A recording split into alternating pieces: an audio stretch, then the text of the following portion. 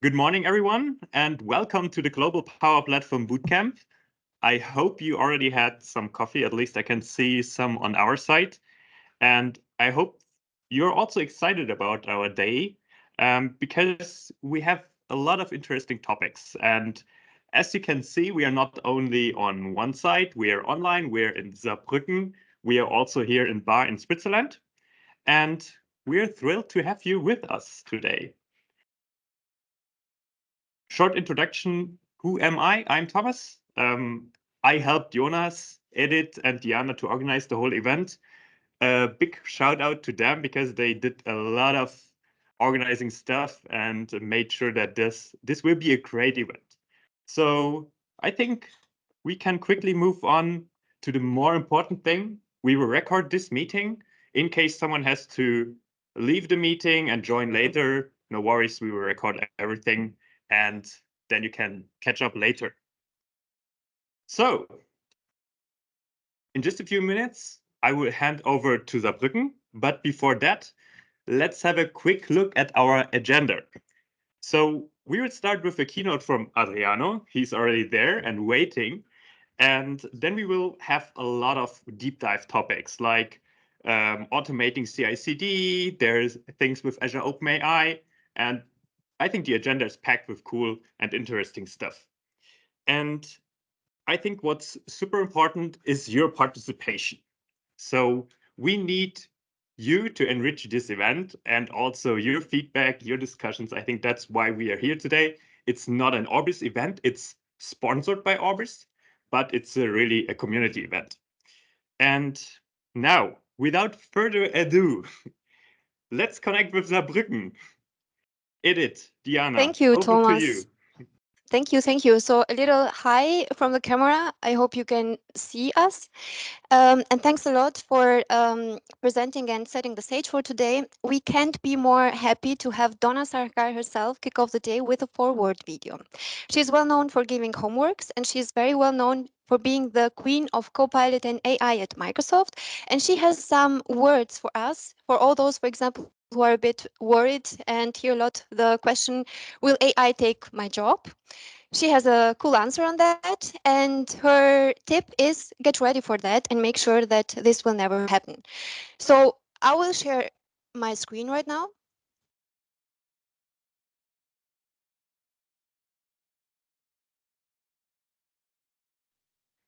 Thank you so much for investing in yourself and participating in this ginormous global activity where you're going to learn real practical hands-on ways to move your career forward while boosting your skill set. So I heard that you all are doing a lot with AI and Copilots as a part of this bootcamp. That makes me really, really happy. My name is Donna Sarkar. I head up the Copilot and AI Extensibility program at Microsoft. What is that? You've heard of Copilots and AI, right? Extensibility is how you actually take these products and reason over your own data to get insights that make the most sense for your life and your business. So you're going to see a lot more about extensibility this year, and you're going to hear a lot more about a thing called Copilot College. What is that? Stay tuned. That's my new big project, and I cannot wait to share it with all of you soon, next few days and weeks. So, of course, I'm here. That means I have activities for you. First, I would love for you to deeply understand how to prompt a specific Copilot. Okay, so choose a Copilot. It doesn't actually matter what it is. It can be Power Apps, it can be Bing Chat, it can be Windows, it can be Word, doesn't matter. But learn to prompt it really, really well because each Copilot needs prompting in a slightly different way, right? It's like humans. Each one needs a different kind of way to talk to it. So come up with 10 good prompts for one Copilot and really maximize the power of what it can do for you. Second thing, really understand what we're doing with this whole AI thing. It's not random. There's a big roadmap. This year, you're going to see a lot more focus on Copilots and AI products by industry. So healthcare, manufacturing, retail, finance, you're going to see a lot more deeper Copilots and deeper engagement. You've already seen it in the Copilot for sales and the Copilot for service. You're going to see it across a lot of other industries. The Copilot for sustainability recently came out, for example. The third thing is, once you feel that you've got a good grasp on Copilot and AI, I would actually love for you to build your own Copilot, okay? And it might be something you've already done, but think about how you would do this using Microsoft Copilot Studio And then once you feel like you have a good grasp on that, go ahead and try building it in Azure OpenAI service. Try to build a Copilot that fulfills some problem that you have in your own life or your own business. Once you actually do this hands-on, you'll have a much better idea of what AI is, what it can do for you, and how it can be really helpful for your career and your business. I hope you have a wonderful bootcamp and learn all of the things. I am very, very findable on Twitter and LinkedIn at Donna Sarkar, and I hope to hear from you. Have a wonderful day. And I hope we will make use of her tips today throughout the day, because we have 3-4 sessions on this topic. So Thomas, the line to you. Thank you very much. So we're back on our presentation, right? Perfect. Thank you, Edith. Thank you, Donna, for these kind words. I think before we dive into our next keynote, I've got a little challenge for you, a little riddle. You can all see our Power Platform Bootcamp logo on the left. On the right. Where's the problem? I think we can make it quite easy. The first person who finds it and hits me up, nope, you're not allowed to. Sorry, Jonas. The first person to find it and point it out, the next beer is on me. And presenter is not working, but now it's my great pleasure to introduce you to Adriano. I think you started in 2017 at Microsoft, right? As partner technical strategist or something? Exactly. And I think you're one of my go-to persons when it comes to technical stuff. And he was the first one who we hit up when we thought about the GPPB 2024 to give a little keynote. And I think, Adriano, we're excited to learn more about the cool kids on the block, the Copilots. And let's give a warm welcome to Adriano. The stage is yours. Thank you very much, Thomas, for the introduction, and grüezi and good morning here in Switzerland, and welcome also the other ones in Germany and all the participants. Yeah, the direction we are heading and the ambition we have for technology, that's for sure always the same. That's the other stuff is on the title thing. Can you give me 1 sec, because our Teams client crashed. Okay. So, guys in Saarbrücken and online, can you hear us again? In Saarbrücken, yes. Perfect. Then I think online will also be working. Sorry for that interruption, but Teams said we ran into a problem. I'm so sorry. Adriano, would you mind to quickly recap the last 30 seconds also for the online people? For sure. My name is Adriano Perolini. I'm a so-called cloud solution architect at Microsoft. I'm in the partner organization. That means I'm enabling and supporting partners in building new practices and solutions. And I've joined Microsoft 7 years back. And I often also say, in Switzerland, we have those micro kits and cope kits. I'm sure you're familiar with here, the local one, yeah. And I often have to admit that I'm a kind of a Microsoft kid. So back in the early 90s with the Windows 3.0, I somehow established or came up with the passion for Microsoft product, where we have now PowerPoint loading. Yeah, exactly. Great. And career-wise, yes, 2017, I joined Microsoft. Before I was also for 12 or almost 13 years in the partner ecosystem. So I was for many years also on the partner side, implementing Dynamics as a consultant, as a project manager. Yeah, and I'm glad to be here today, focusing now on Power Platform. So also a little bit with the past years at Microsoft. At the beginning, I was really focused on Dynamics, more on the ERP side. And since 2-3 years, I have to admit, the focus completely shifted into the Power Platform. And within the last 12 months, it all shifted very heavily towards the direction of generative AI. And the word which you will hear another 100 of times today, which is Copilot, for sure. Good. Then with that, have a look. So foreign agenda. So you have seen the agenda for the entire day now for the next 35, 40 minutes.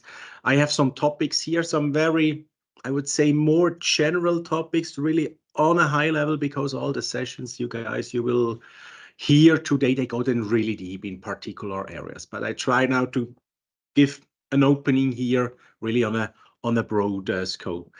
And I definitely also want to highlight first a little bit the M365 Copilot. So I don't want to go straight forward now into Power Platform or into Copilot Studio, which you already heard from the colleague a few minutes ago.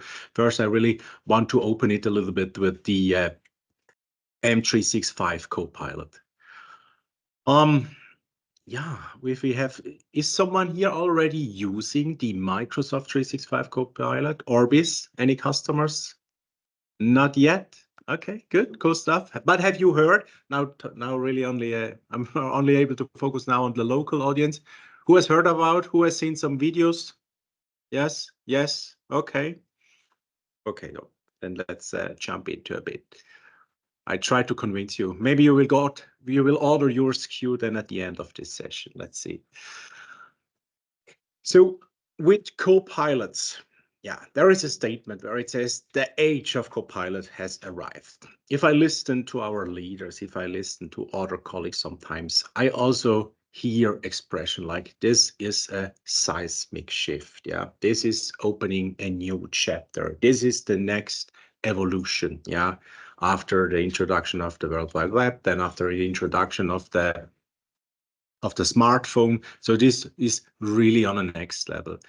And I think it definitely is going that direction, because with the generative AI capabilities, I'm sure you also have seen those slides with the tremendous growth of the adoption of ChatGPT, yeah, which went so fast. So many people were using and starting using ChatGPT, because it's quite a simple reason. Yeah, it's available to everyone and it's easy to use in general. For sure, prompting might be a challenge. We already heard it this morning, yeah, but it's an easy interface. Yeah, it's easy because of the computer understands you. Yeah, you just have a simple text box where you can prompt and answer questions and you get answered back. Yeah, it's another way of interaction than in the past, because in the past it was always the other way around. You always had to know how works the program, how is the menu, how is the navigation. Yeah, and that's really the fundamental change now of generative AI, of ChatGPT,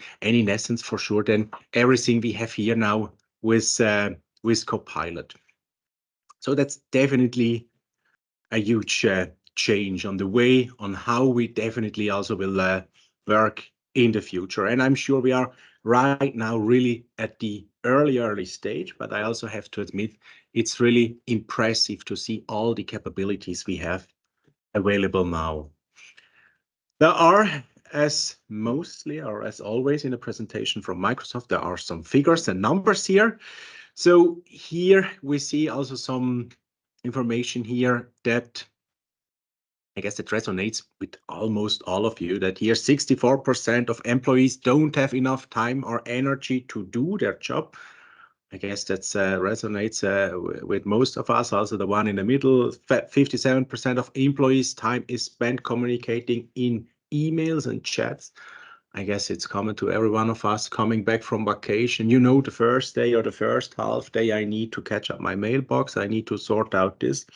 But I guess coming back after vacation, it's always the same. You have no clue what is now priority or what happened. Maybe you need to talk to someone else. And with Copilot, you have the possibility what is on top, what is relevant. And then it can let you know, according to the information you have in the email, where you need to reply in a short period of time, just as an example. Yeah.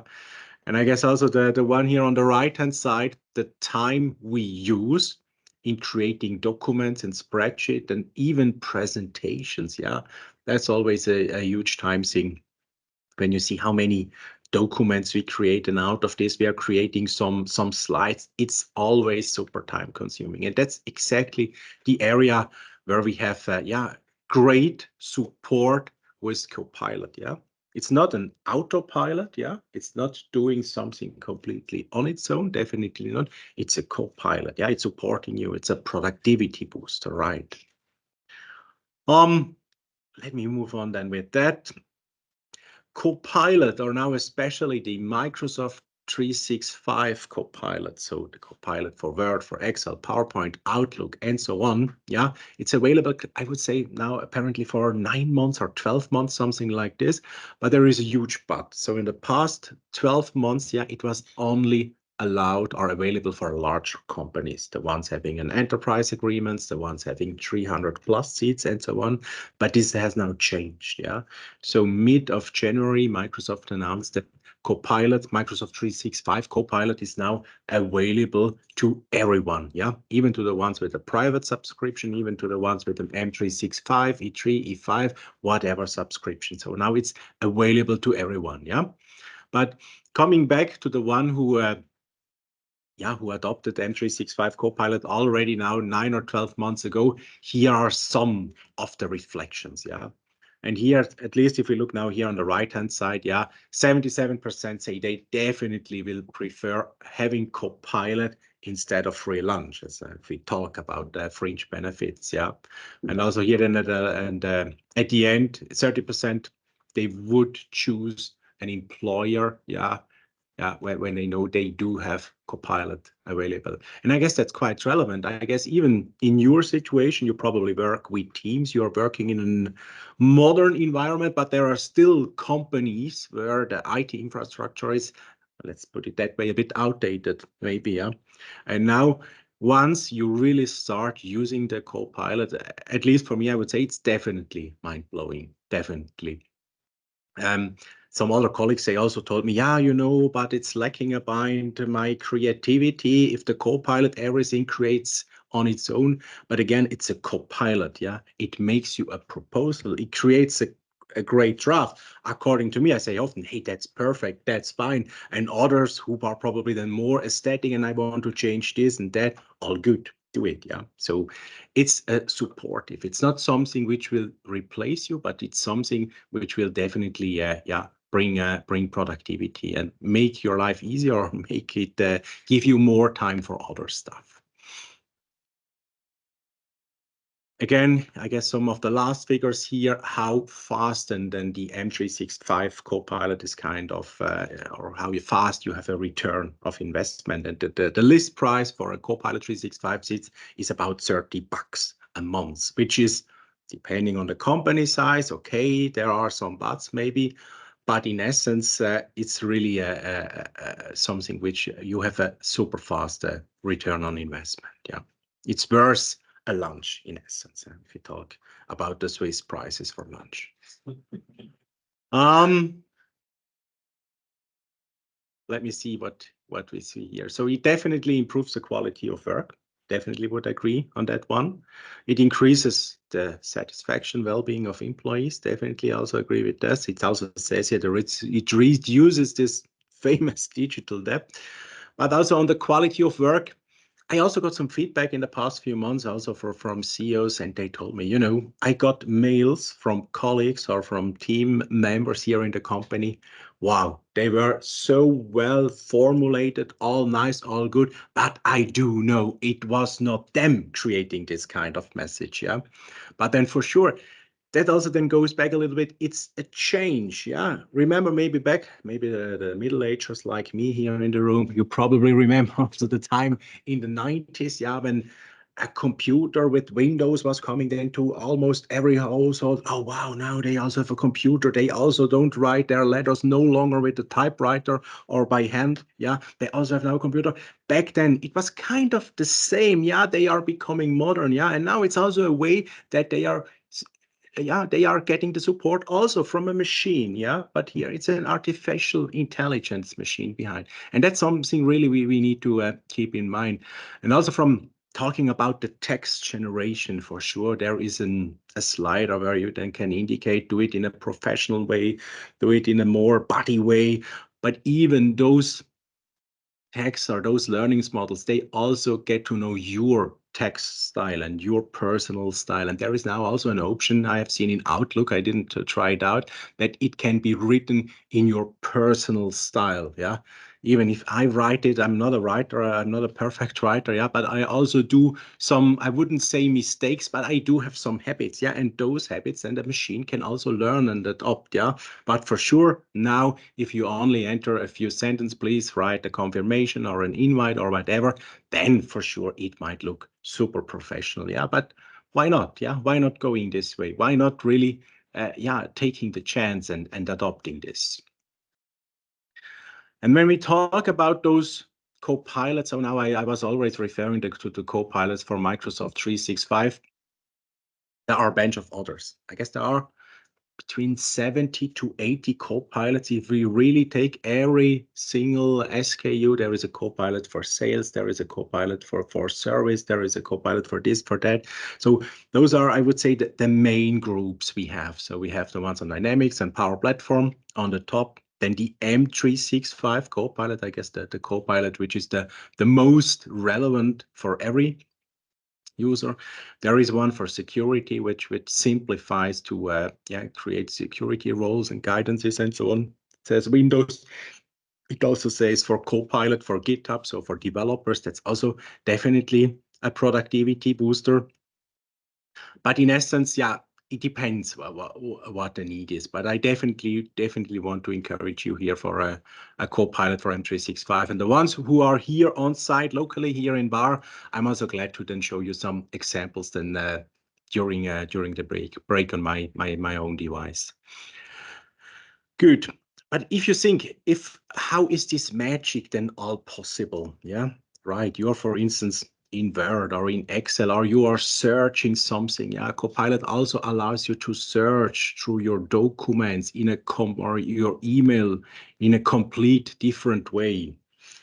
This is, I have to admit, it's the most simplest architecture slide I have found, the most simplest one. It's also one I do understand. There are way more complicated one, but please allow me to go through this in a nutshell. So on the top left, you do have those familiar icons to you. Then in the middle, this that icon for the Copilot. Now, if you are looking for some kind of documents, yeah. So for instance, if you're looking what customer-facing presentation has Jonas done in the past 4 months, yeah, because I have access maybe as a co-worker of Jonas to his OneDrive, his stuff, yeah, or even if I want to check with my own documents, yeah, I can search for something, yeah. So that's the user prompt then I will set, yeah. That's the first step, yeah. So Copilots understand, you're looking for this and for that document, yeah. And then it goes down here then into the point number 2. It accesses the so-called Microsoft Graph. Microsoft Graph is a word or a technology which exists already since quite some time, but it now became definitely more relevant or visible as part of the Copilot, because the graph sits on top of all your data, on your mailbox, on your OneDrive, on all of this stuff, yeah. And with the search mechanism here, we talk about something called the semantic index, yeah. Semantic index is, in essence, it's working like your brain, yeah, because in your brain you're always taking care about relations, yeah. Elephants. Yeah, elephants are gray, they are big, yeah, they have trunks, they are in Africa and so on. If you would enter now a keyword search for elephant, yeah, what should happen? Yeah, so it creates the relation, yeah. That's really relevant here to understand as a semantic index, yeah. So it gets all your data together, which something is about elephant, yeah, and what are the relations, yeah. But at this stage, it's not something which is readable to you, yeah. To make it readable, we do need a large language model, yeah. Large language model is what we have here on the right-hand side. And the large language model then brings all of this information into a readable format, yeah.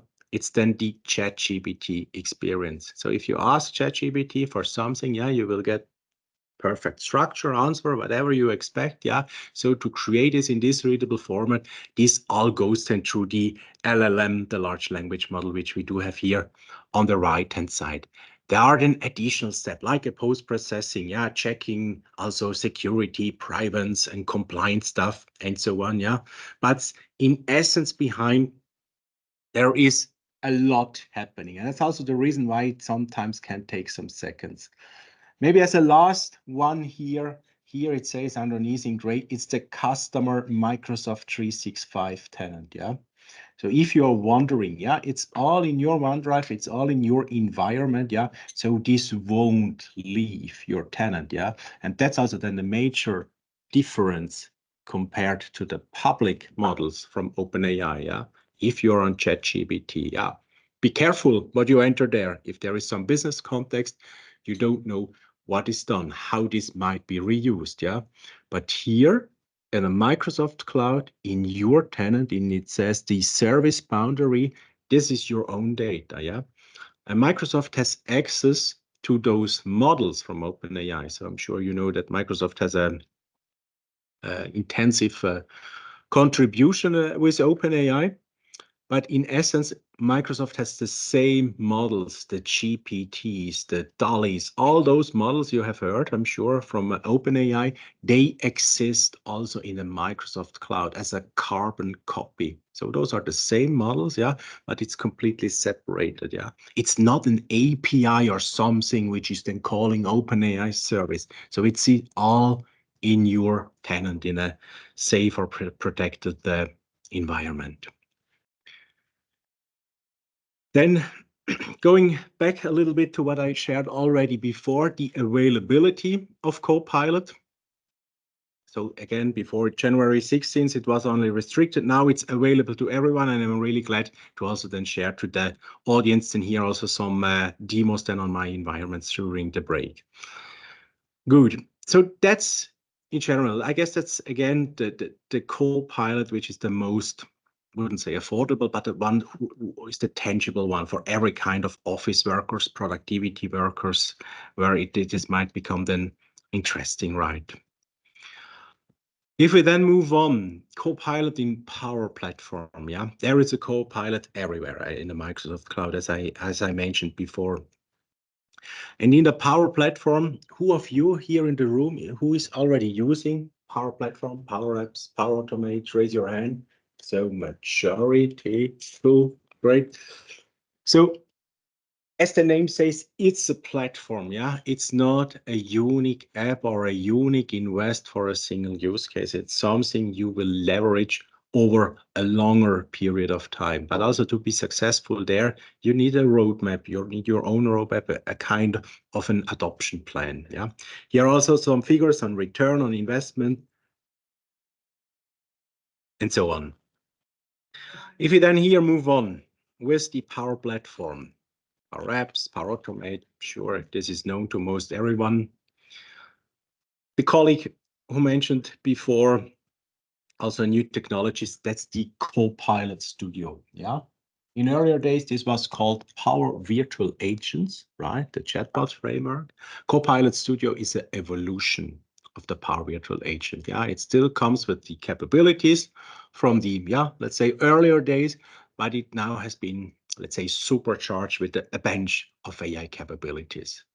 There is also Power Pages for some to make data available for third parties from outside the companies. Power BI, I guess most of you are also using or are knowing about, yeah. And with the Power Platform here, we also have Copilots available. So there is a simply one to create an app with a Copilot. I do have a demo of this in a few minutes, yeah. But also on Power Automate, if you want to create an automation, you can simply type, I do want to have a trigger on this list, and then it should send out an email on this and that condition. Also on the Copilot, generating your then own Copilots. There is also a bot on how easily then you can create it. Even for Power Pages, there is also a Copilot where you just simply can enter, I do need a Power Page for this and that purpose. But have a look. Let's have a look on this in a moment. And now if we move on, here on the next slide, I do have a demo, a recorded demo, I have to admit. And if we look on that one, here we are in Power Apps, and here we are entering a prompt where we say, we do need an application to manage some marketing activities. There was also mentioned what type of columns it has. So here we do see the prompt again. It's for marketing events. I need first name, I need last name, and so on. And here it also says what is the primary column, and then it automatically comes up with the data model. And it also adds for you already some data. So it really simplifies the app creation, respectively. It allows everyone to create an app. Right now, it's only creating a flat table. There are also some enhancements coming that it creates already relations, so one-to-end relations with related or with subtables. And here there is also the possibility just to prompt change this column. On the left-hand side here, you also have suggestion, yeah, what prompt you can use. Then afterwards, the app will be being created. In addition, now we are switching to Power Automate, also creating here a flow. I want to create a flow that send what does it say? A message on a Teams channel. Should come more when so it's also related to the app we have seen before. When the checked-in field in Dataverse is yes. So remember, the app before was creating an app based on a Dataverse table. Here we have the triggers. Here we do have actions as well. Even for me, I'm not creating flows on a daily basis. This is super supportive, yeah, to get started, to get the draft. And then here, as a next steps, you need to fine tune it. So you need then to enter the URL here or the name of the table. So here you have then access to the Dataverse, to all the underlying tables. And here then you simply need to choose the table which was created before with this app. And then here, in essence, it's fine tuning then with the conditions. If the check-in is set to false or to wrong, then this should happen. And lastly, here there should then come the notification into the Teams channel. Here they can easily choose to what Teams channel this should come. Here is then the message, the customer. Then there is a variable, the customer name, exactly first name. It goes back again. It says the last name has just checked in. Okay, cool. And then lastly, it will be saved, and then we also should see an end-to-end demo, or now we should then also move back to the application. Exactly, we are back in Power Apps. So now looking on this nice application, which I have to admit it would take me 15 minutes, half an hour if I have to create this on my own, but I'm not a practitioner on a daily basis, so it's quite simple. It's now the data, the fields, remember what we have prompted before. And there is now, even now, there is a Copilot on the right-hand side, which still allows you then to fine-tune the application, yeah? And there are coming more and more and more capabilities for sure. A Power Platform Pro would say, no, we have to do it this way or that way. I'm faster. But if someone who is new or even a professional who is looking for something and is not sure, how can I do this or how can I do that? Then he definitely also will leverage Copilot. Now this app is being published, made available also to others. Now they are refreshing. Now I assume the app is being loaded or executed, played. Let's see what's happening. Let's play the app.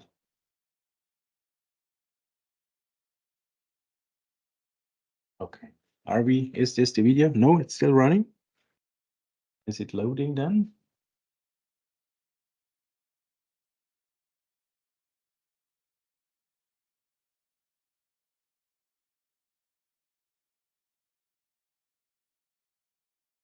It somehow stopped. Sorry for this. Let me switch to another slide and maybe go back then.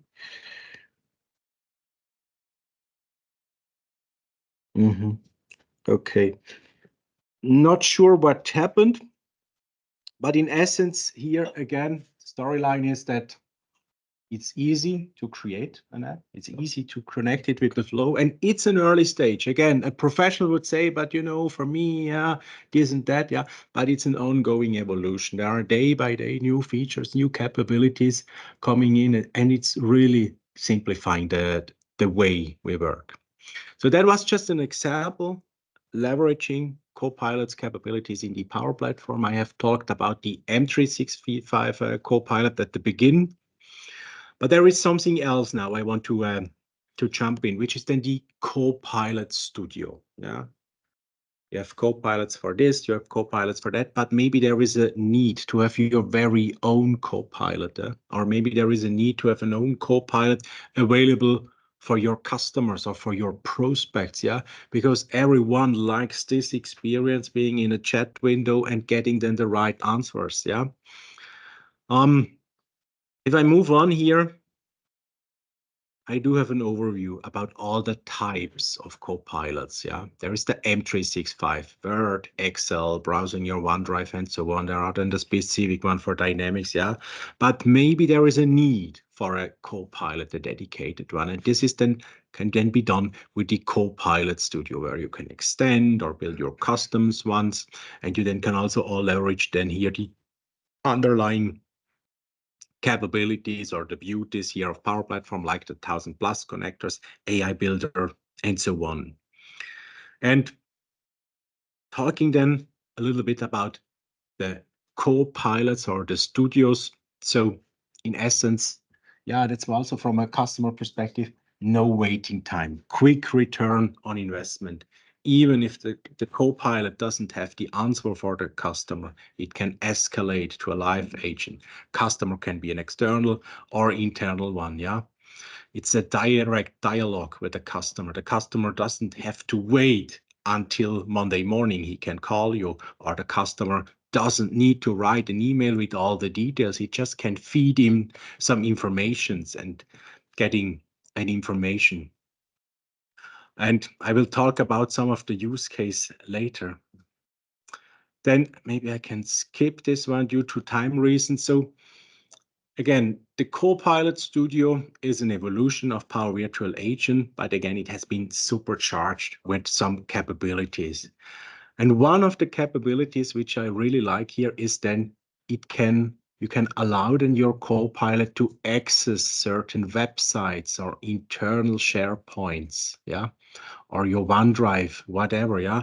And here we are back at the point where then you can create a Copilot for a very specific need, maybe for your customers, yeah. Maybe you're selling what kind of tools and stuff, and you have a tons of PDFs, yeah, and manuals. No one probably holds the manuals or saves it in a way where it's accessible, but someone has an issue, someone needs support, someone needs help, yeah. And that's here in the possibility that you're gonna build and provision a Copilot which then has access, yeah, to all the documents, yeah. I need help with this or that tool, yeah. And then the Copilot knows what kind of tools. The Copilot then probably will also answer back what kind of issue do you have. It can also be a way simpler one, yeah. So if you are wondering, hey, how many days of vacation do I have? Yeah, there is maybe an HR policy somewhere in the company, yeah? Or what is the maximum of expenses we can charge, yeah? That's somewhere in an HR policy, yeah? Looking for an HR policy or searching an HR policy, at least in my company, yeah, it would take a while until I found this document. Maybe it's the same with your, yeah, because it's not a document you access every day. In case you have your own HR bot, yeah, which is accessing the documents behind, it's an easy one. How many days of vacations do I have? Yeah, maybe 25, yeah. You then can bring this also on the next level, this HR bot with the 25 days, because maybe Thomas, he has only 12 days left, yeah, or Jonas, he has 9 days left, whatever, yeah. Where to get this information? It's maybe from a kind of HR system, yeah. It's also a system where you probably don't access every day, yeah, where you don't probably have the link accessible or in your favorite, yeah. And this is then the next level, yeah, where you then can enhance your HR bot, that you have a plugin or a connection then to your backend system, your system of record. Yeah. So if Thomas asks how many days of vacation do I have? Yeah. By policy, dear Thomas, you have 25 days. This is coming then from the SharePoint. Yeah. And then switching over. But in your case, Thomas, I just checked our HR system. As of now, you have 9 days left, yeah, to consume, yeah. That's an example, yeah.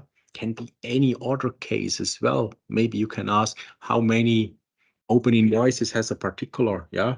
Or a customer can ask, is this or that item available, yeah. There are many, many use cases. There are also good examples here to start with. For instance, like a weather forecast. You can get weather information, which is something which you really can easily then create from here.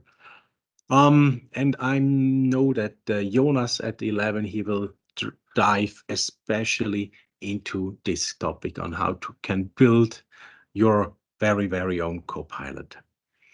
I do have then here an other demo talking about Copilots. Here we have an example of a company selling coffee machines. So it's really a simple one. That's a web page. That's a Power Pages site where those luxury coffee machines are advertised. So now switching to products. So here we have two types, the SP something and the end something machine with all the details. Now we can discuss the web page design, but then let's probably more focus on on the Copilot now. So there is now an embedded Copilot in a website, yeah, where you can ask questions. I guess you all know this experience when you're visiting websites, yeah. But here, especially the customers wants to look for a machine. And now I also need it's all I have to do. Can you list different coffee machines you are selling? And then there is coming an answer. I have this machine and I have that machine. And there is a link then where you then can access, yeah. And then maybe as a next step, I guess there will then be a question from the prospect, from the customers. Yeah, I have this and that number of coffees a day, so many people. What kind of machine can you then recommend for this particular purpose? Yeah. So he's prompting, he's getting now more precise. So let's see when he submits this prompt, what the answer will be. And here, again, it's an entire Power Platform story. Yeah, we have the Copilot Studio or the Copilot plus the Power Pages behind.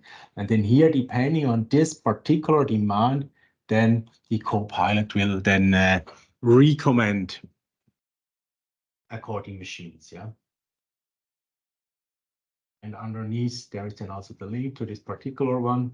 And I guess then the next question, which will then be entered in a moment, that's about other features. So it also illustrates once more, we are more and more then moving into this direction on how we interact with the computer, just asking questions. Yeah, maybe then the bot or the Copilot will also ask us back what is available here. I haven't tried this so far on my own, other than getting a response in a table format, because now you have two machines, you have plenty of text, you probably won't go through it. So it's a really an early stage example, right? But even you use Copilot or ChatGPT, you probably also have seen that that you can get results in a table format, or if you are doing some research for companies. That's also something I just recently did. Yeah, I need from this and that company information on those 5 bullets: location, number of employees, revenue, whatever. Yeah, those are just also examples on how you can interact. I'm switching a bit back and forth now, but really the way we are working in the future, this will be really then strongly with the, let me skip this one, with with interactions. The Copilot Studio, again, which was also used then before for this Power Page we have seen. Copilot Studio is already included then in Microsoft 365 capabilities. This SKU for $30 a month, in case you want to extend something. And here again, we have this example. If you want to connect Copilot with SharePoint, remember the 25 days of vacation a year, or if you want to connect it with the HR system, Thomas has 12 days left. So this kind of scenario is something you can build with the Copilot capabilities, which are part already of the Microsoft 365 subscription. Yeah, so that's quite relevant to know. But on the other hand, to use this, every employee would then also need an M365 Copilot license. That's relevant for this. Compared now to the other side, yeah, here in blue, that's the standalone license of Copilot, yeah? And that's then the case if you really want to build a very specific Copilot, yeah? A Copilot which has also only a reduced set of information. So if you want to provide a Copilot to your customers, yeah, you probably only will get access to a certain set of tables or to a front-end kind of database, yeah. And if you want to build a Copilot here, then you need to license this separately, right? You can also do it in a way that you have it, that you create it with the Copilot Studio, and then you provision your Copilot, yeah, into Teams or into a web interface. And what I've just read in the past days also that from a channel perspective, yeah, you can Copilot have available in Teams, on a website, on a third-party thing, and so on. And what will come quite soon is also that you have these Copilot capabilities, yeah, to chat against your own data and stuff in WhatsApp, yeah. So as most of us are probably using WhatsApp on a daily basis, yeah. So this will then come as well. I do have here some further examples, yeah, on extending Copilot. And here again, you see that at Microsoft, we have a super open environment and a platform also with connectors. So in Copilot, it could also be the use case to enter your time. So the ones of you who need to enter the time, you probably need to access this and that applications, choosing a project, enter the date, enter the time. Yeah, why not doing it also with a Copilot? Hey, Copilot, I need to enter my time. Okay, 4 hours on this project, 4 hours on the other projects. Yeah, the rest is then done behind the scenes. Or requesting something. Here it's a new computer. Maybe you request one of the company cars, yeah? Because maybe you don't use this quite often and you are not sure which link or page, yeah? If you have everything in the Copilot, yeah, that makes it way easier. Or update an address, yeah, instead of going into the CRM, what customer is it now? Just let the Copilot know I do need to update an address, and the Copilot will ask back, yeah, what kind of address? Yeah, customer XYZ. And then here you can also work then with adaptive cards. Not sure if you might see it in your presentation, yeah, which is again here, it's a new way of dialogue we are having, yeah.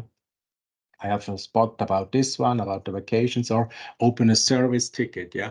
Instead of going into a tool, filling out a number of fields, that would definitely be also a good case. So here we talk about extending, yeah. So again, from a licensing perspective, it's what we have seen on the left-hand side. Then here we have custom Copilots. Those are really Copilots which are really tailored down to a very specific need. Imagine even if you give a recommendation to your customer, if a customer is reaching out to your Copilot, hey, I do have an issue with this or that advice, yeah, or this or that device, sorry, what kind of recommendation should the Copilot do? Yeah, it can't do any random answer. So now we are kind of conscious, I would say, hey, is this right? Is this correct? Yeah, maybe it's a good hint, but maybe it's, yeah. Here, if you do custom Copilots, yeah, then those answers or those replies, yeah, they need also to be compliant. Like if you do it as a human being, if you advise a customer, yeah, if you need to repair your device, do it this way or do it that way, yeah. And so those ones, they are really scoped, yeah, or tailored to a specific need. Or even if you have different channels, yeah, someone is calling you and then you are handing over to your request to an other channel. These are all then here a need for a custom Copilot. Okay, good. Then here is another example. Let me skip this one. You will then, I guess, also get the slides. It's in essence having different systems available in Copilot. Here then are also some resources. And with that, others who definitely want to start this afternoon or over the weekend with some of the Copilot developments, that's a really, really great YouTube channel. It's also a Microsoft colleague here, Devon Robinson. So just recommend you this channel if you want to go deeper here. And yeah, with that, my time is already over. So thank you very much. Again, Copilot is super broad. We could talk for days and hours about Copilot. And yeah, really excited. And also the presentation from Jonas to see this in action. Yeah. Okay. And with that, thanks again. And wish you a great day here with a lot of learnings and inspirations. Yeah. Thank you. Thanks. Thank you very much, Adriano. I think, Katerina, please don't kill us, but I would take 2 more minutes to just ask for questions at bar.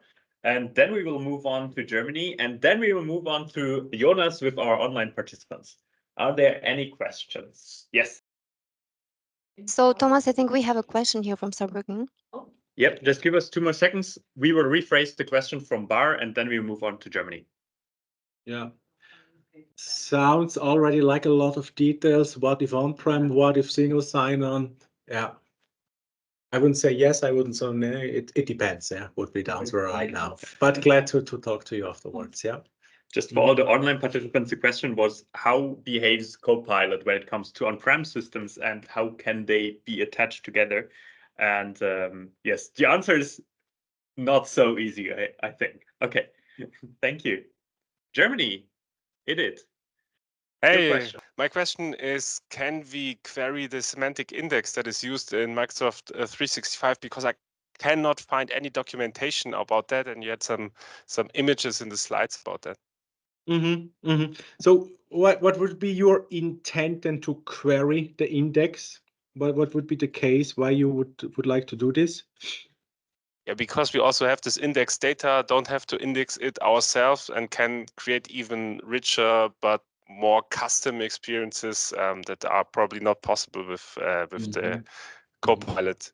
So I know there's the graph search endpoint, but I couldn't find any, and I think that is used in the M365 Copilot. Can we manually query that endpoint with searching in the semantic index? According to my understanding, it's with simple words, it's a black box. It's happening behind the scenes, yeah. But I would also need to investigate on this point. But great question indeed, yeah. Thanks.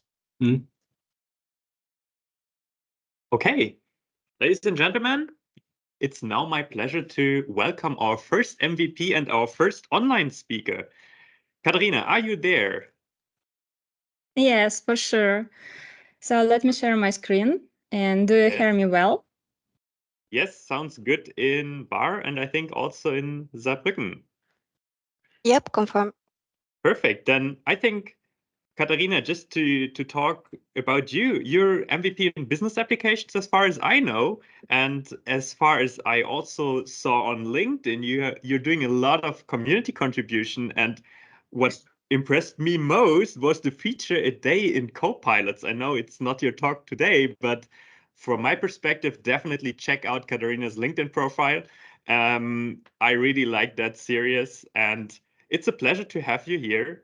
And let's keep up or let's try to catch up with our time. And the stage is here, Katerina. Yeah, thank you very much for this lovely introduction. And thank you very much for inviting me today. I'm super happy to be here. And yep, let's talk in this session about how to automate your deployment process for components that you are creating in the Dataverse for Teams, which is a very important topic as well, besides of Copilots for sure. So my name is Katerina Chernevskaya. I'm MVP and I'm Microsoft certified trainer. I'm constantly speaking in different worldwide events and share my insights, tips, and knowledge via LinkedIn and GitHub. So feel free to follow me, to contact me, to connect with me. Let's learn together. And additionally, I'm a contributor and collaborator in the Microsoft Sample Solutions Gallery. It is an awesome place where you can find different examples of workflows, applications, components, whatever you need. You can get inspired, you can learn how to create it, and moreover, you can contribute and share your work together with other contributors. So feel free to follow the link that you see on the slide or reach out to me and I will help you. So sharing is caring.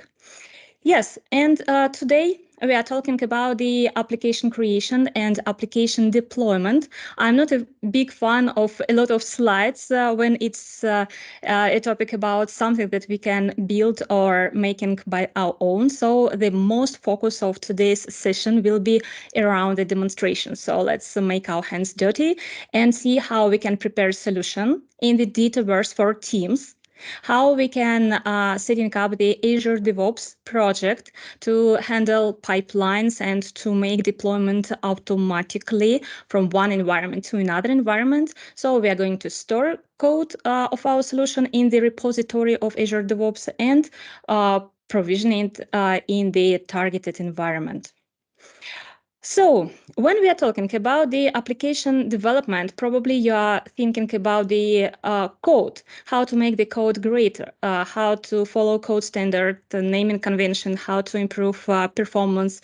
These aspects are important for sure, but it isn't enough to think only about the code. It's very important to think about all stages of the application lifecycle management, to plan properly, to understand what you need to build, why you need to develop this application, how you can do this. Of course, you need to develop, to build and test your application. For these purposes, we need to have different environments. And even if we are working in teams, if we are creating our application in Power Apps for Teams or workflows with Power Automate for Teams. So we need to think about how to deploy from one environment to another environment. Of course, we need to collect statistics, how our users interact with our applications, what issues they experience, etc., etc. We need to monitor, we need to learn, and these stages repeat over and over again during all life cycle until the project or application is retired. So this is crucial to understand the full process. And today, due to the limitation of time, let's focus on the deployment process. In the Power Platform domain, you have different options how you can deploy solutions. You can do it manually, of course, but obviously it's not a choice for us because it's time consuming and it could lead to different errors. So I don't recommend it. On the other side, we can use Power Platform pipelines, but this option is allow for us when we are using Dataverse that we created with a premium capacity, like production type or sandbox like this. But today we are talking about Dataverse for Teams. So this is not an option for us as well. And that's why we need to search for something else. Today, I would like to share with you how you can leverage Azure DevOps capabilities to streamline the deployment process for components that you are created in the Dataverse for Teams. And this is a time for demonstration. During our demonstration, we are going to use several variables in the Azure DevOps. You can see on the slide them. I will share this presentation later on, so you will be able to copy and paste in your Azure DevOps instance to repeat what we will do today. Do not worry at all. First thing that I would like to pay attention on, this is that we are going to talk about solution. We will need solution name, we will need some directory where this solution file will be located, and folder. So solution is very important when we automate the deployment process. This is very straightforward way if we are working with a normal environment like this. This is a sandbox environment. We can go to the solution tab, we can create a new solution and create all components that we need inside the solution. Pretty straightforward. But if we are going to the Teams UI and use, for instance, Power Apps for Teams, we can go to the Build tab and we can select the environment or teams where we would like to create our components, but we can't see any button to create a new solution. We can go deeper, see all, and we see just components that I already prepared for this demonstration, but to be honest, these components automatically are creating in the default solution, which is not an option to use in the automation deployment process. So we need to find some way how we can create a solution in the Dataverse for Teams. So before we start creating a solution, let's see what we have in place. I have one environment variable with color hex code. I have a Dataverse table where I storing information from my application, and I have the application itself. So these three components we are going to put in the solution, and we are going to automate the deployment process of this solution. Let's go back to the environment. This is my demo dev environment where I have these components, and I would like to put these components in the solution. Now you can see these three small dots near to the name of my environment. And if I click here, I can open in Power Apps, particularly this environment. This is my demo dev environment, and you can see that because of some limitations of Dataverse for Teams environments in the comparison of the regular environment, the UI is slightly different. But nevertheless, we have this Solutions tab, and we have this button New Solution. So by clicking on this button, we can create our solution. We can select Publisher, or we can create a new publisher. And for demo purpose, I already created this demo experiment solution with my three components: environment variable, Canvas app application, and table. So I would like to move this solution, demo experiment, from this demo dev environment to my demo prod Dataverse for Teams environment. Now, this demo prod environment is completely empty. I do not have any components here, and I do not want to migrate manually these components. We are going to use Azure DevOps. So let's go to the next part of our demonstration, how you can configure your Azure DevOps instance. If you did not use Azure DevOps before, no worries. You can go to this link, dev.azure.com, and create your organization. In your tenant, you can create as much as you wish Azure DevOps organizations, because organization in these terms is like a folder in which you can collect all your projects, whatever you need. For demo purpose, I already have a DevOps organization, KCH experiments. And before we are going to start, we need to check one important thing in the settings of organization. Go to organization settings, a little bit scroll down, and open parallel jobs. We need to be sure that free tier of parallel jobs is in place. If you do not have here a free tier, if you see here 0, in this case, you need to request Microsoft to grant this free tier to your Azure DevOps organization. It takes approximately 2-3 business days. You need to fill a form, 3 or 4 questions, pretty simple form. You will see the link right there. And after 2-3 days, you will see this free tier of parallel job. This tier we will need to allow our pipelines working. Without this free tier, our pipelines won't working. Go back. Now, when we have our Azure DevOps organization, we are able to create a new project in the Azure DevOps organization. For this demo purpose, to do not waste the time, I already have a new project. I did not configure yet any settings in this project. Let's do it together. So go to the project settings. Now we are in the project. Let's go to the project settings. A little bit again, scroll down and go to the repositories tab. For the repositories, we need to go to security, and for our users, we need to allow two things. The first one is contribute. This allow us to put the source code in our repository. And the second one, manage nodes. This will allow us to save these changes, like to commit these changes in our repository. Then we need to go to our repository and initialize our first branch. It will be main branch for us. That's it. So we prepare our organization, we prepare our solution, we prepare our project in Azure DevOps, and now we can create our first pipeline. Pipeline, it's like a number of steps that you pre-configured in the Azure DevOps, and once you are ready, these steps will be executed automatically, like as we created a workflow in Power Automate. So let's create a pipeline. We are going to use a classic editor. Now we continue because we do not need to change anything here because it's completely new project. And we are going to start with empty job. For the pipeline, we need to make some configuration. First of all, on the Get Sources tab, we need to uncheck Shallow Fetch option because it will cause issues in our pipeline run.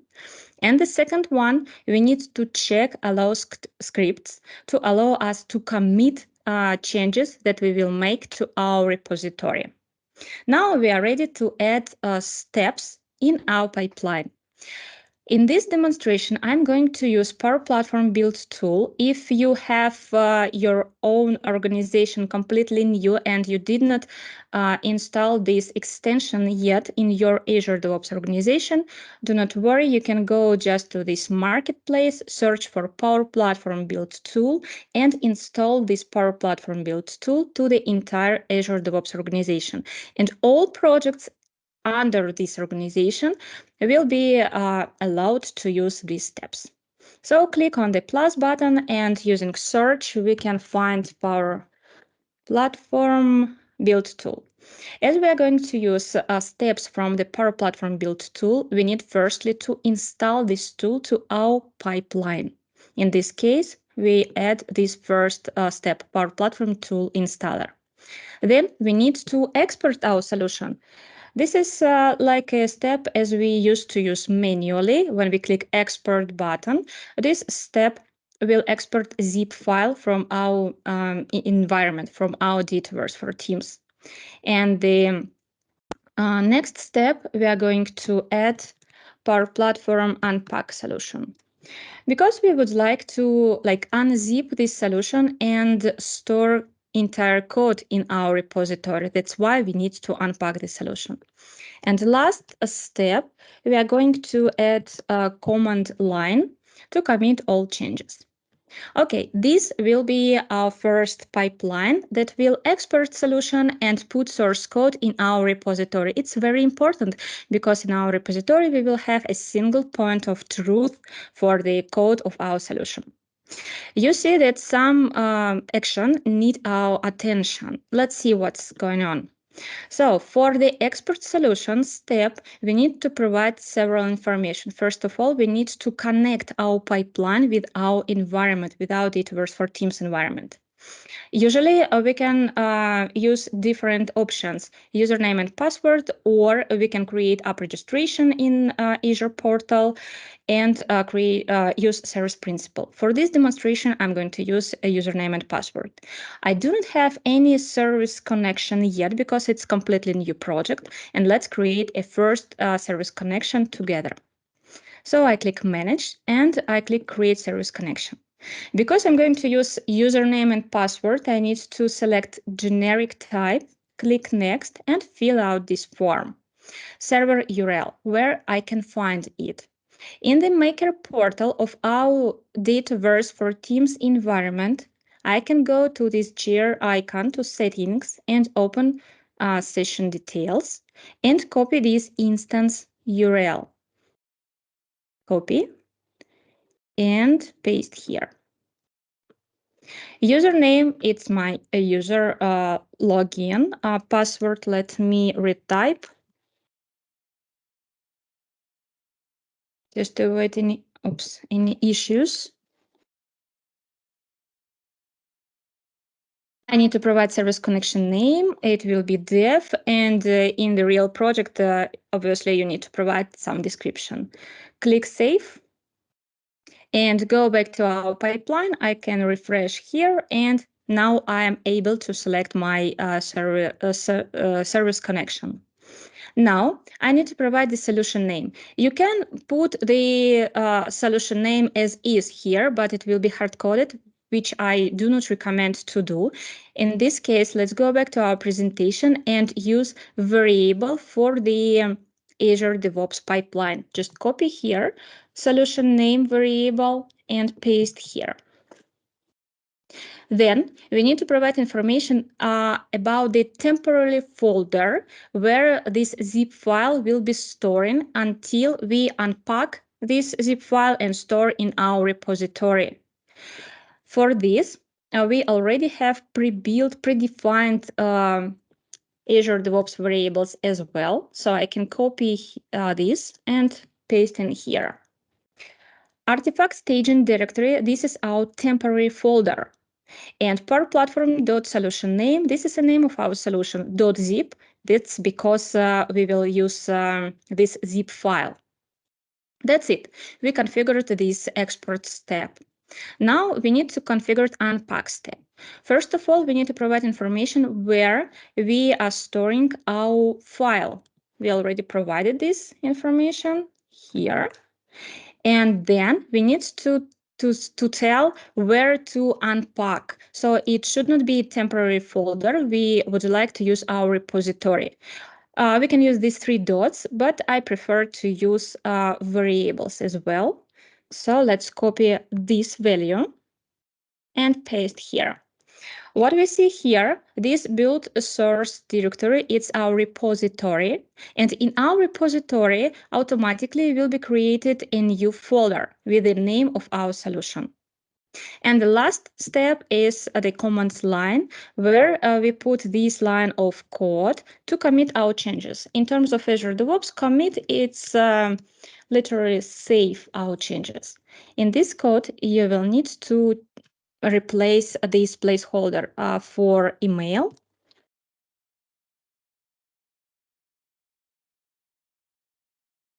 And for the name. Yep, that's it. Now, last thing that we need to do, we need to provide information about the name of our solution. This is our variable. Let's copy the name of our variable and provide in the variables tab. Some system variable we will keep, and we will add a new one, the name of our variable this, and let's copy the name of our solution. You will need to copy the name, not display name, but the name, because in the display name you can use spaces or something like this, but the name, it's something that we are looking for this one. Okay, now we are ready to save and proceed with this pipeline. You can leave comment or just click save and run. Our pipeline will be launching. Now it's in the queue, but in a second, the pipeline will be run, and you will see that this blue circle will switch to the like a green one. Let's open.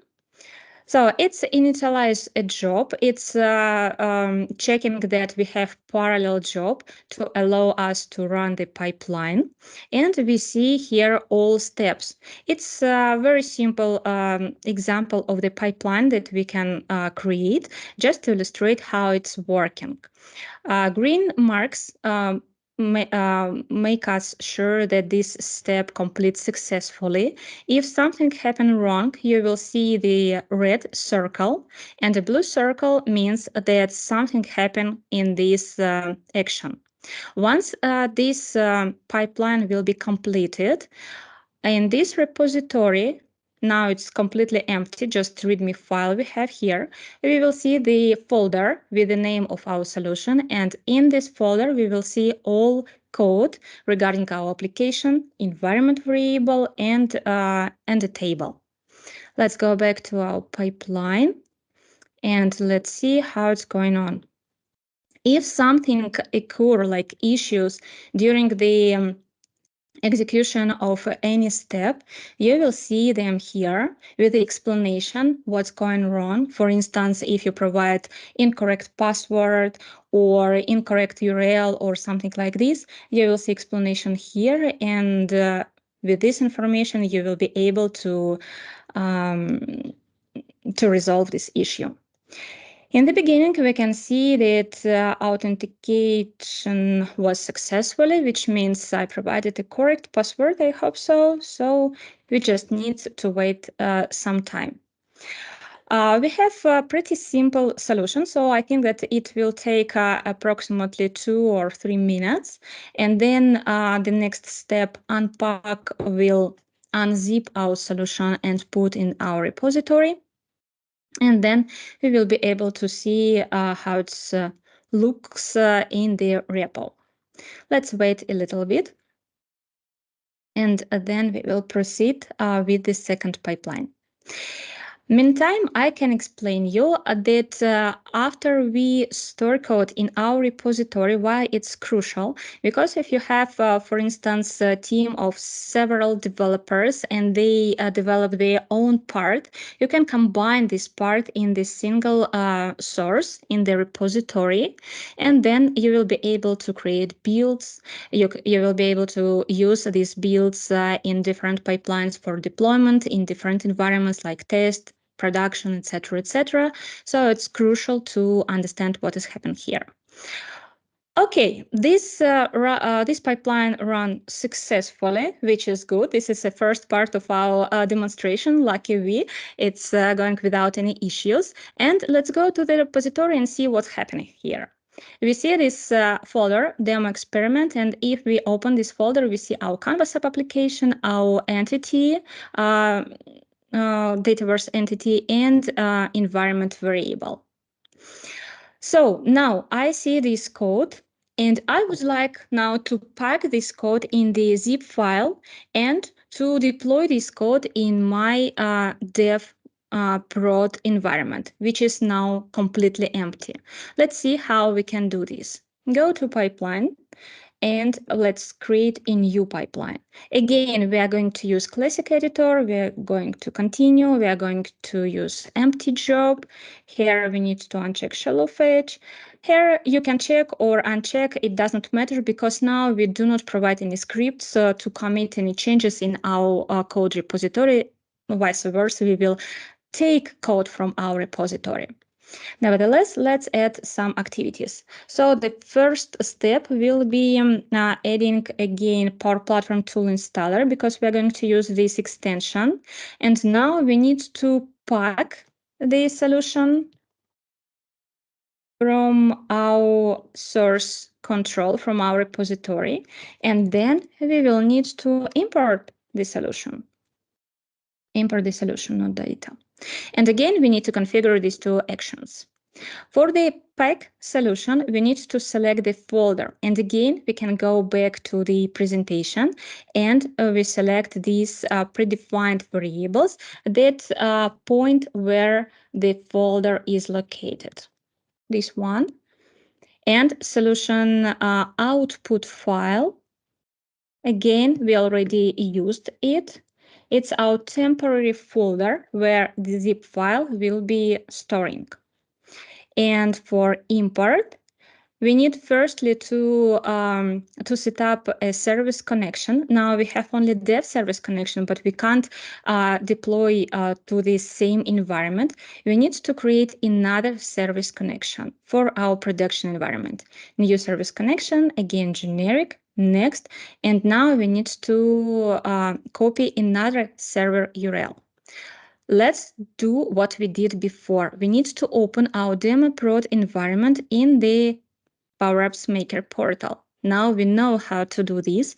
We do not need to create any solution here because we will deploy automatically. What we need here, we need to go to settings option, click on session details and copy instance URL.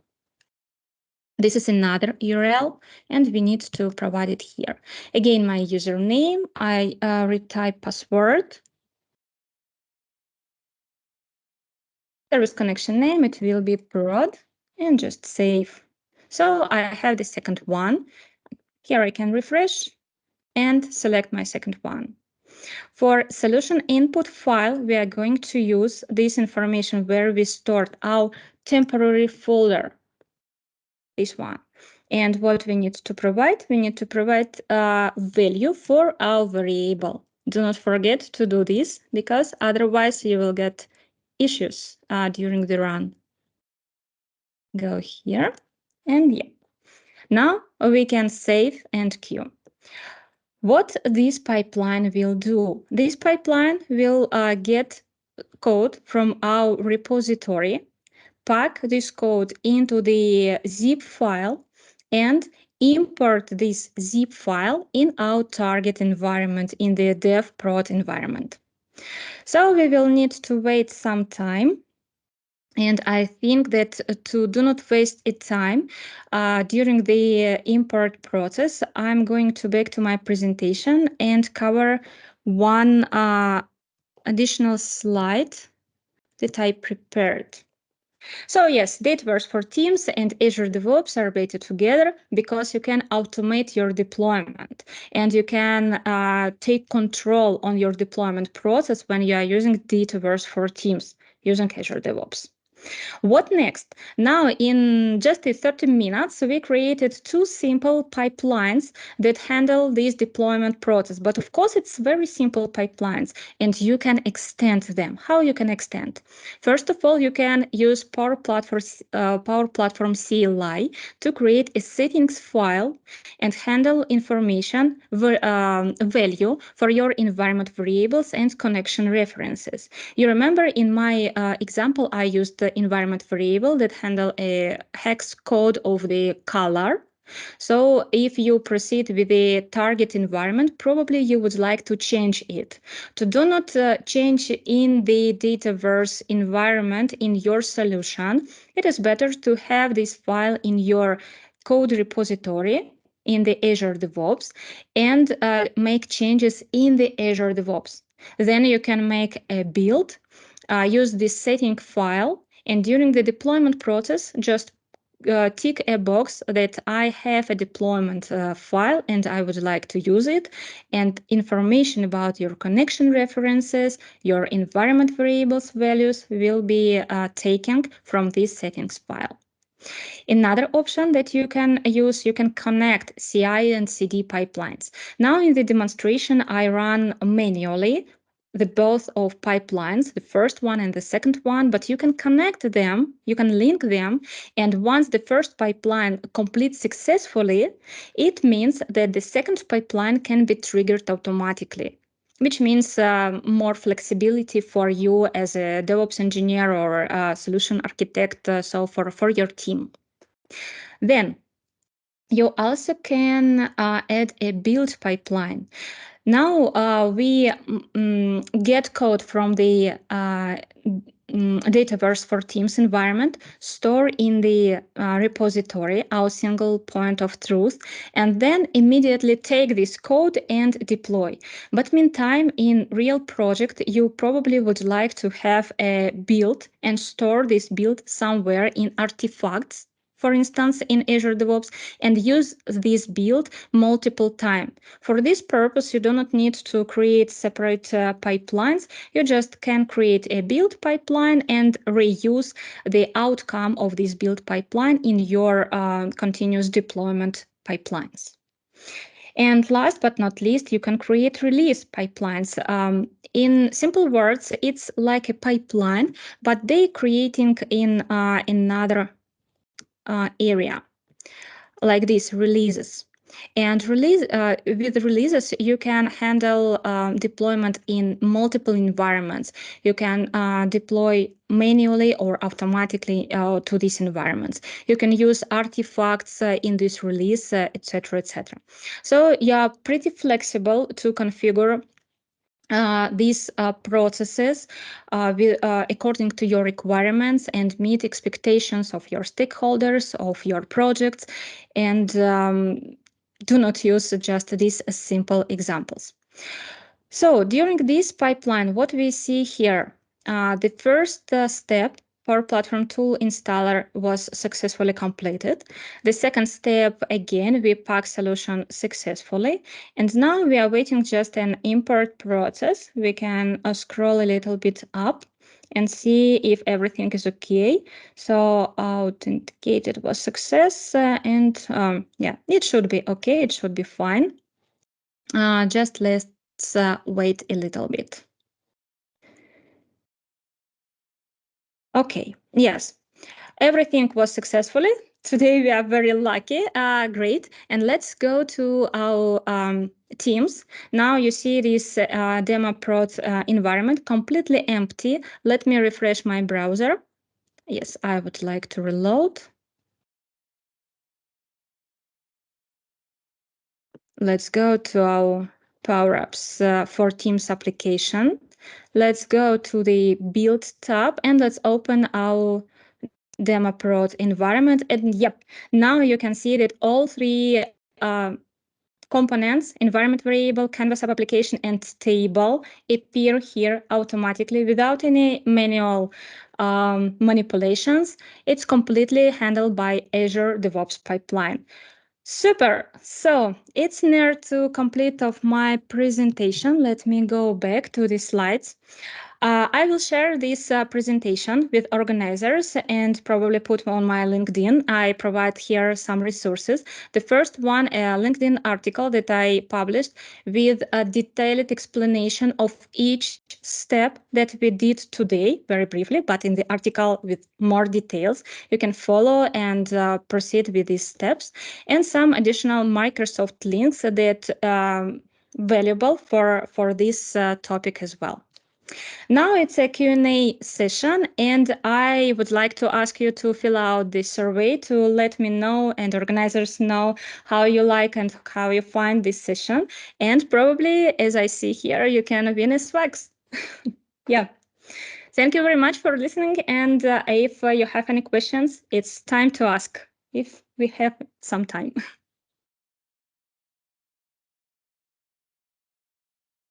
Gut, man sieht das Slide Deck, wunderbar. Ganz kurz, wer bin ich? Jonas Portmann, ich bin Solution Architect bei Orbis für Power Platform und Dynamics CRM. Und wie das Thomas schon schön gesagt hat, ich bin immer sehr interessiert an den neuesten Technologien und Releases. Und so freut es mich natürlich, wenn wir heute das Thema Copilot noch ein bisschen genauer anschauen können. Kurz zur Agenda. Wir werden uns zuerst mal anschauen, was ist der Copilot genau. Da hat Adriano euch schon einiges gezeigt. Das werden wir nicht mehr allzu tief machen. Wir werden dann aber auch schauen, wie kann man Copilot an Dataverse knüpfen, beziehungsweise Copilot auf Basis von Dataverse-Daten steuern.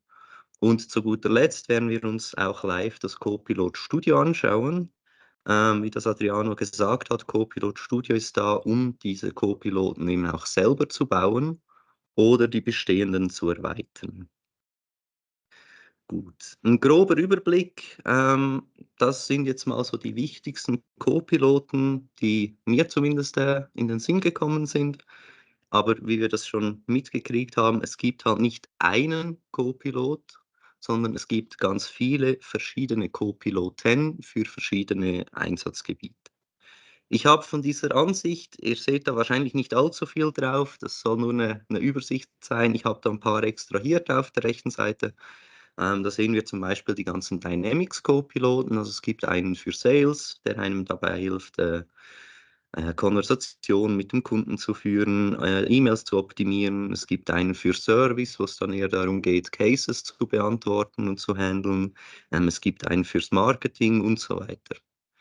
Dann gibt es genauso Co-Piloten für die Power Plattform. Also Adriano hat uns da schon einiges gezeigt in Videoform, wo ich zum Beispiel Power Apps, Automate Flows etc. mit einem Co-Piloten bauen kann.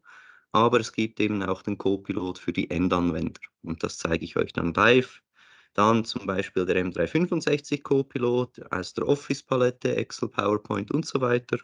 Oder zum Beispiel Windows Copilot. Diejenigen, die Windows 11 auf dem neuesten Stand haben, haben das vielleicht schon mal gesehen. Der kann so schöne Sachen wie zum Beispiel Windows-Settings verändern, den Dark Mode einschalten, Energy Saver einschalten und so weiter. Genau, grob zusammengefasst, den Überblick hat niemand, aber grob zusammengefasst würde ich sagen, kann man das in 3 Gruppen gruppieren. Es gibt ich nenne es jetzt Embedded Co-Piloten, also das sind keine Microsoft-Terms, die irgendwas bedeuten, das sind einfach Wörter, die ich gewählt habe, wo es halt darum geht, das sind Co-Piloten integriert in Microsoft-Produkte, sind meistens auch out of the box, die funktionieren so, wie sie funktionieren. Haben wir zum Beispiel einen Windows-Copilot, der im Windows-Settings verändert.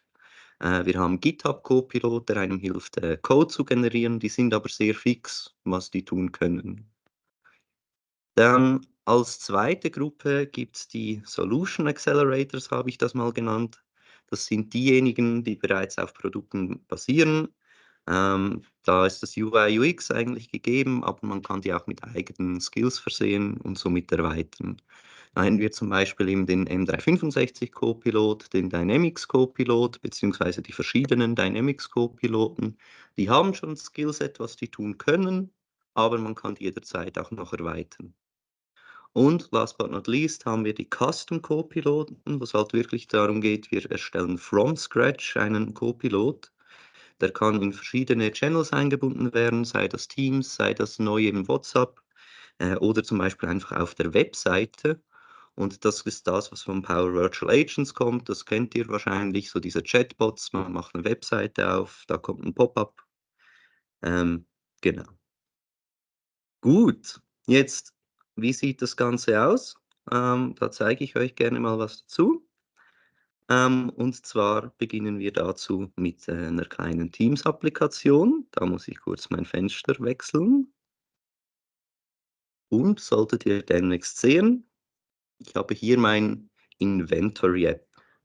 Das heißt, wir stellen uns jetzt mal vor, ich arbeite in der Inventur von der Kleiderfirma. Das heißt, was ich hier habe, ich habe eine App, ihr seht da unten rechts, ich habe so 3000 Produkte im Moment. Ich kann jetzt zum Beispiel schauen, okay, welche Männerkleider habe ich, die gerade low in stock sind. Ich sehe dann hier eine Liste von allen Items, die ich vielleicht mal wieder nachbestellen sollte. Und was ihr aber auch seht, ich habe hier links jetzt einfach mal Copilot eingebunden.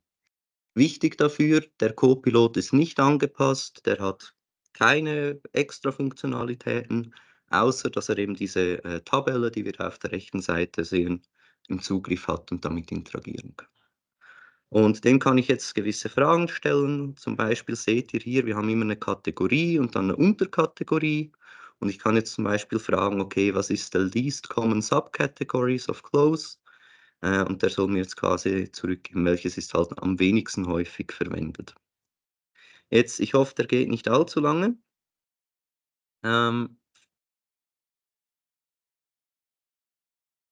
Das ist der Fluch von Live-Demos, die einen oder anderen kennen das vielleicht. Auf jeden Fall, was der mir dann zurückspucken sollte, wenn dann alles klappt, ist halt, welche Kategorie am wenigsten häufig verwendet wird. Gut, the least common subcategory of clothes ist Innerwear. So, das können wir jetzt mal glauben. Wir werden das später dann noch validieren, keine Sorge. Für den Moment nehmen wir das jetzt mal so als gegeben hin. Dann eine weitere Frage, um das Ganze vielleicht auch mal ein bisschen komplexer zu gestalten, dass da verschiedene Achsen oder verschiedene Größen mit dabei sind. Ich kann zum Beispiel mal fragen, which girls products have a stock count under 1? Und jetzt kommt da zurück, okay, 34007, schauen wir mal an. 34007, welches Produkt ist das? Habe ich mich da vertippt? Habe ich nicht. Dann machen wir es kurz anders. Dann gehen wir doch hier, ich habe noch den Filter von vorher drin, Entschuldigung. Gehen wir doch mal zu den Out-of-Stock und Low-Stock-Kleider von den Mädchen und sehen tatsächlich, okay, hier haben wir tatsächlich dieses eine Produkt, das da betitelt wird mit Genie and Johnny Girls Pink Top. Also wir sehen, der kann auch verschiedene Einflussgrößen quasi miteinander kombinieren und daraus entsprechende Schlüsse ziehen. Oder ich kann ihn mal ganz konkret fragen, What clothes for men are lowest in stock? Also nicht nur welche sind out of stock, sondern was sind so die tiefsten?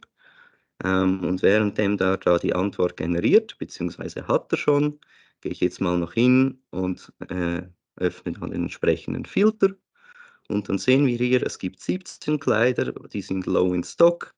3 davon sind zum Beispiel Puma Men's Fashion. Das kann ich mal suchen, Puma. Also ich habe ihn gefragt, eben, welche sind lowest in stock. Der hat mir eine Antwort gegeben. Und jetzt sehe ich zum Beispiel diesen Puma Men's Fashion Cat. Okay, und wenn wir da schauen, tatsächlich, der hat nur ein Stück noch in stock. Jetzt, Adriano hat es in seiner Präsentation erwähnt, dass das ja nicht ein nicht ein Autopilot ist, sondern eben ein Copilot. Und das lässt sich hier eigentlich ganz schön sehen, wenn wir jetzt nämlich nochmal da hingehen und filtern. Vielleicht ist es dem einen oder anderen vorhin aufgefallen. Dann sehe ich jetzt 20 Records. Copilot sagt mir aber, es gibt nur 17. Jetzt, warum ist das der Fall? Wenn wir da ein bisschen runterscrollen, sehen wir, es gibt nämlich genau 3 Schuhe, die sind out of stock. Und Copilot hat jetzt wohl entschieden, was out of stock ist. Es kommt ein bisschen verzögert, sehe ich. Das zählt nicht mehr als low in stock. Das heißt, es braucht immer noch einen Menschen, der das Ganze dann interpretieren kann. Aber am Ende des Tages ist Copilot hier, um uns eben bei solchen Tasks auch zu unterstützen. Gut. Gibt es dazu schon mal Fragen?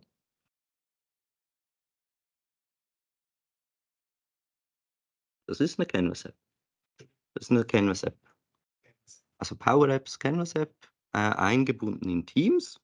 Aber das ist vielleicht ganz eine gute Frage. Das bringt mich nämlich direkt zu meinem nächsten Punkt. Natürlich funktioniert das Ganze auch in einer Model-Driven App oder in einem Dynamics CRM in dem Fall. Und das würde ich auch gerne mal kurz zeigen. Das könnte dann in etwa so aussehen. Was wir hier haben, ist jetzt unser Inventory Management Model-Driven App. Ich habe hier meine Tabelle. Das ist eigentlich genau die wir vorhin in der Canvas App gesehen haben. Und auch hier seht ihr, habe ich einen Copiloten. Kannst du kurz ein bisschen Kann ich versuchen, selbstverständlich. Also ich kann mal die Favoritenbar wegnehmen.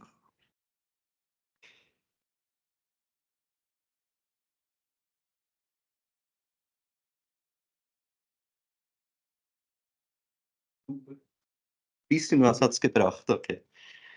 Gut. Auch hier kann ich jetzt natürlich einfach Fragen stellen, zum Beispiel, wie viele Products are in Bottomware Subcategory? Und vielleicht erinnern wir uns daran, wir haben vorhin auch in der Canvas-App gefragt, ja, welche sind denn die am wenigsten häufigen Subcategories? Und um das Ganze auch noch kurz zu validieren können, habe ich mir hier mal erlaubt, ein kleines Chart zu bauen auf der Seite, wo wir uns das Ganze anschauen können. Und wir sehen jetzt, okay, Bottomware Category sagt er mir 242 und ich sehe das auch hier in diesem Chart, das stimmt tatsächlich. Und wir sehen auch noch gleich die Validierung von vorhin, dass nämlich wirklich Innerwear der am wenigsten häufig verwendete Subcategory ist. Warum erzähle ich das offen und ehrlich? Falls das jemand schon mal ausgetestet hat, einen Co-Piloten, der hatte am Anfang auch mal die Angewohnheit, nicht immer ganz richtig zu antworten. Aber ich glaube, wir können heutzutage wirklich sagen, auf dem Stand, wo wir uns jetzt befinden, funktioniert er ziemlich sauber, gibt saubere Antworten. Aber wie gesagt, es braucht immer noch einen Menschen, der das Ganze dann validieren und interpretieren kann.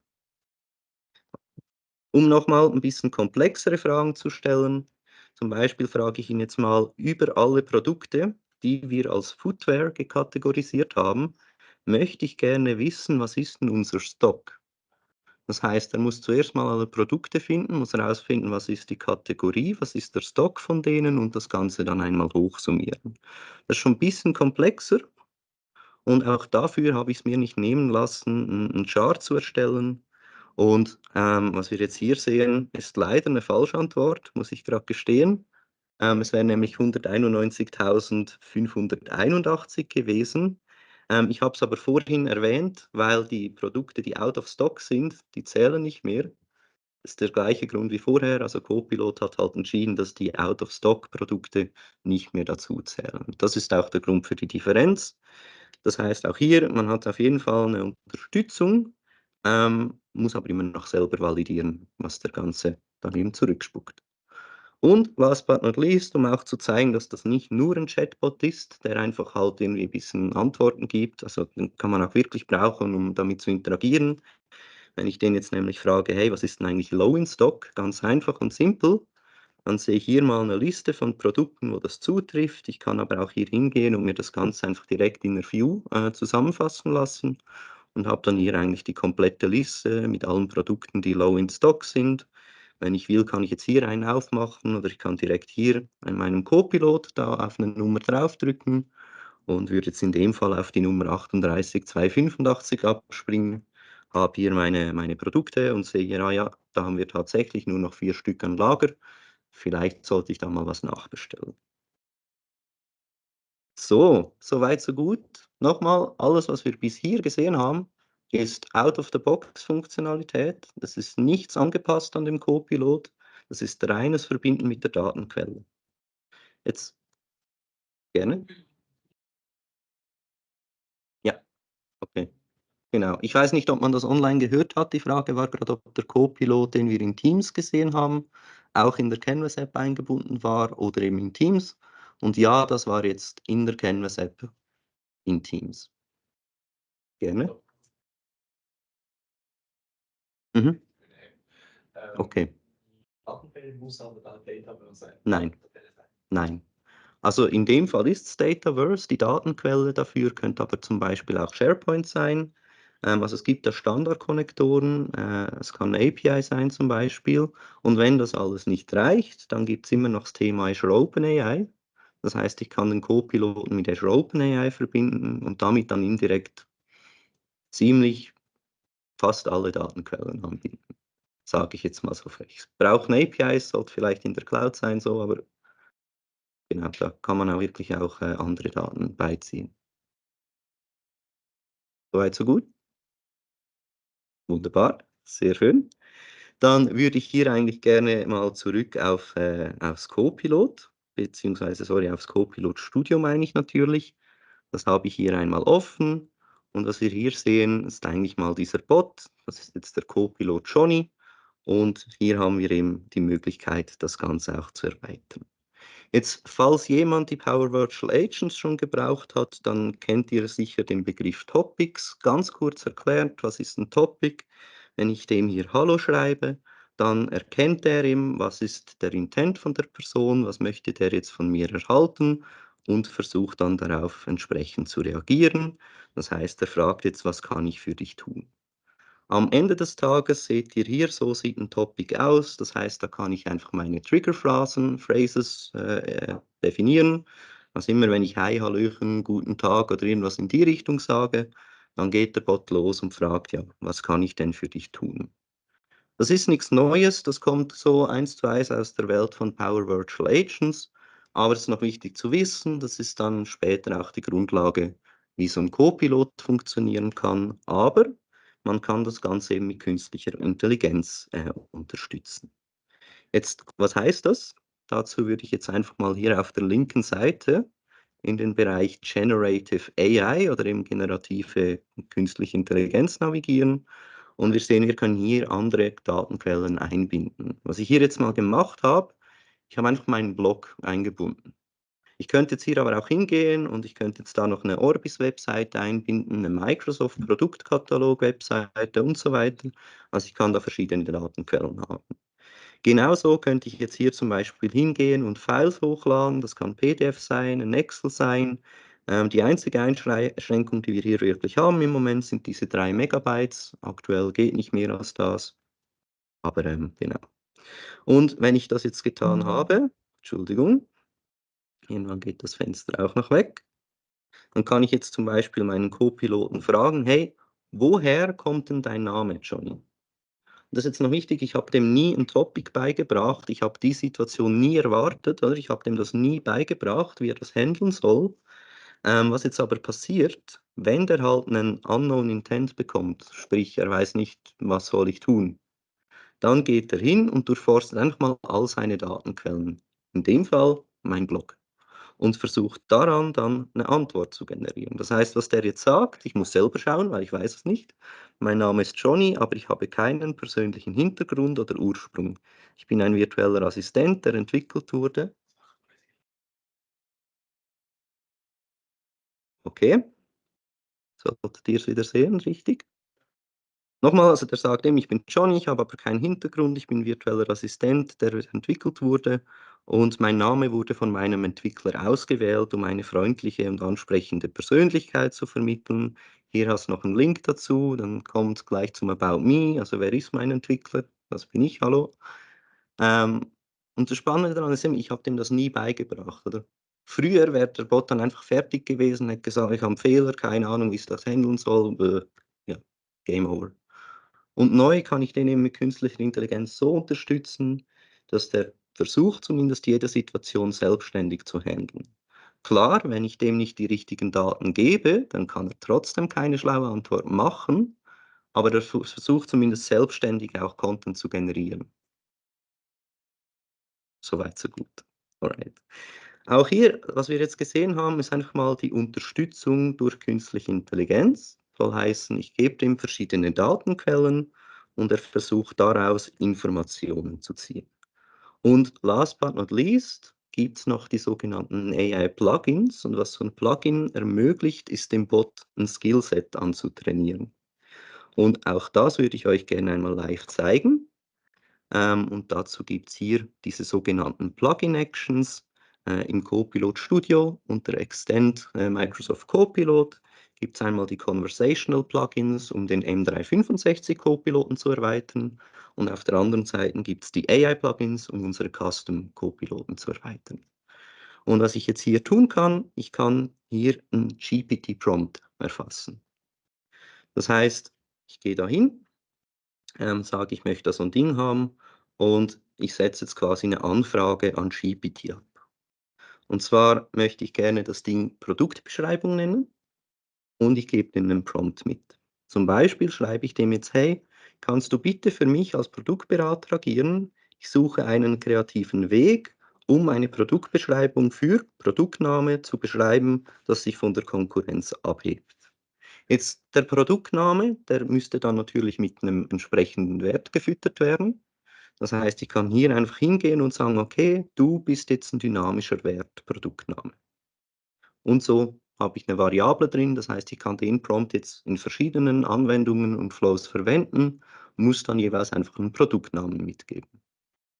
Und falls sich das jemand schon mal angeschaut hat, das ist auch, was wir hier unter Power Apps im AI Hub sehen.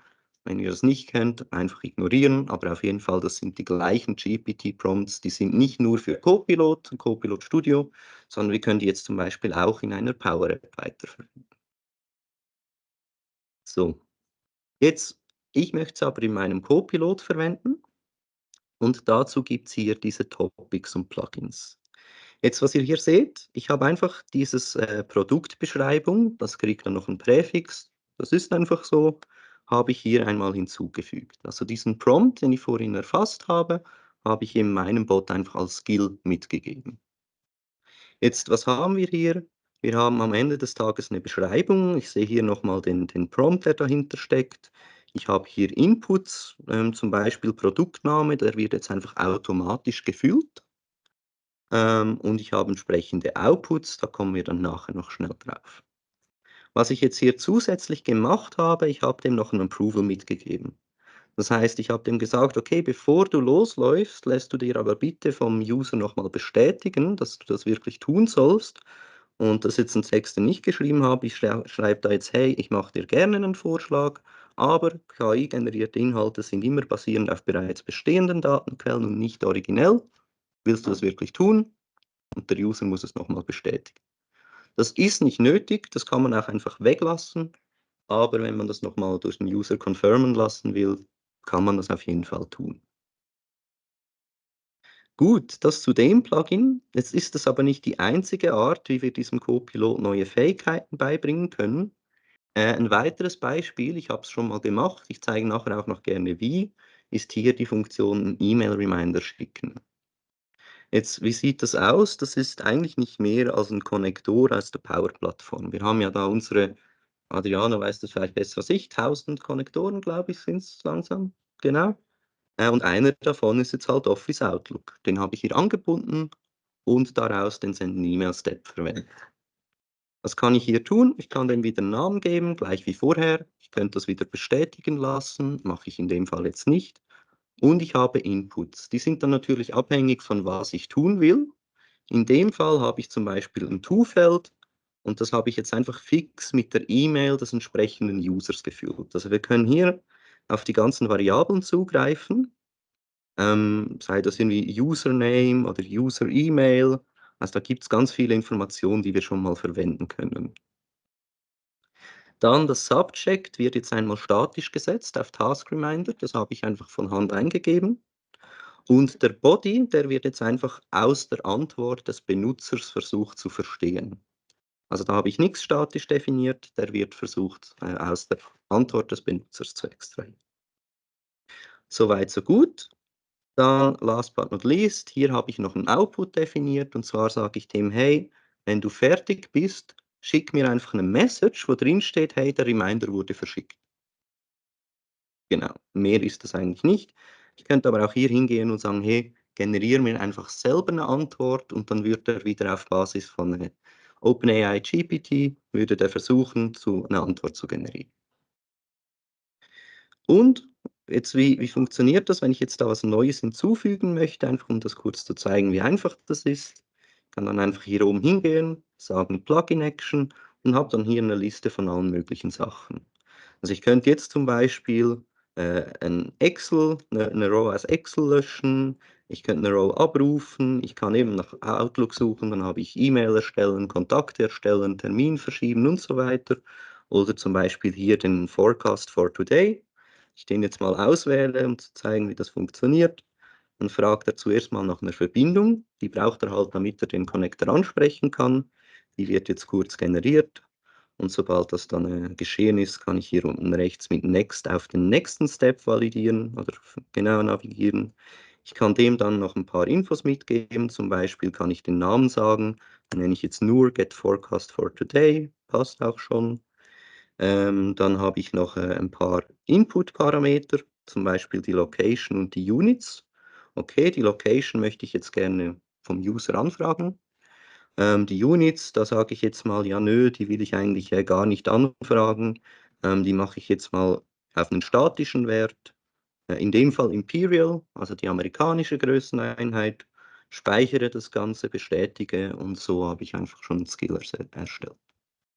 Ich zeige euch die Skills nachher live. Ich weiß, jetzt viel Infos, aber ich fasse mal zusammen. Wir haben einen Bot, der kann mit einem GPT-Prompt Produktbeschreibungen generieren. Der kann mir Outlook-Reminder schicken, auf Basis von was ich ihm sage, soll er mir schreiben. Und er kann, wenn der dann fertig gespeichert hat, einen Weather Forecast abfragen. Und dann noch eine weitere Option, die habe ich auch schon mal vorbereitet, einfach auch um Zeit zu sparen. Ich habe hier einen Flow angebunden, der heißt aus dem Webshop zurückziehen. Da zeige ich euch auch gerne, wie der aussieht. Der hat nämlich einfach einen Trigger. Also wenn halt aus Power Virtual Agents da so ein Request ankommt, dann fragt er zuerst mal nach einer Produktnummer, holt sich dann in Dataverse alle Produkte, die diese Produktnummer haben, geht dann hin, stellt bei jedem dieser Produkte den Status auf inaktiv und das sieht man hier nicht, das glaubt ihr mir einfach und schickt dann einen 200er Status zurück an den Power Virtual Agent, also basically ja, ich war erfolgreich oder eben nicht, könnt ihm dann aber auch noch Parameter zurückgeben, wenn das nötig wäre. So, nochmal zusammengefasst, ich habe einen Bot, der hat künstliche Intelligenz auf Basis von meinem Blog in dem Fall, könnte aber auch andere Datenquellen beinhalten und ich habe dem verschiedene Skills beigebracht. Und jetzt möchte ich den gerne verwenden.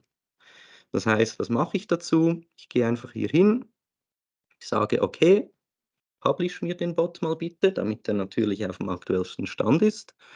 Ich denke, wenn ihr schon mal Power Apps oder Flow oder generell mit CRM gearbeitet habt, kennt ihr alles. Muss immer zuerst mal gepublished werden, damit das Ganze veröffentlicht wird.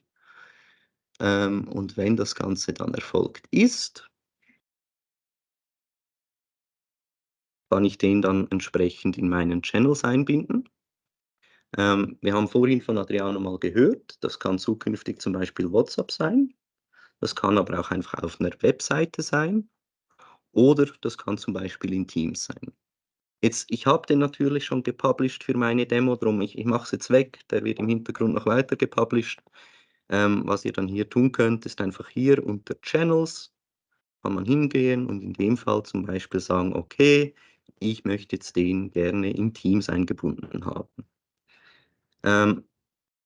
Und was da dazu gehört, man sieht es da auf der rechten Seite, genau. Ich weiß nicht, wie gut ihr es lesen könnt, aber ich zeige es euch nachher noch kurz in groß. Ich habe den natürlich jetzt schon mal eingebunden, darum heißt es hier auch einfach Disconnect von Teams. Wer das noch nicht gemacht wird, heißen Connect to Teams. So. Ich kann aber auch zum Beispiel hingehen und mir da ein ZIP-File runterladen, das meinem Azure-Administrator schicken und der spielt das dann für alle ein. Also wie man den Bot veröffentlicht, da gibt es noch ein paar Sachen, die man berücksichtigen muss, aber am Ende des Tages gehe ich hier hin und binde den einfach auf Teams ein. Und wie sieht das Ganze dann aus? Also, wir befinden uns jetzt in Teams und so sieht das Ganze einmal aus. Gehe hier einmal zurück, so sieht das Pop-up aus, jetzt kommt es auch an, wunderbar. Und ich kann jetzt einfach bestätigen auf Teams-Seite, jawohl, ich möchte den gerne eigentlich verwenden, diesen Bot. Und was kann ich jetzt hier tun? Ich kann dem zum Beispiel sagen, hey, ich möchte jetzt meine Prompts testen. Das heißt, womit fangen wir an? Ganz kurz. Wir gehen einmal hin und sagen, hey, ist egal.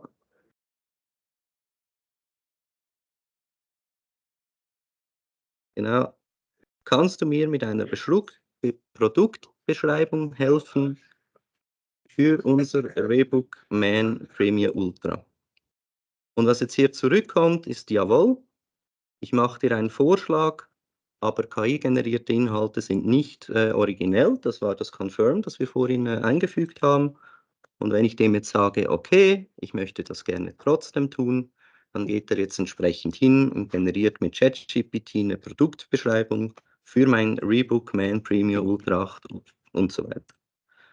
Das Ganze könnte dann, wenn es funktionieren würde, so hier aussehen. Natürlich kann ich Ihnen dabei helfen, kreative Produktbeschreibungen zu erfinden. Erleben Sie einen ultimativen Komfort und so weiter. Genau, so würde das aussehen. Ich habe da ein bisschen Hardware-Problem, ich ignoriere das jetzt einfach mal. Gut, dann, was wir hier sehen, ich habe den einmal auf der linken Seite als Add-in gehabt. Ich kann aber genauso gut mit dem einfach als User chatten. Und last but not least, ich kann den in einem Teams-Channel einbinden. Und auch hier sehen wir, was habe ich gemacht. Zum Beispiel haben wir hier einmal ein Retirement für das Produkt 137. Das heißt, da gab es einen Verdacht auf Produktionsfehler. Und ich schaue jetzt mal kurz, ob der sich erholt hat in der Zwischenzeit. Sonst machen wir es dann auf Basis von dem, was ihr hier schon seht. Also ich kann dem jetzt zum Beispiel sagen, hey Johnny, ich muss ein Produkt aus dem Webshop zurückziehen. Ist eingefroren? Ja.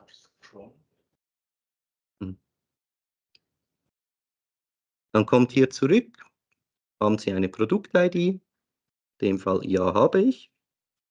Okay, wie lautet denn die Produkt-ID? Entschuldigung, nicht Peter, da habe ich den falschen gemenschelt. Ich meine natürlich Johnny. Das wäre die 137. Jetzt, wir erinnern uns, das war der Flow, den wir vorhin gebaut haben. Der Flow, der geht jetzt hin und der versucht jetzt eben anhand von dieser Produktnummer meine Produkte zu deaktivieren. Und das können wir kurz validieren. Wenn wir jetzt hier nämlich unser Model App von vorhin, das Inventory Management, öffnen, dann lädt das vielleicht noch kurz einen Moment. Und sobald das dann geladen ist, sehen wir hier unsere Produkte, wie wir das vorhin schon hatten. Und zwar sehen wir jetzt hier im inaktiven Produktkatalog, da gibt es ein Produkt, das ist die 137, dass die vorher aktiv war, glaubt ihr jetzt mal fürs Erste, aber der Flow hat funktioniert. Wunderbar. Genau. Was wollte ich noch zeigen? Genau. Zu guter Letzt sage ich dem, okay, schick mir mal bitte einen E-Mail-Reminder. Also lieber Johnny, schick mir bitte diesen E-Mail-Reminder, wo drin steht, dass das Produkt aus dem Webshop retired wurde und zuerst auf Produktmängel geprüft werden muss. Und der antwortet mir, der Reminder wurde verschickt. Das war die E-Mail. Wir erinnern uns dran, das war das Confirm, das ich da eingerichtet hatte bei den Outputs. Und wenn wir uns das Ganze jetzt einmal anschauen, sehen wir hier 11:34 Uhr, Task Reminder, Produkt 137 aus dem Webshop wurde retired und muss zuerst auf Produktionsmängel geprüft werden. Also auch hier, wir sehen, der hat den Text ein bisschen umgeschrieben, der versteht den Kontext, was das Ganze heißen soll, generiert mir daraus eine E-Mail-Notification und so habe ich den ganzen Bot jetzt eigentlich erweitern können. Also ich fasse nochmal zusammen. Wir haben den Bot gesehen, wie er funktioniert out of the box mit Dataverse-Daten. Der kann direkt verwendet werden und auf Basis von verschiedenen Datenquellen, in dem Fall Dataverse, Antworten generieren. Wir haben gesehen, wir können den mit künstlicher Intelligenz unterstützen. Soll heißen, der kann Webseiten, File-Attachments und so weiter verstehen und daraus Antworten generieren. Wir haben gesehen, der kann Skills lernen, wie zum Beispiel ein Produkt zu deaktivieren anhand von einem Flow oder ein E-Mail zu verschicken anhand von einem Konnektor. Und das würde ich euch gerne noch kurz zeigen. Da gibt es nämlich dann einige weitere Möglichkeiten, wie man so einen Flow auch noch, oder so einen Chatbot auch noch erweitern kann. Gut. Copilot Studio, nochmal zusammengefasst, ist also die Erweiterung von unserem Copiloten mit AI. Das kann sein OpenAI, das können sein GPT-Prompts, das können sein AI-Bildermodelle, also Bildklassifizierung und so weiter. Die ganzen die ganzen Tools eigentlich aus dem Azure AI-Bereich stehen uns hier zur Verfügung, spätestens wenn man Azure OpenAI dann anbindet. Okay. Jetzt haben wir die Demo gesehen. Genau, was gibt es alles für Plugins? Es gibt die Konnektor-Plugins, wo man einen Dataverse-Connector verwendet. Man hat entsprechende Inputs und Outputs, kann die definieren, kann Confirms machen. Und dann haben wir zum Beispiel SAP, Zendesk, Mailchimp, GitHub und vielleicht mal noch ein paar Beispiele außerhalb von Outlook, Dynamics, Dataverse und so weiter zu erwähnen. Eine weitere Option, die Flows zu erweitern, haben wir gesehen, den Copilot zu erweitern, sind die AI-Plugins, wo wir eben einen Prompt mit Variablen an GPT absetzen können. Auch hier wichtig zu wissen, das ist Azure OpenAI und nicht OpenAI, also die Daten sind gesichert. Und eben, man kann dynamischen Input verwenden, der versucht das dann zu verstehen mit seinem Large Language Model und dazu Antworten zu generieren. Und wir haben auch gesehen, wie wir Flows einbinden können. Jetzt, das sind die Low-Code-Elemente. Natürlich gibt es auch noch Pro-Code-Elemente. Also ein Profi-Entwickler, der sich mit Large Language Models, Machine Learning und so weiter befasst, der hat da noch ganz viele Möglichkeiten mehr. Und das sind eigentlich die 7 Elemente, die ich kenne. Falls da was fehlt, Adriano, let me know. Aber ich glaube, am Ende des Tages, wir haben noch die OpenAI-Plugins. Das heißt, da kann wirklich OpenAI verwendet werden.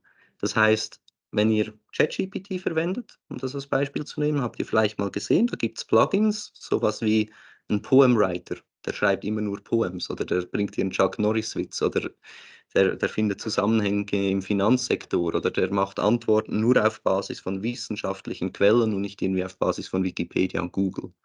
Also da gibt es ganz viele Plugins, die es gibt, die man auch selber schreiben kann und auch die können wir verwenden. Custom-Konnektor haben wir angeschaut, Action-Plugins haben wir angeschaut, was es unten noch gibt, das Azure Bot Framework, also auch hier, um es kurz zu machen, die Profi-Entwickler-Variante, um diesen Bot zu erweitern, so wie wir das jetzt im Low-Code-Feld gemacht haben. Das ist auch programmatisch möglich und dafür bräuchte es dann das Azure Bot Framework. Dann haben wir gesehen Custom Automation, sprich Flows, haben wir angeschaut. AI-Plugins haben wir angeschaut. Und zu guter Letzt die sogenannten Conversational Plugins. Die sind einfach da, um das Ganze im N365-Piloten zu tun.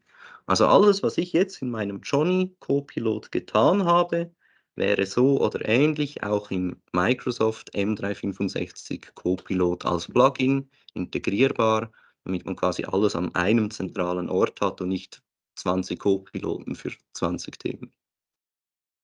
Genau, braucht aber ein bisschen Programmierkenntnisse, darum habe ich das für heute nicht gemacht. Ja. Gut, dann noch kurz zum Schluss und dann bin ich dann eigentlich auch schon durch. Warum ist die KI so mächtig? Das ist ein Microsoft-Slide, kennt vielleicht der ein oder andere auch. Ich habe das mal kurz versucht, so einfach wie möglich zusammenfassen. Früher hatten wir bei den Power Virtual Agents Topics, das ist eigentlich der Teil. Das heißt, alle Business Impactful Themen, alle wichtigen Themen, die wurden manuell mit relativ viel Zeitaufwand und Effort, wurden die in Topics verpackt. Das heißt, die wichtigsten Themen, die hat man identifiziert und dem Co-Piloten beigebracht, beziehungsweise dem Virtual Agent, dass er die handeln kann. Alles andere, also wenn jetzt der User fragt, ja, wieso heißt du eigentlich Johnny? Fehler. Weiß ich nicht, bin ich nicht darauf trainiert, kann ich nicht handeln. Das heißt, der ganze Rest war eigentlich eine Missed Opportunity. Und wie hat sich jetzt das geändert mit Copilot und Copilot Studio?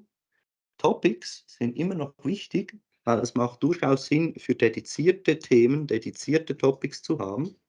Also wenn ich zum Beispiel 60 Files in meinen Datenquellen habe, dann versucht er aus allen 60 Files Inhalte zu generieren.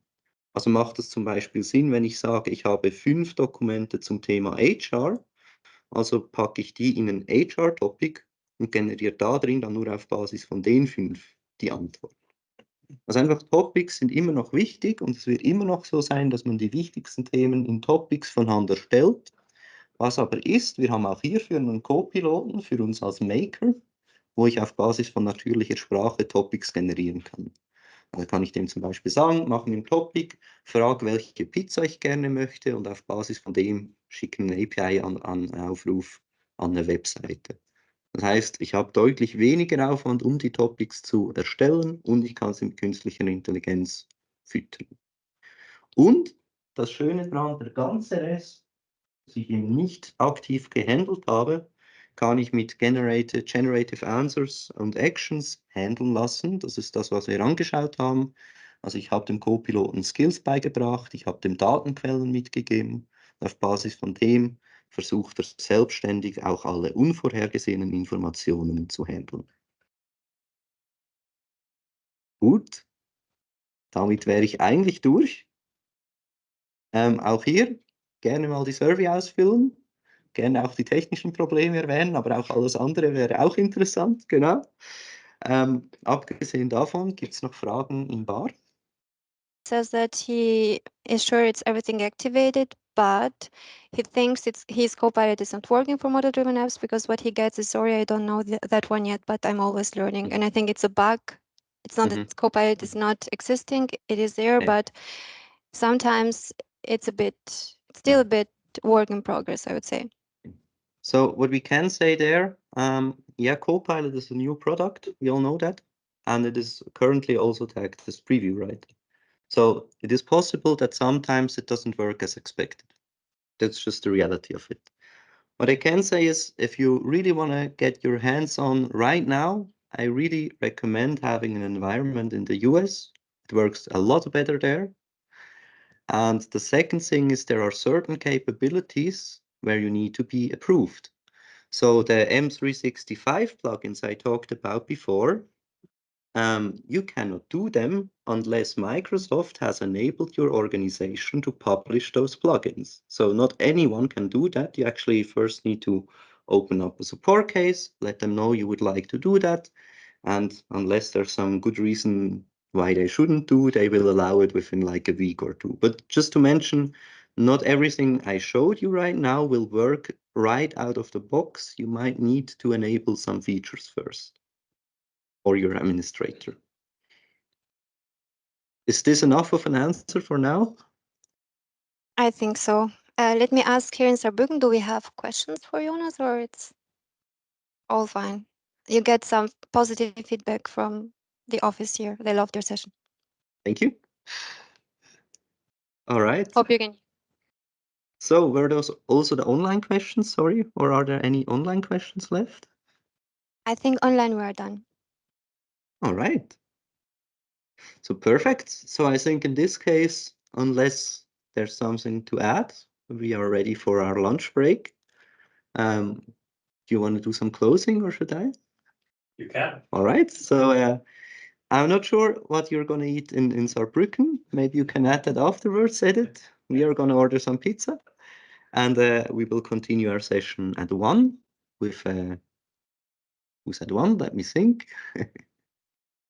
Robin is at 1. Yeah, Robin, so we thank take you very over. much. With Yeah. Yes, so exactly. So Robin Rosengrün will talk to us about Azure OpenAI.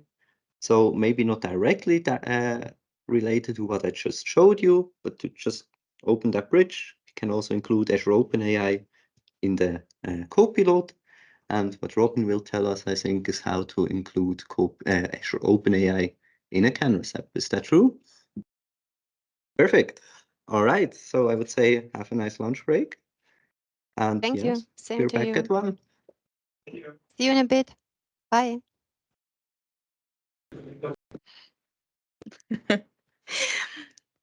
Okay, I think you had a nice lunch and had some awesome discussions. We enjoyed the time here too.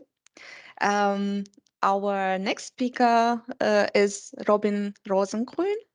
He's a Microsoft MVP and it's a Saarländer by heart. I first heard of Robin when he built a PCF. That's about the SVG, select SVG. You know, I like beautiful and colorful stuff, and it was awesome to see it. And later I saw you build with Louisa this material design library, which also is something very colorful and nice. And well, he's a YouTuber, has a lot of videos. When you look on his channel, you discover a lot of Power Platform stuff there. And a speaker of several conferences. And I think the next one we're going to meet in Hamburg again in April.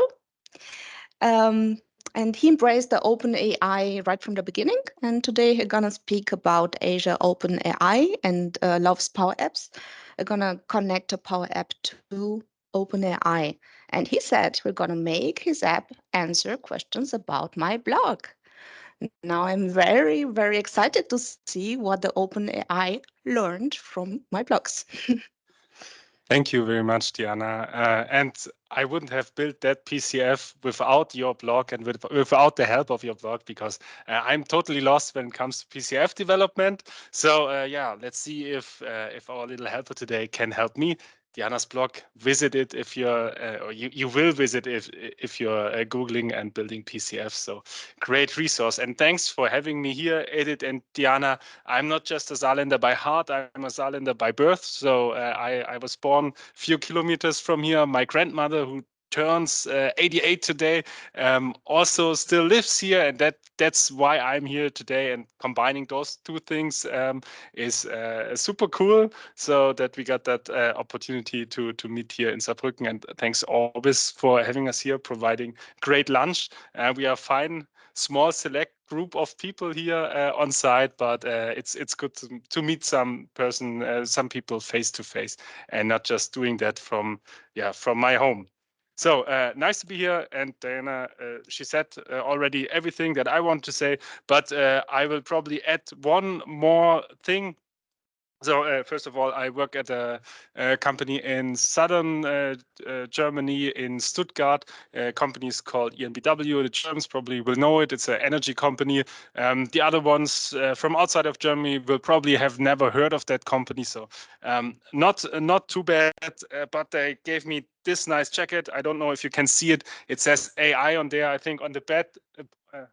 on the back a little bit bigger, and this is the only competence I have in AI, because I have no clue about machine learning. I have no clue how generative AI works, but it works. And I want to show you today that it's really easy to use inside of your app, even if you're doing it in the purest form, like actually connecting to the API and not using all the copilots that Microsoft is providing us with. So let's take a look what we're going to do. And it's really good that we have this other sessions earlier today. And I also love Copilot Studio, so it's a great product. But I'm trying to tell you when this probably isn't enough, and when we want to go one level deeper. So Jonas showed 3 levels earlier, and when we want to go custom, and today I'm going to show you when we go hyper custom and create a really rich UI experience with Gen AI in our, and mainly Canvas apps, because Canvas apps, that's Diana also said, it's the area where I shine, the product that I'm most familiar with inside of the Power Platform. So what we're doing today, first of all, a few words about will Gen AI save us? We had the optimistic view in the keynote today, so I'm trying to give the more realistic view from the not Microsoft standpoint. Why we want to use Azure OpenAI, how we deploy Azure OpenAI, and that's should be a big takeaway for you today. So get your feet wet. You really try to use those Azure resources yourself. It's easier than you may think, and we're going to do that in a few minutes, and how we use it in Power Apps, building a custom connector, and then we're going to ask it some questions about Diana's blog. And the last 3 points are, of course, live demo. Let's hope this works out today. So first question, will Gen AI save us? No, of course not in the next years, but it can help us feel a little less like this in the office and a little more like this. So what I mean by that, it won't help us save fundamental problems we have in our organizations. We can't just throw Gen AI at a problem. We need a solid foundation underneath. We need to sort out our data. Otherwise, we just have a shit in, shit out problem, like always. So if we're using Microsoft 365 Copilot and we have all those old unnecessary files on there, it will find those files, it will surface them, and it will give you answers based on those outdated files. So it won't save all the problems we have right now, but like I said, it can help us with some repetitive tasks. And yeah, so in parts, I agree to what Adriano said this morning, but a little more realistic, probably summed up in those 2 pictures. So why do it yourself? We heard something about my M365 Copilot earlier, which I'm assessing right now, which we talked about in the break. So has lots of potential, but probably not quite there yet, but has lots of potential. We saw Copilot Studio also has lots of potential, and Jonas showed some really valid use cases. It was only demo use cases, but if you think for yourself for a moment, can do really great stuff with that. But I've heard the word black box a few times today. So the Microsoft 365 Copilot, big black box.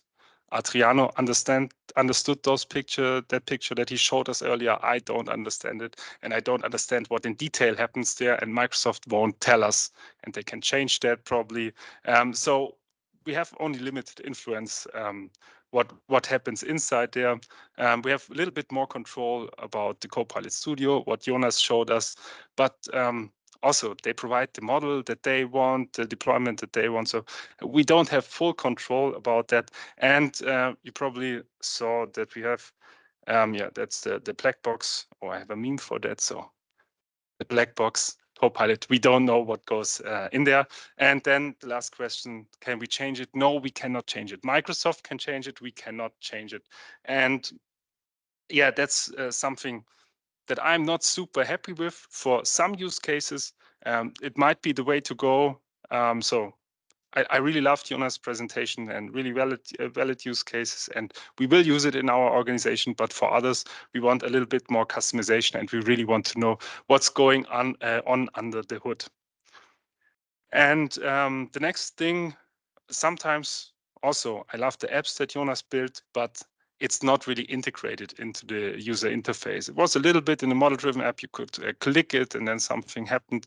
But in the Canvas app, this was the Canvas app on one side and there was the Copilot plugin on the other side, and they didn't really interact with each other. So, and that's what I really love about Canvas apps, that you can build a rich UI, and now we can integrate that into our UI. So this app, I already showcased this sometimes. It's a Canvas app and it uses Azure OpenAI under the hood. Let's play a quick video in here. So it creates bedtime stories for my son. And we can create a hero. So that was just one call. So based on that one word, it created a whole hero. And then we can select that hero and create a bedtime story based on the backstory of that hero and based on that hero. So that's a really specific thing we want to do. And that's probably in your processes at your companies. You may have really specific companies where that kind of stuff will help you. And Jonas also showed we have all those Dynamics Copilots, but who deploys the vanilla Dynamics and doesn't customize it? Nobody. And so probably the Copilot will work pretty well for that vanilla Dynamics, but you start customizing it and it won't work as good as you like. So we have to build our own version of that Copilot, and we can do that with what I will show you in the next minutes. Another example is I really hate typing stuff, and I really hate date selectors. You like date selectors? I always click in the wrong direction, go a month back when I want to go a month forward. And what I show here is you can just, I'm talking to the app. It's also a Canvas app. I'm talking to the app using the Whisper endpoint of Azure OpenAI, and it transcribes what I said to it. And then I say, book a 5-star hotel from Sunday for 3 nights in Stuttgart. And then it selects that in my user interface. And then probably I want to choose a different hotel. Then I can go over, so there's a video, so I can do it right now, but then I can go over and select another hotel from here. So have a mixed, like I said, a rich user interface, rich interaction between generative AI and clicking it yourself, because the right part here, this is how people know user interfaces. And I think we are not ready yet, or for some stuff, it's just not the right kind of interface just to have a chat interface or a voice interface. So probably sometimes we want a mixed interface between traditional user interface where we select stuff and we can also describe stuff on the other hand. And this is not possible with the Copilot Studio. So I'm going to show you. And another point, next slide is another point, why we probably want to use these kind of techniques to do all of that. Why do we use Azure OpenAI? There's no point in just using Azure OpenAI. Use the model you want, use the best model you have at your hand. And again, the Microsoft products, they will for the foreseeable future run on Azure OpenAI because they invested a lot in that company. But probably Gemini will get better, or Grok probably won't get better, but who likes that? Probably you want to use the Facebook model, and I think that's the direction that we are heading. Your company, bigger companies will self-host some LLMs that they are aligned to their knowledge and terminology that they want to use. So you probably can't bring that into Copilot Studio or into Microsoft 365 Copilot, but they will probably have a REST API that you can use just as Azure OpenAI, and it will be structured a little bit different, but will work mainly the same. So think about that a little bit. So you want to bring in other AI models and not just use Azure OpenAI, but Azure OpenAI has its benefits because making it GDPR compliant, of course, big thing in Europe, in the EU, and other parts of the world have similar problems. And Jonas said it earlier, your data is safe. It stays inside your region, or has the same constraints as your normal tenant has, I would say. So is it 100% safe? Probably not, but your compliance department already agreed on that we use Microsoft 365, where you store your most secure data, probably in your email inbox or somewhere. So we're using the same regions, the same tenant, the same security structure as we're using for all the other Azure and Microsoft 365 stuff. So it will probably be pretty easy to go through your compliance departments with Azure OpenAI. So our game plan for today is, first of all, deploy Azure OpenAI, and this will take today 5 minutes. At your company, this will probably take months because the compliance stuff, and you have to get the permissions to do everything, but technical side will take 5 minutes. We create a custom connector. When you do it yourself for the first time, it will take 1 or 2 hours probably. But if you've done it a few times, this will also take about 5 minutes. And we're going to connect our app to Azure OpenAI, so get our first hello world. I usually let it tell us a joke. So this will take another 5 minutes. And then we finally connect to Diana's blog posts. And yeah, depending on how much time we have, yeah, we're going to spend the rest of the time there and trying to build some cool stuff, probably a small chat interface. And yeah, I said it earlier, I really want you to try this stuff out. It will be really important in the future. And things like deploying Azure resources. This has a user interface which is really easy to use, custom connectors. It's a little bit more complicated, but this is, I think, where the Power Platform gets really, really powerful from just, yeah, we're building a Canvas app on SharePoint lists.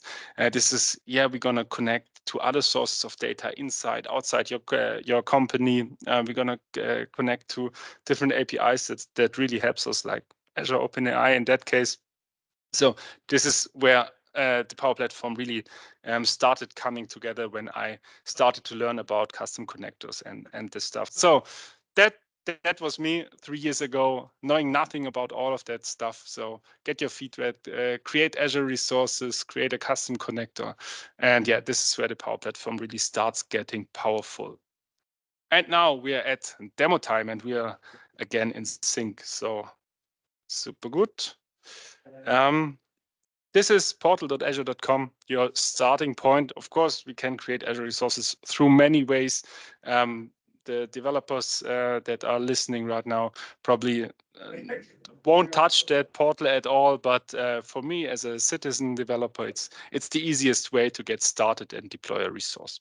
So let's do that. Let's create an Azure OpenAI.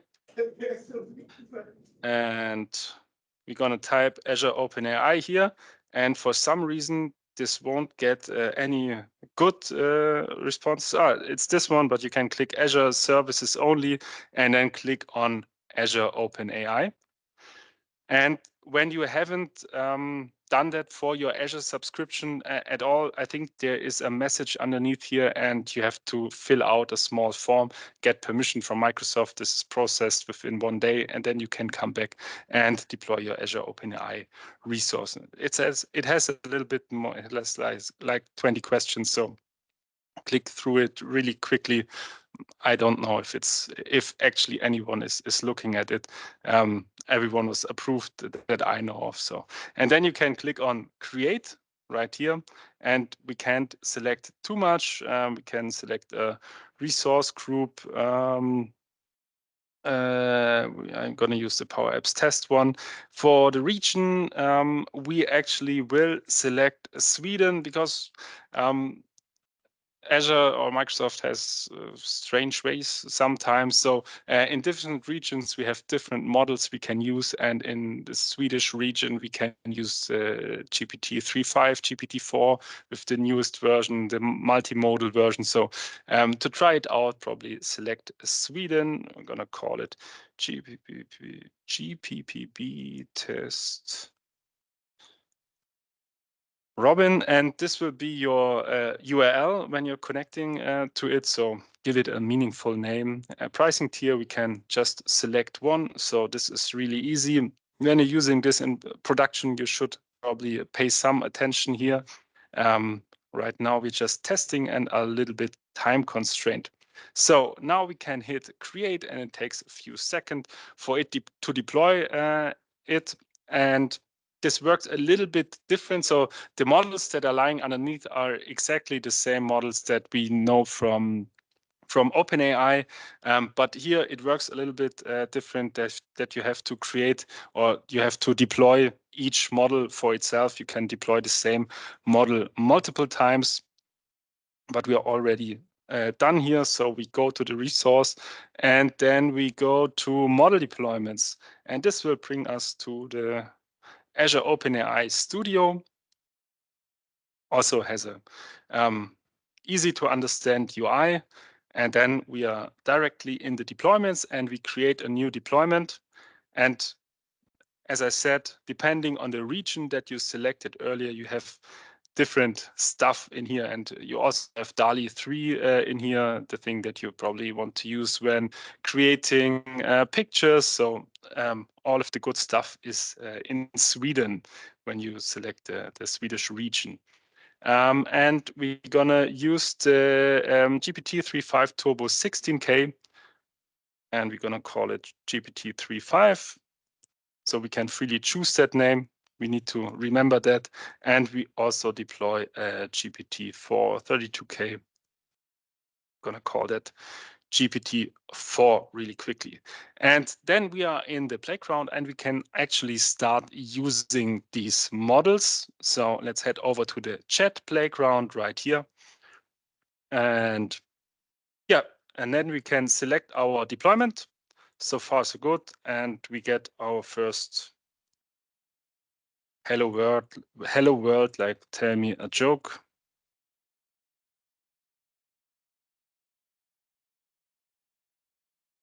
And this works really, really fast. If you use GPT-4, it takes a little bit longer because it's the more advanced model, but the joke is basically the same, just as sure, here you go. But it's probably a thing to note, GPT-3.5, much cheaper to use, much faster to use, but the results are normally better in GPT-4, of course. So use the model that you need for your task. If it's in a simple task, use GPT-3.5 just to categorize some things or something like that, or to summarize something. If you have a more complex task, like write a reply to an email, probably use GPT-4. And if it's not time critical, you can also use GPT-4. And here inside the playground, we don't want to use that any further, just for one more thing, to get all the information we need to call the API. And if we click View Code here, then we have everything that we need in one place. So first of all, the CURL option you can select in various APIs. I actually don't know where to use it. I'm not a developer, but it has all the information that we need to create a custom connector. So we will do that from here. And we have all the security also in here. So here will be the API key that we need to authorize ourselves to use that API. So we can copy that from here as well. Here or down here, we see the endpoint that we are using, that we want to use. So quickly, probably let's create our first custom connector if you have never done this. If you haven't ever done this, go to an environment you want to create that custom connector in. And if you have never done this, you won't find this option right here. So click on More, Discover All, and then all the way on the bottom, there is somewhere custom connectors. I don't know, you will find it here. Here it is, custom connectors. Pin it and let it pin for the rest of your life. You will need that again and again because you will start building custom connectors from now on. So let's create a new custom connector. If it's loaded, so it's not my first one, obviously, because I tested this once or twice. So we click on New Custom Connector, click on Create from Blank, and we're gonna call that Azure OpenAI. We click on Continue, and then give it a nicer icon, nicer description, of course. But now we're just copying the data from the playground, like I said. So we're gonna need that URL right here, and we don't need the whole part.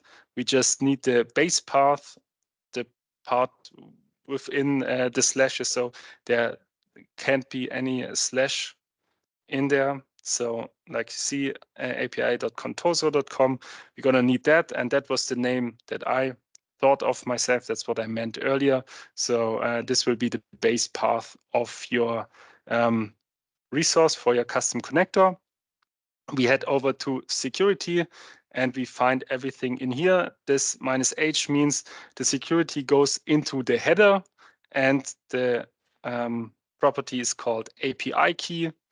So we're gonna say API key, and this is the label. You can freely choose what this should be, but the name needs to match the thing that we just saw, and the location -h means it's in the header. And API key is not the most secure, but a very easy way to connect to a resource. So you will find many APIs that work that way, and you can connect to them in a matter of minutes.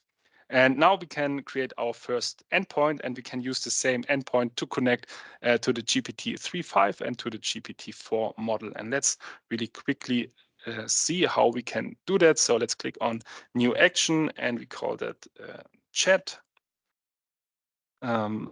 Use. Yeah, I'm really creative right here. So chat endpoint and the operation ID, this is what you will see in Power Automate and Power Apps when using this connector. So this is the most important thing. So name that one properly. And then our request. And here again, we have to get the URL here. And we need to modify this a little bit. The interface in the custom connector is horrible, so that side window will disappear from time to time. And this is the whole URL, and we need to make that part because that was our deployment. That was the name that I gave it, and we need to make that variable, and we use curly brackets for that and call that deployment, and then we can provide that as a parameter in the future. And we should also copy paste this API version because we will need it later to provide it. So head back to our custom connector. And yes, this is what I just copied. We need the, it's a post request because we're gonna send a body with it, and we can just copy paste the body so that the custom connector knows the structure of everything that we are sending. So we're gonna copy all of that here and just paste it in there. So this is what we need to send, and we're going to look at that in a second. Going to click import, and now it recognized everything. And for the API version, we're going to set that to a fixed value. So the default value that I also just copied, this one. So we don't want the users to type that in every time. So we're going to say it's required and it's internal. So that gets provided internally, and we don't have to type it every time. So now we're going to click Create Connector, and took about 5 minutes to create that, and we should get our first hello world from inside a Power Platform connector back in a second. If you were very attentive, then you probably saw that we haven't provided the actual API key anywhere, and we have to do that now because this is stored not in a custom connector. This is stored in a connection, so this is secure. This is not hard-coded anywhere, and if you have and you can also share that with your colleagues, so not everyone has to know the API key. So the same way all the other connections work in the Power Platform. So we can just copy paste that from here. And I've clicked on the wrong button. So now we can click create, and again, horrible interface. We have to go back to our new custom connector, and then we can test the whole thing. And the deployment, this is where we can use, I'm going to use GPT-3.5 again because it's faster. Temperature is probably the most important parameter. If you get lower, so if you type in 0, it gets deterministic and gives you back the same answer every time you're going to ask the same question.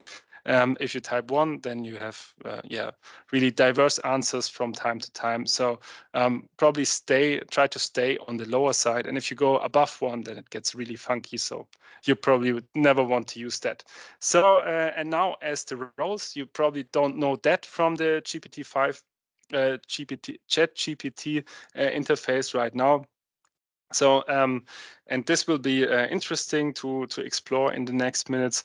So we have a system prompt in the background, and you saw that in the Copilot Studio as well. You can kind of warm up the model and tell it background information the user should never see.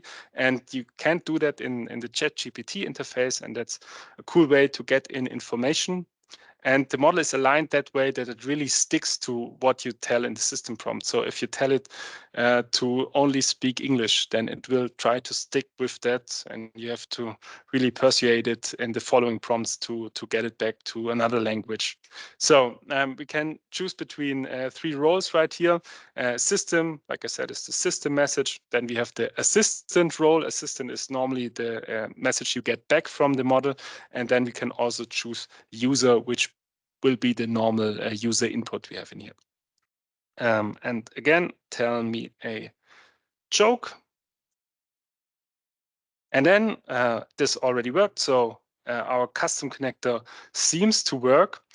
And now we get a response back, and there's lots of information in here, which we really don't care about. We only care for that same joke that we heard earlier.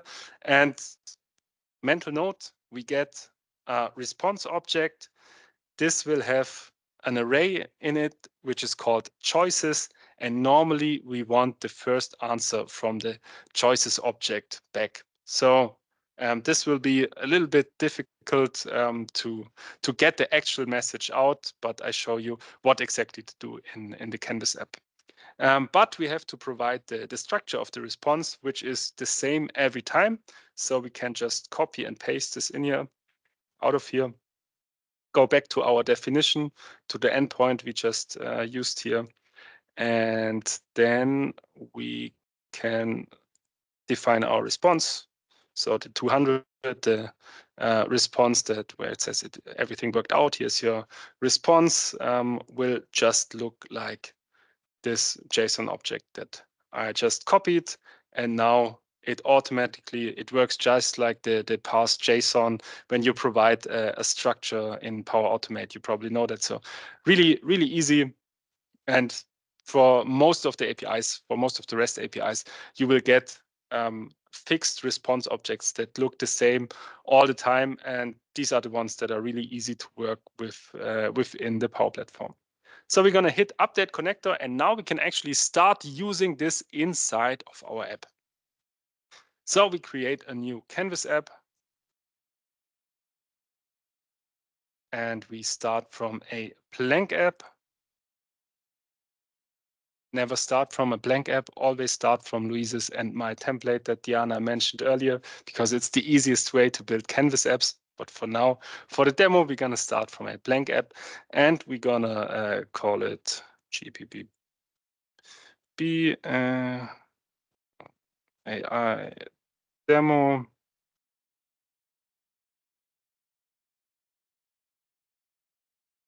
And now we're going to connect to 2 data sources. So the first data source is Diana's blog posts.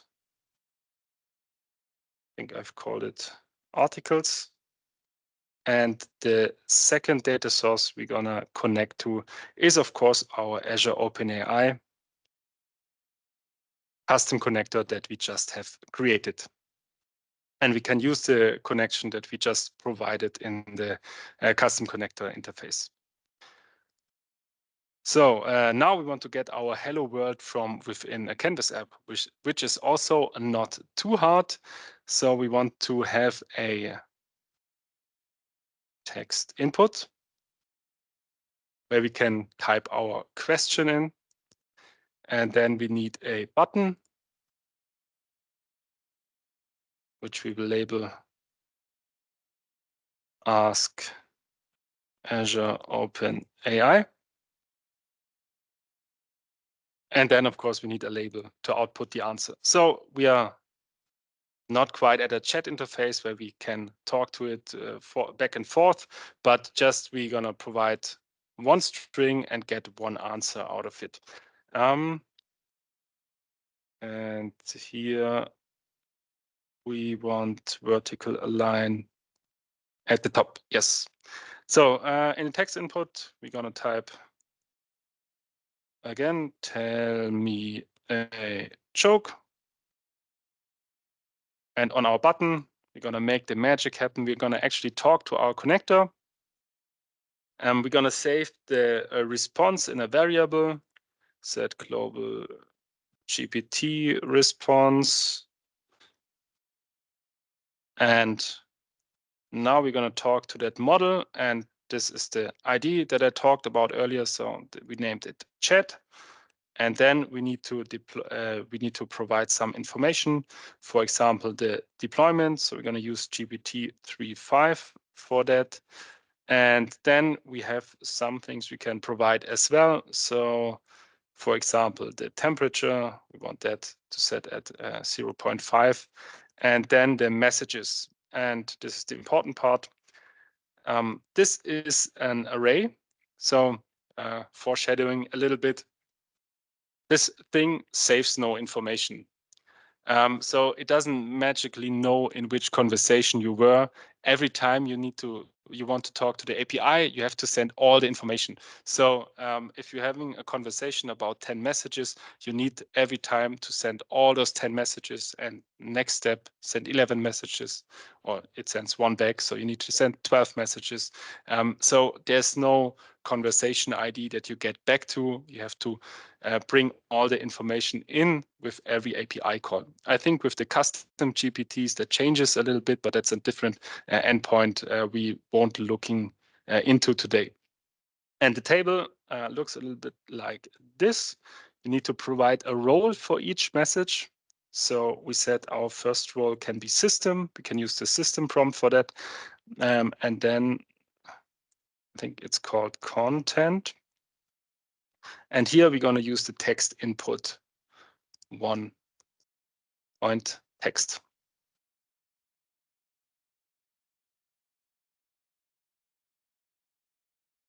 And this should be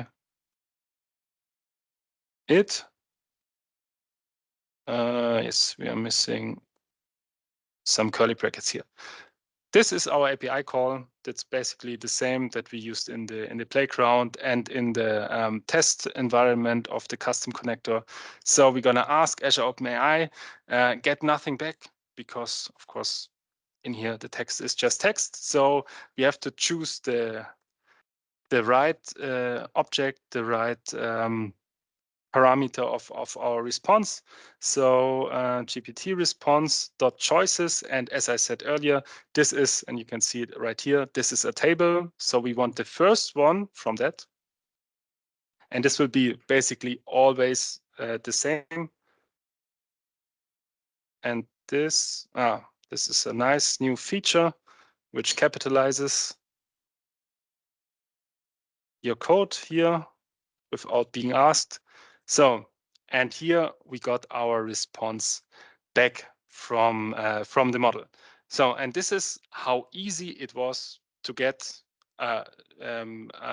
API call going to a before unknown API that we never had heard of, that our Power Platform had no idea that it existed. We deployed it to Azure. We created a custom connector on that. And then we got our first response out. And because I'm running a little bit short of time, I have the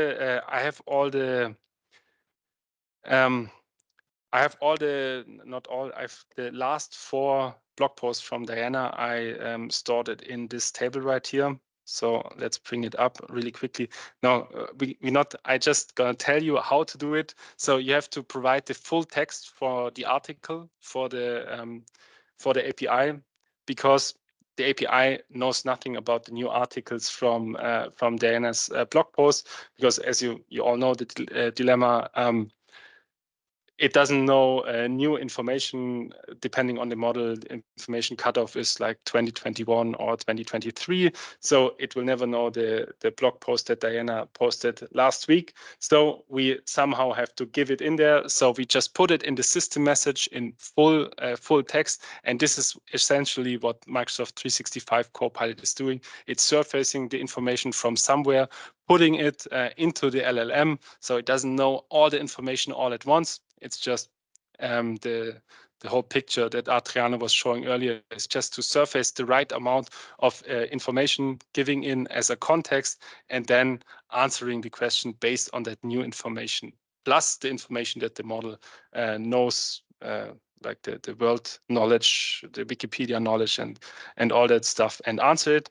And then I'm going to just show you the demo that I prepared. And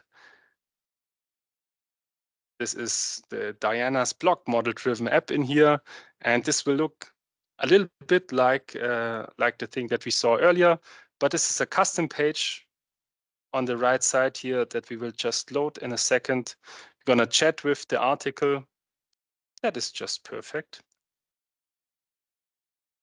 So I'm running short on time, so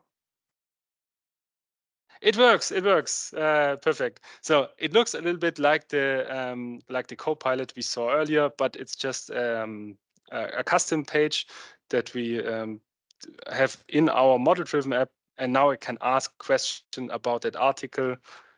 To which version do I need to roll back? And then, of course, with all the information that is in this article, it's already in the title. So yeah, we have to use that version. And Diana will tell us much more in the next minutes about PCFs. But this helps me a little bit to really understand the articles and ask questions about the articles. And let's get to my final slides really quickly. This is slide 12. So what's next? Like I showed you, integrated into your Power Platform solutions. You can also get structures data out of calls, and I'm having a session on that in Hamburg in a few weeks. Function calling, it's basically the same what Jonas showed us earlier. You can teach it some tricks. You can chain your prompts, so not just question answer, but in the background make it do 5 steps at once.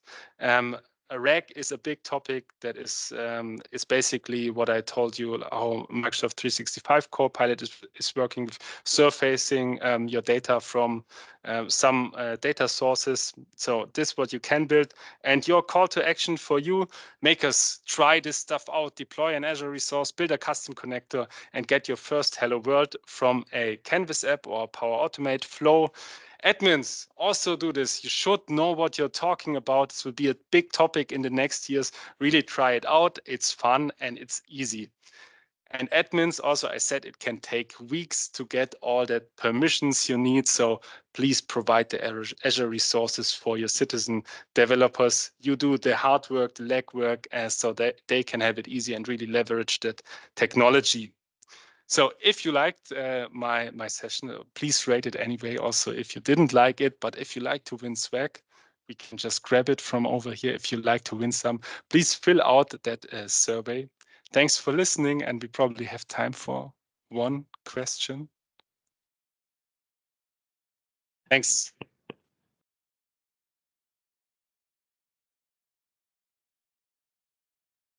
There was a question in the chat, and it was about getting access to OpenAI services in Azure. Do we need to ask Microsoft to get access to that?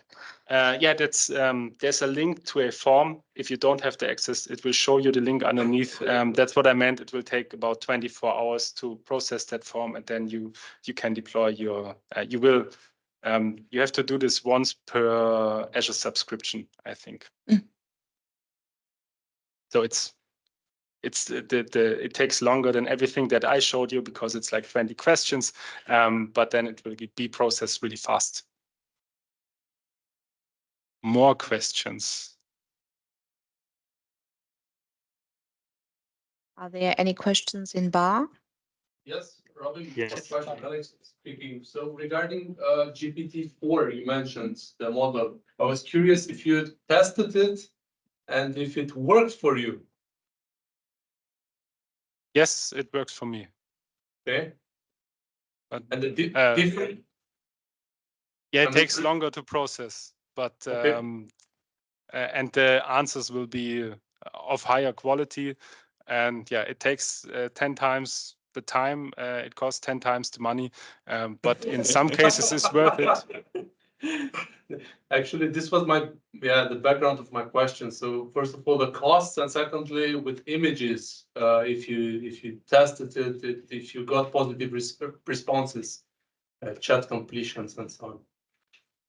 But you mentioned the multimodal model where you can put images in. Yeah, exactly. Yes, I've tested that, and yes, it works as well. You can either provide a public URL. You have to look at the OpenAI. Look at the OpenAI documentation, not at the Azure OpenAI documentation. It will guide you through the process pretty well. Okay, then I will give it a try. Thanks. Yes, that's the main takeaway. Give it a try. You had a question as well? Yeah. You mentioned structured outputs and function calling at the end. Yes. And I didn't get them to run, but I think it, and I wanted to just confirm this. I think it's because we don't have a Swedish or US tenant, and those features are only available on the more advanced models like GPT-4. Am I right? Part of that is right. So it's only in the Swedish thing you can do the function calling. Yes, you have to have the newer models, but the structured output is actually really easy, and I got enlightened once I saw it somewhere. This thing speaks German, English, French, emoji. If you just tell it answer in JSON, then you will get structured output out of it. Yeah, I know. I'm trying to get this basically out of the vanilla GPT 3.5. But I saw there is an output format JSON parameter in the newer models. In the function call, you can define the output format. When you do it in the vanilla API, just provide an object that looks exactly like the object you want, and it will work pretty well. Yeah, I think so too. But function calling is really hard without the function calling. Yes, that one. Feature. That one. It also sometimes. It's just think about it as it's just a long warm up in the system prompt, the function calling, but it's trained on a really this thing can't do anything else. You give it a string and it outputs a string. I thought they would have trained the model on a special parameter, on a special role perhaps. That's it. Because they provided the same every single time, and we don't know how they provide it, in which format we provide it. So yes, you need to use it. So use the Swedish version and try it. Yeah, I would. So I think a little bit over time. So thank you very much. Thank you, Robin. So let's check out if the presentation is there. Perfect.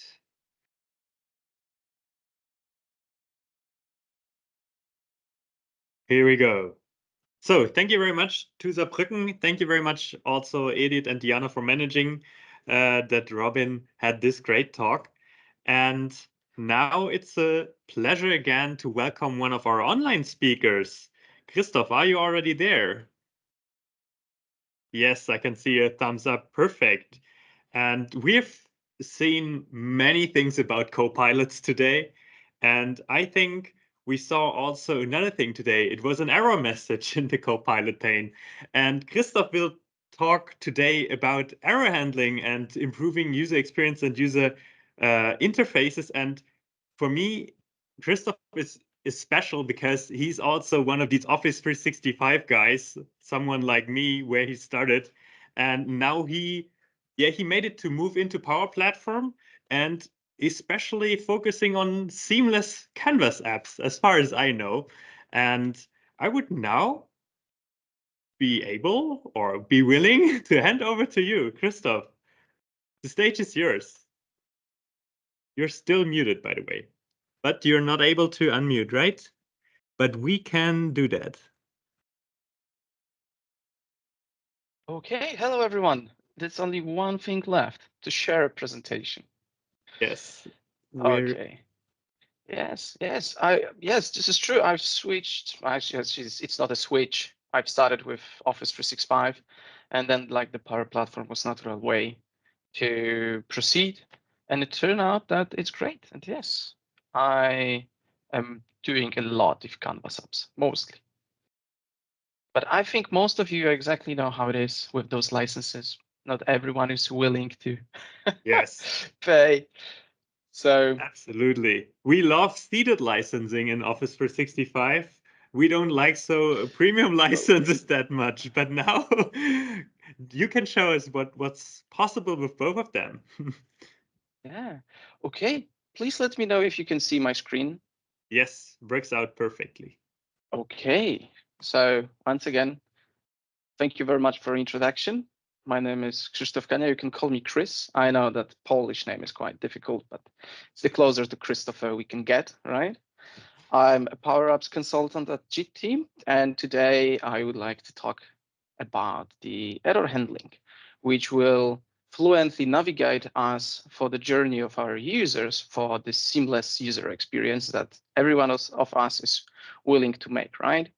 So at the beginning, maybe, unfortunately, I'm online. It would be much easier if we would be at the same place. But if you are willing to ask me any questions, or maybe you'd like to just follow up of things that I post, you can scan this QR code, find my social medias accounts, add me on LinkedIn. I'm always happy to respond if any questions pops up. So I want to also thank you very much to Orbis, because of you, we can have that beautiful meeting online and offline in Saarbrücken and Bar. So thank you very much for this opportunity and for having me. So today's topic is error handling. So for today's agenda, I would like to cover the introduction, what it is, why we should use it, the basics of how we can implement it in the Canvas apps, what are the little bit more complicated scenarios, if we can actually do this, right? And maybe there would be situations that we are not handling every error that occurs in the application, because maybe there is no need, and we will also talk about it. And on the end, I will have few QR codes for you redirecting to useful documentation about the error handling topic in Canvas apps. So I assume that most of you don't know it, but I do have 2 dogs from shelter. And I believe that starting the error handling topic with dogs is, it has a lot of relations, right? So you can, maybe any one of you ever seen an aggressive dog on the street or on the park, right? So there are certain situations that are pleasant for us as users, and maybe not users, right, but as people who are a witness of something. So they might bark at other dogs, they might be aggressive to other humans, and this is the behavior that we don't want to have if we own a dog, right? So what we should do to prevent those situations, we should go to the training, right? Canine training, learn basic commands, learn how to walk with the dog, how understand what the dog is communicating to us. And the same is with the Canvas apps. We are the creators. So we, as the makers and developers, we have full control of how it will look like, but it will not affect our life in the future, maybe for the support, right? But it will be the end users who will be using this application every day. So this is really important to know, learn how we should act while developing those applications to have less work later with the support and provide the best experience for the users that is possible. So what is the reason for the error handling? From my perspective, it is the fear of errors, right? We don't like to see a lot of red boxes flying around of our screen and all of those pop-ups, especially if they are those kind of pop-ups with codes inside, right? If there's no technical people using our application, it will be a disaster. And it is not only the fear of errors, right? It is also the fear of our end users not being happy, writing a lot of emails. Oh, this is breaking all the time. I can see weird messages. So we don't want that. We want to build a flawless experience to make our users feel we did everything as we could to make them happy. So those are those weird errors that I was talking about. It is really hard sometimes to understand how people can feel about it, but we can prevent them. So we should take controls over those errors. We have to identify where those errors can happen while we are creating the application.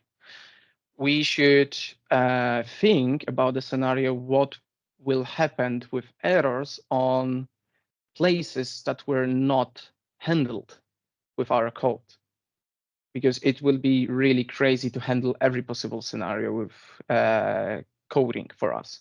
It's possible, but I don't think it's necessarily required. And of course, learn from our mistakes. If we will not get that one user who's not happy with errors flying around as a mistake, sometimes it's much harder to understand. So I've got this situation, and then I realized, oh, I think I have to do something more about it. And I started getting into the topic. And it turned out that actually it is possible. So where to start? So at the beginning, we have to turn on the error management functionality in our Canvas apps. So we have to select those 3 dots on the top ribbon. They are mostly on the right side. Select settings and go. Back in the days when I started using this, it was still an upcoming feature. I believe right now it should be available to public. But applications that I've developed for over a year are on the production environment with error handling approach, and there was no big issues about it. So I deeply believe it's safe to use.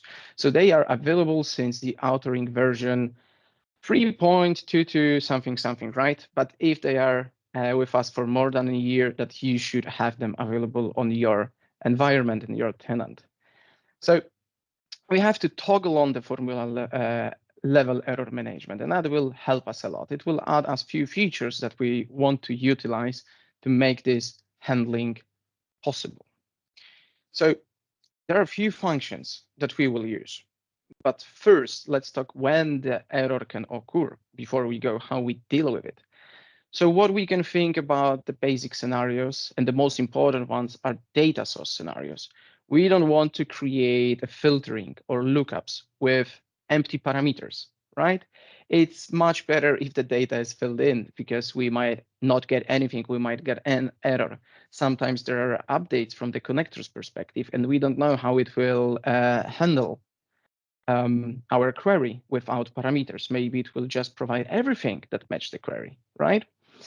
So data sources, this is the main and the most important thing that we should cover during our development of error handling. And with that, we have edit conflicts, we have permission issues, network issues. Those network issues really often can be also the amount of queries that were posted by the users, and the wrong parameters provided, not providing the required columns sometimes, or the data is just empty over there.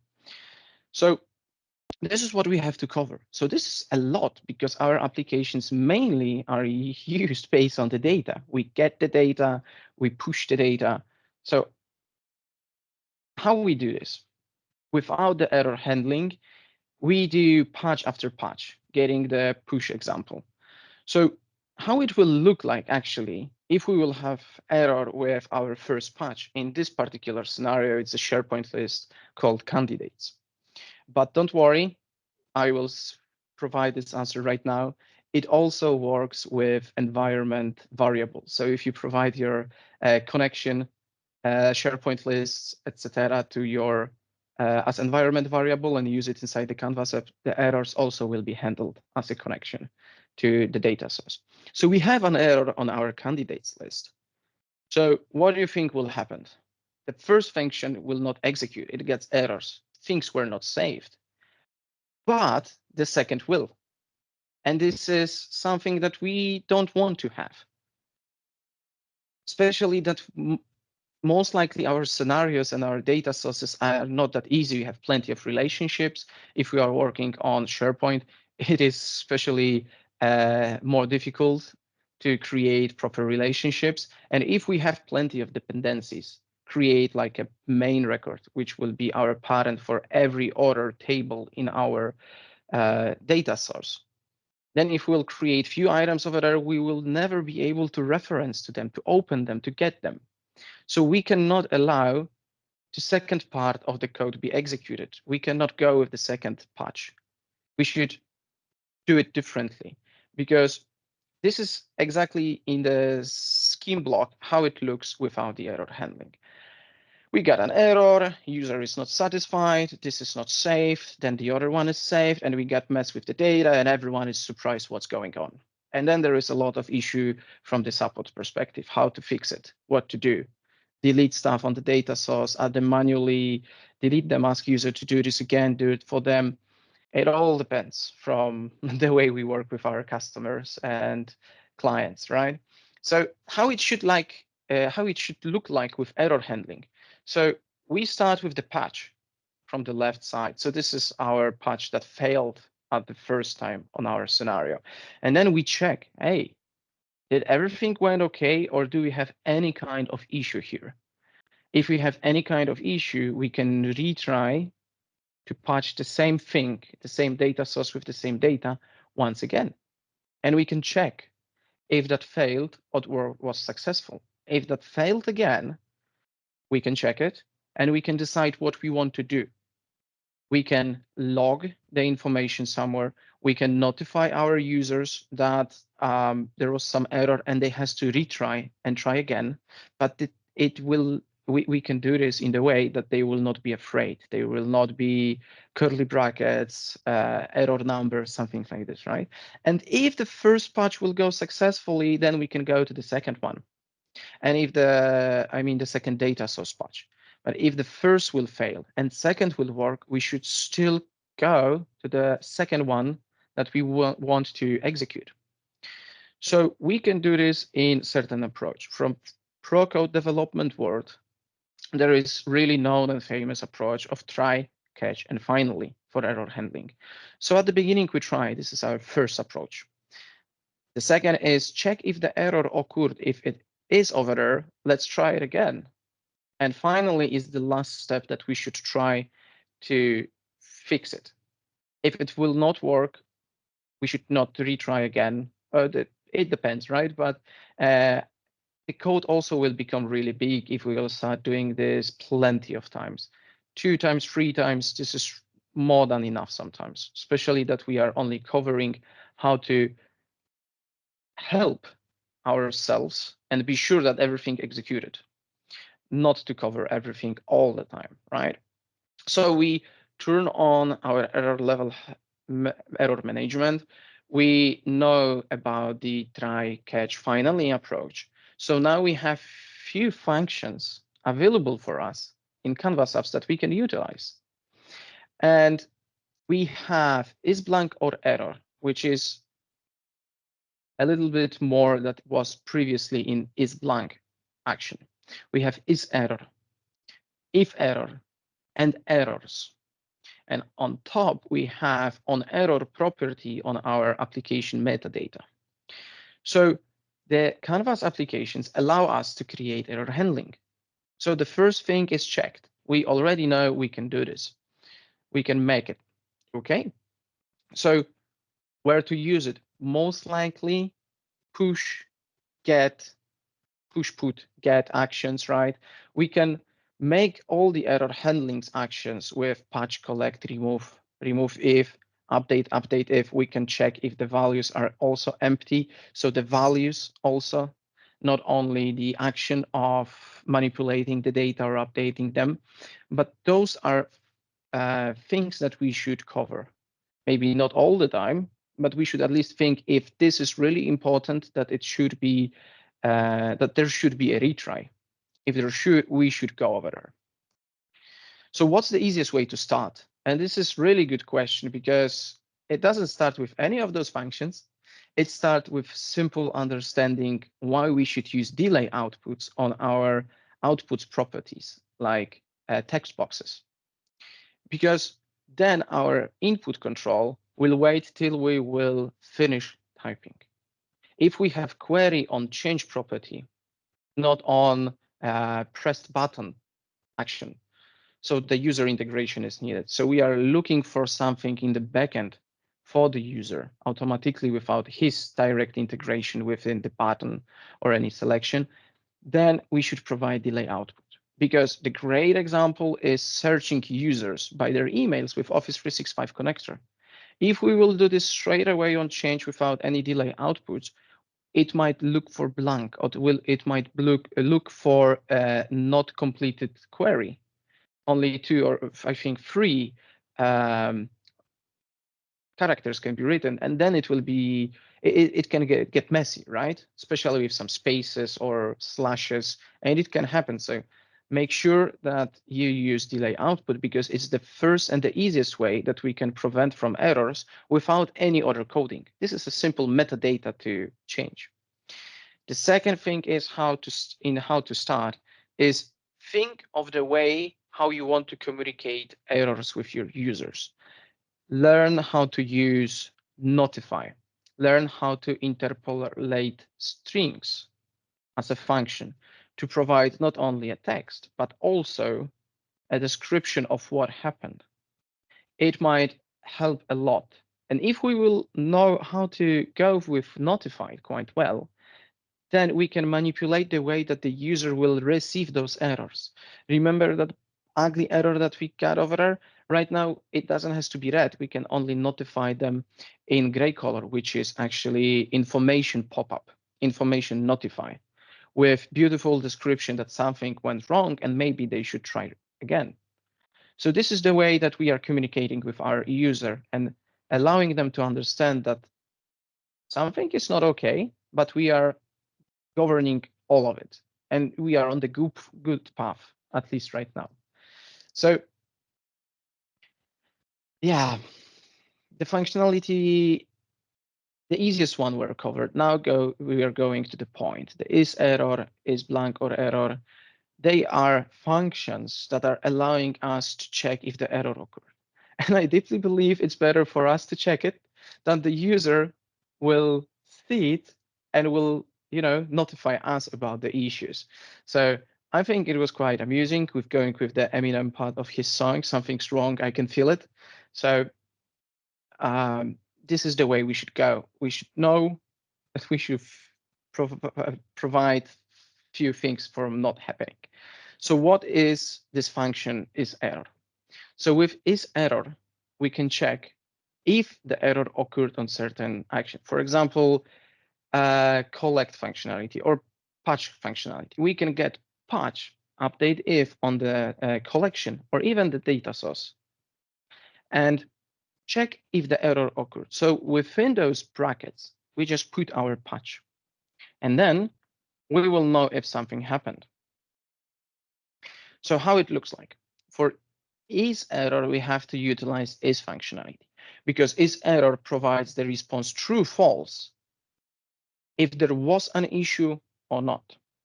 And our patch function inside will execute, as there would be no other code around. It will just execute normally. And if we get true and false response, we go for failure and success. So on failure, we can do the error handling. And this is exactly the place that we would be doing next steps, retrying this patch again. On success, we can go with another patch functionality, or maybe some different manipulation with data. It is up to the use case that you have, but this is just a concept that is really worth to understand. And we can even turn it around. We can do the negation of it. We can provide the exclamation point. This is exclamation point. We can do this, right? We can turn it around.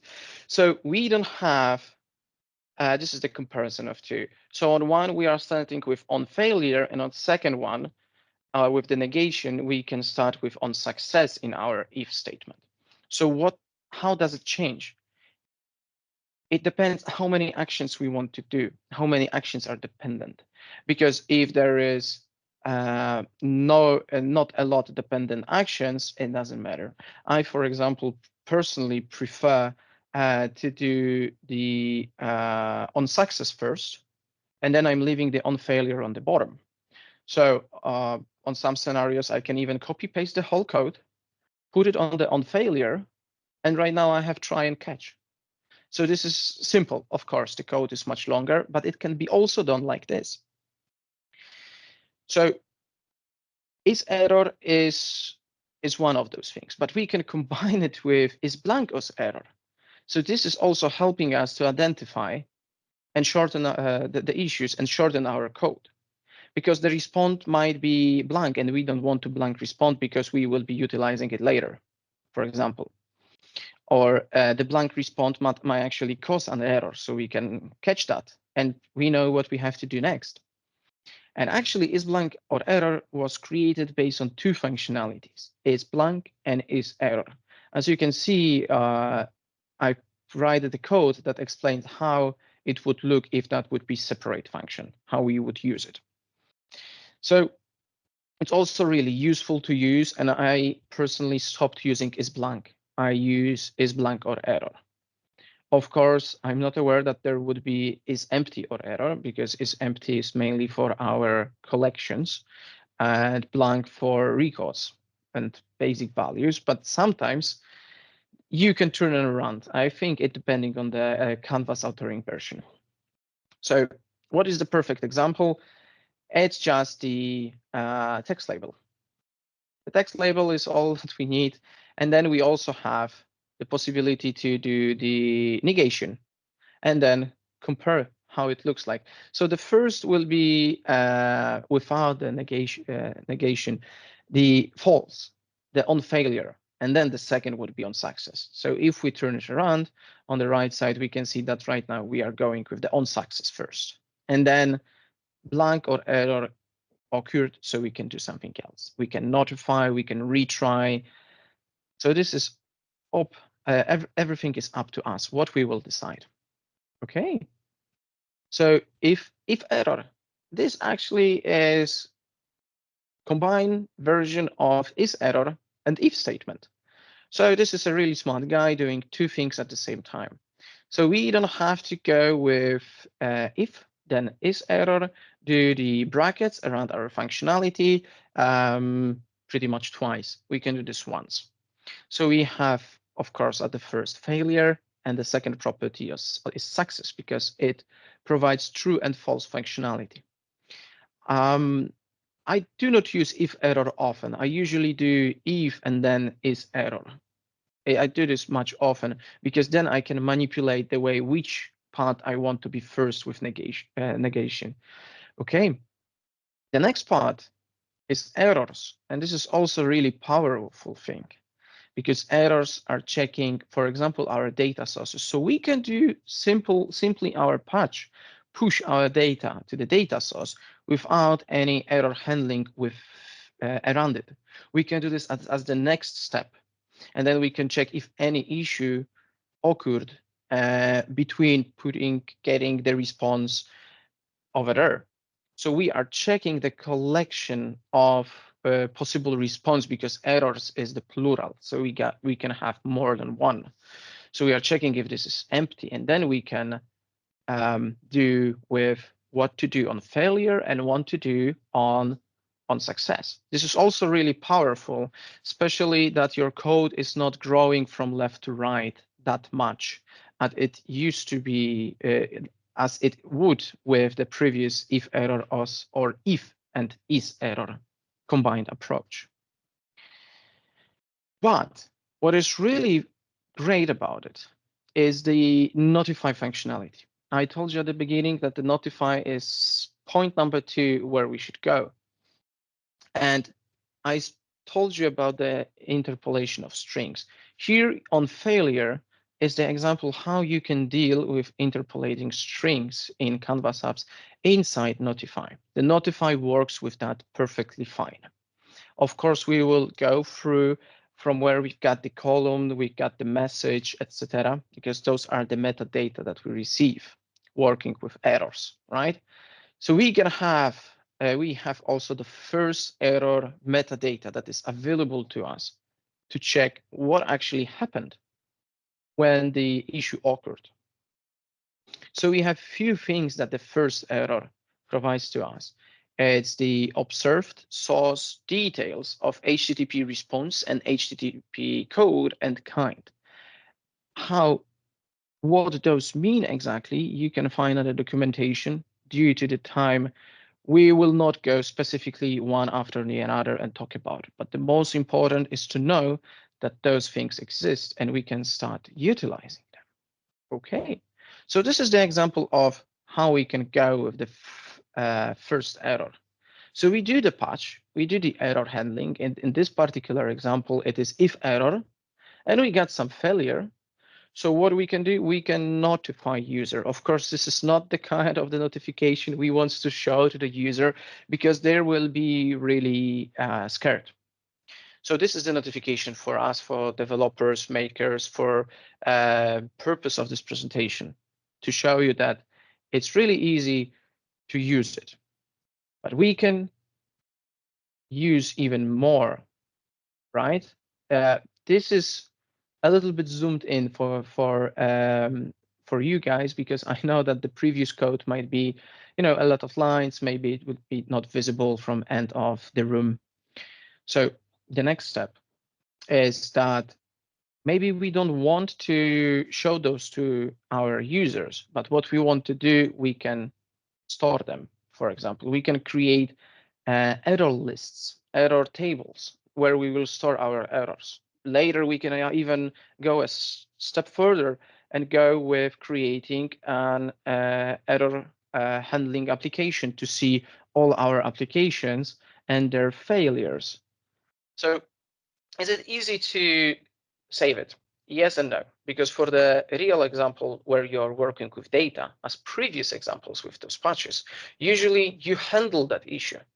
So if we handle that issue, it might be a little bit annoying and problematic to trying to save the error every time that it occurred, because we have to code it into the code.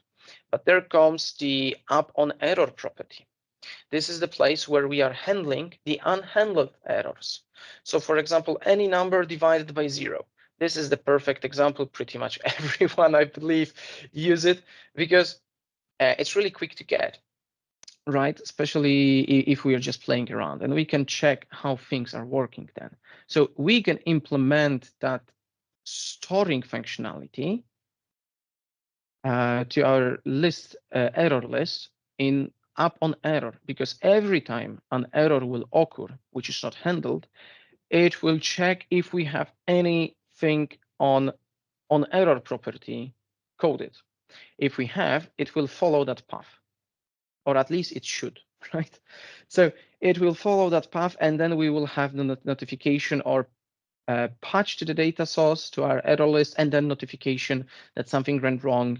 We didn't expect it that, but we handled it somehow, right? So we can also use it to communicate the error a little bit differently to our users. We don't want to scare them with the code that is over there.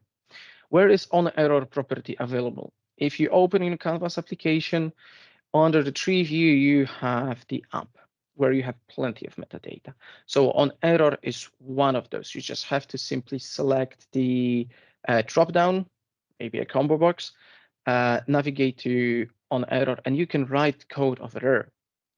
It's the code from there, actually, from up on error property, what you can see right now. This is, of course, code that I would not recommend to use on the production environment. The users will get a little bit scared. But for us to check it out, to play with it, and understand where it goes, how it works, it's perfect. And this is the example how we can simply go and create our error log list, error log table. Really simple, really quick, simple patch. Let's go over there, and we can use the error handling also here. There is no issue not to. And yep, okay. We're getting to the end of the presentation, so I'll give you a few moments to scan the QR codes if you're interested with some documentations that Microsoft have provided.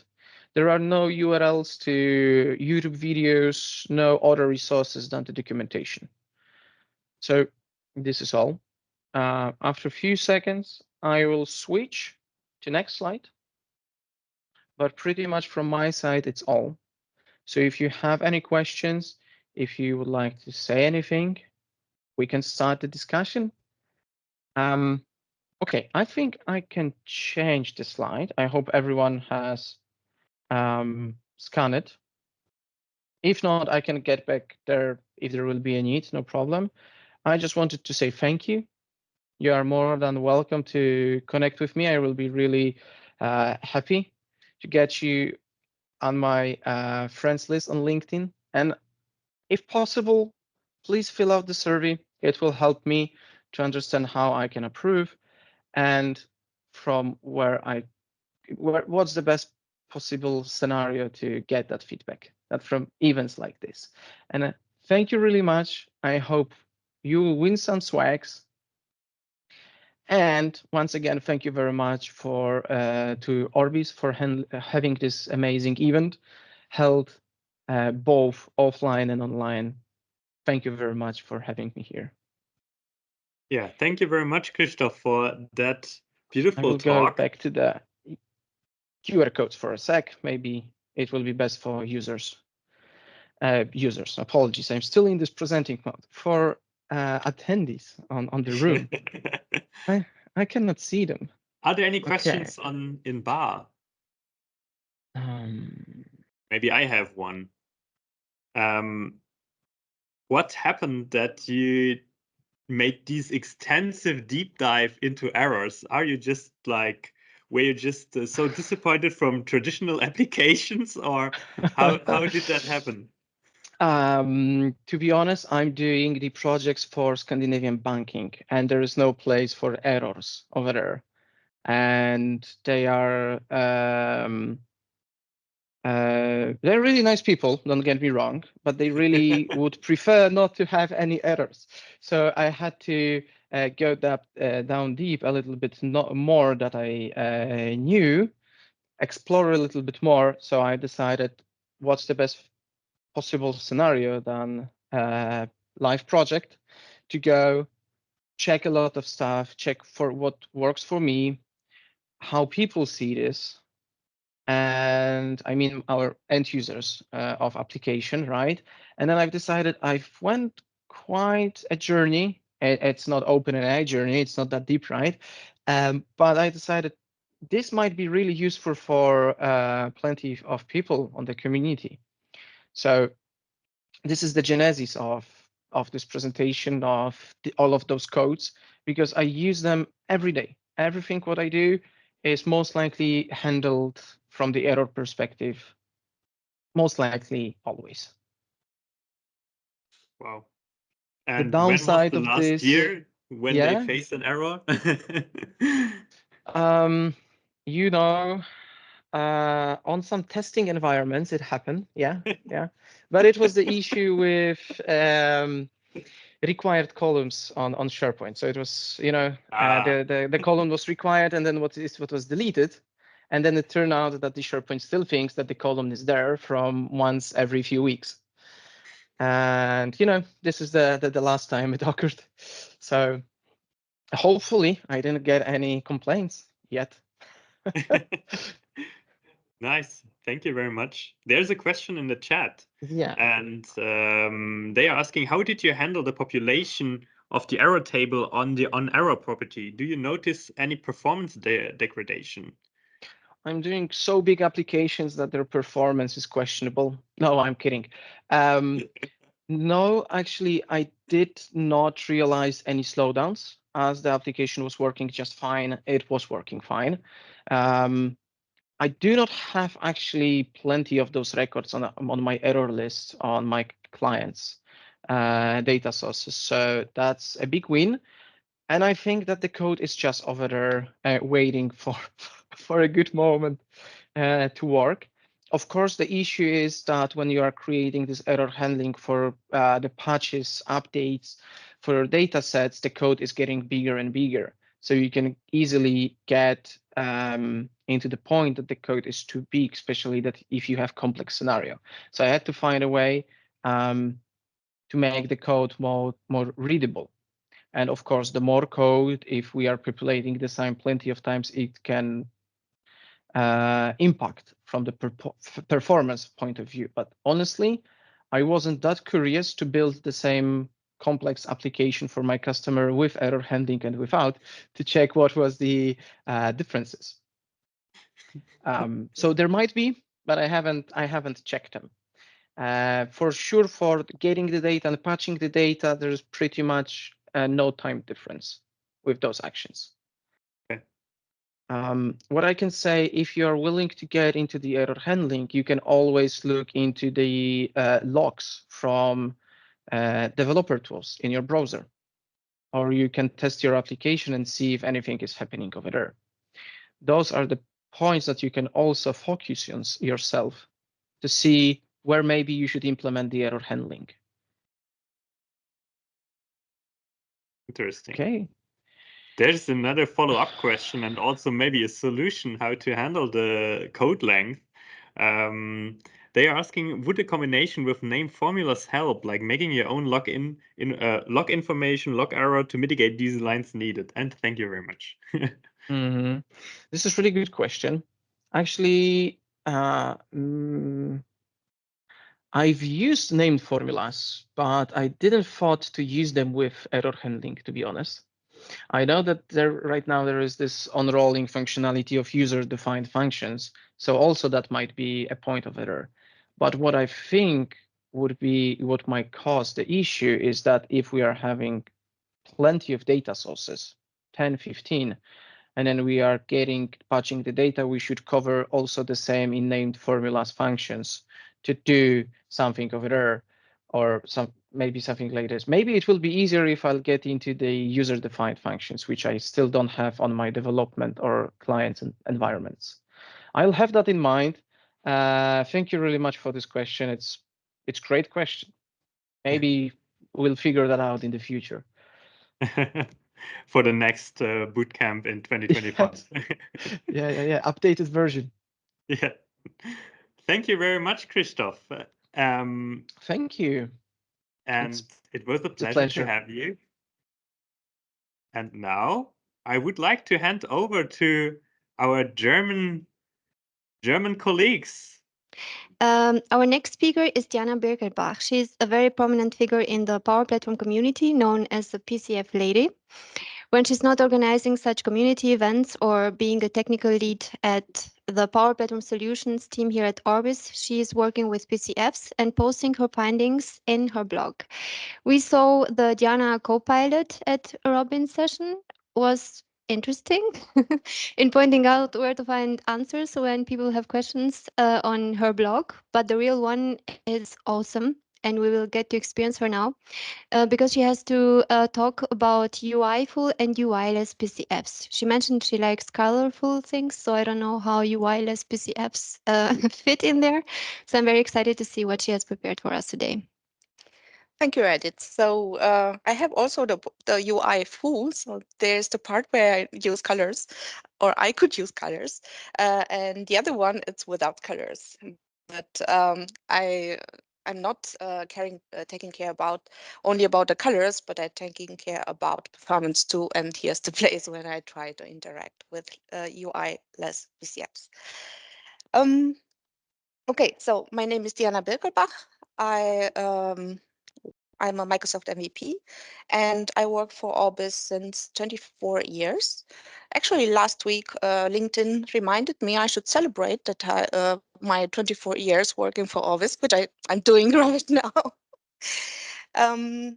I started as a web developer and started at Microsoft CRM version 1.2, somewhere in the beginning. And right now I do a lot of PCFs. I'm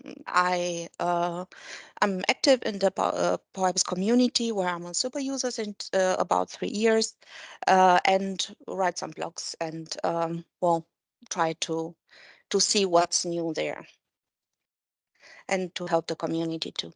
So Today, the agenda would be about talking about UI full PCFs. And when we talk about that, I am talking about Fluent UI and theming, and also UI less PCF. And I have 3 use cases which I brought with. So I have the drag and drop, a dialog, and a fetch XML.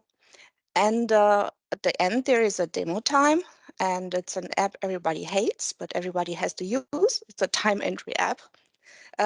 Let's see how we can integrate that PCFs there.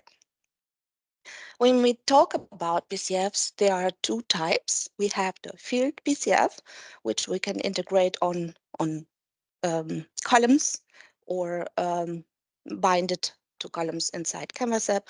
And we have the dataset PCF, and this is the one which we can bind on collections or on views or tables inside the Power Apps. And when we talk about field PCF, you can integrate actually not only one column, you can have more at once in one PCF. What you are seeing now on the screen, it's actually my first baby PCF. It's the colorful option set, where you can show the color of the option inside the forms. You can also share the same column between several PCFs. And so there is a way to let the PCF interact each other, even if they are isolated. The most of the data types are already available. Some are not, but hopefully sometime in the future we will get that too, but there are not much left. When we talk about the dataset PCF, they are the components which we bind on tables or views or subgrids or inside Canvas apps on collections or tables. At least in model-driven apps, we have the possibility to integrate the out-of-the-box search possibility, switching the views and the filter.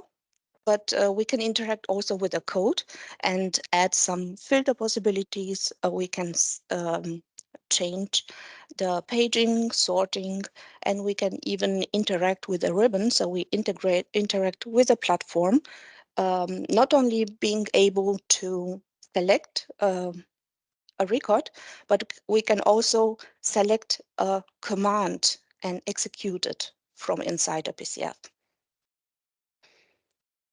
When we talk about code components in Power Apps, we have actually, we can use them inside model-driven apps, Canvas apps, and Power Pages, so basically everywhere. But there is this tiny superpower possibility to use it inside custom pages. And the difference there is that we are able to integrate the features from the Canvas app and have the power of model-driven apps features inside custom pages. And here's the place where we can interact even more with the platform. The structure of the PCF project, we weren't going to talk about the code, don't worry, but the most important part is the definition of the PCF. And here's what you see when you create a PCF project. And it's not only about having the possibility to integrate CSS, libraries, images, stuff like that. But the most important part, I think, it's the manifest definition. So it is this control manifest input XML file, which we provide together with a PCF when we deliver one. And here's the place where we tell the platform how they should interact with the platform. So the platform knows what should happen. And from the manifest content, we have these 4 parts. We have the control, we have the properties, we have also some resources, as I said, CSS, resource translation files or stuff like that. And last but not least, the feature usage. And there's the nice part, because here we are able to integrate some model-driven functionality, like Web API, like utility, or device features, which are actually only available for model-driven apps, but inside custom pages, we can use them too. So when we talk about UI full PCF, we talk about how to make them look good. One important part is the possibility of including Fluent UI and theming. The Fluent UI is the library where the Power Platform is based. It's nice to be able to integrate that library in our own PCF, because that way we don't have that much work to make it look like the Power Apps. And what you see in the screen, it's from the Fluent 8, the details list control component, and the other one, it's the combo box, I think, or details combo box. Or drop down. I'm not very sure which with them it's there, but there was the base of the controls used for the call for option set and call for option set grid. But the new kid on the block, it's the Fluent UI version 9 or Fluent 2, because this is the next generation of the Fluent UI controls.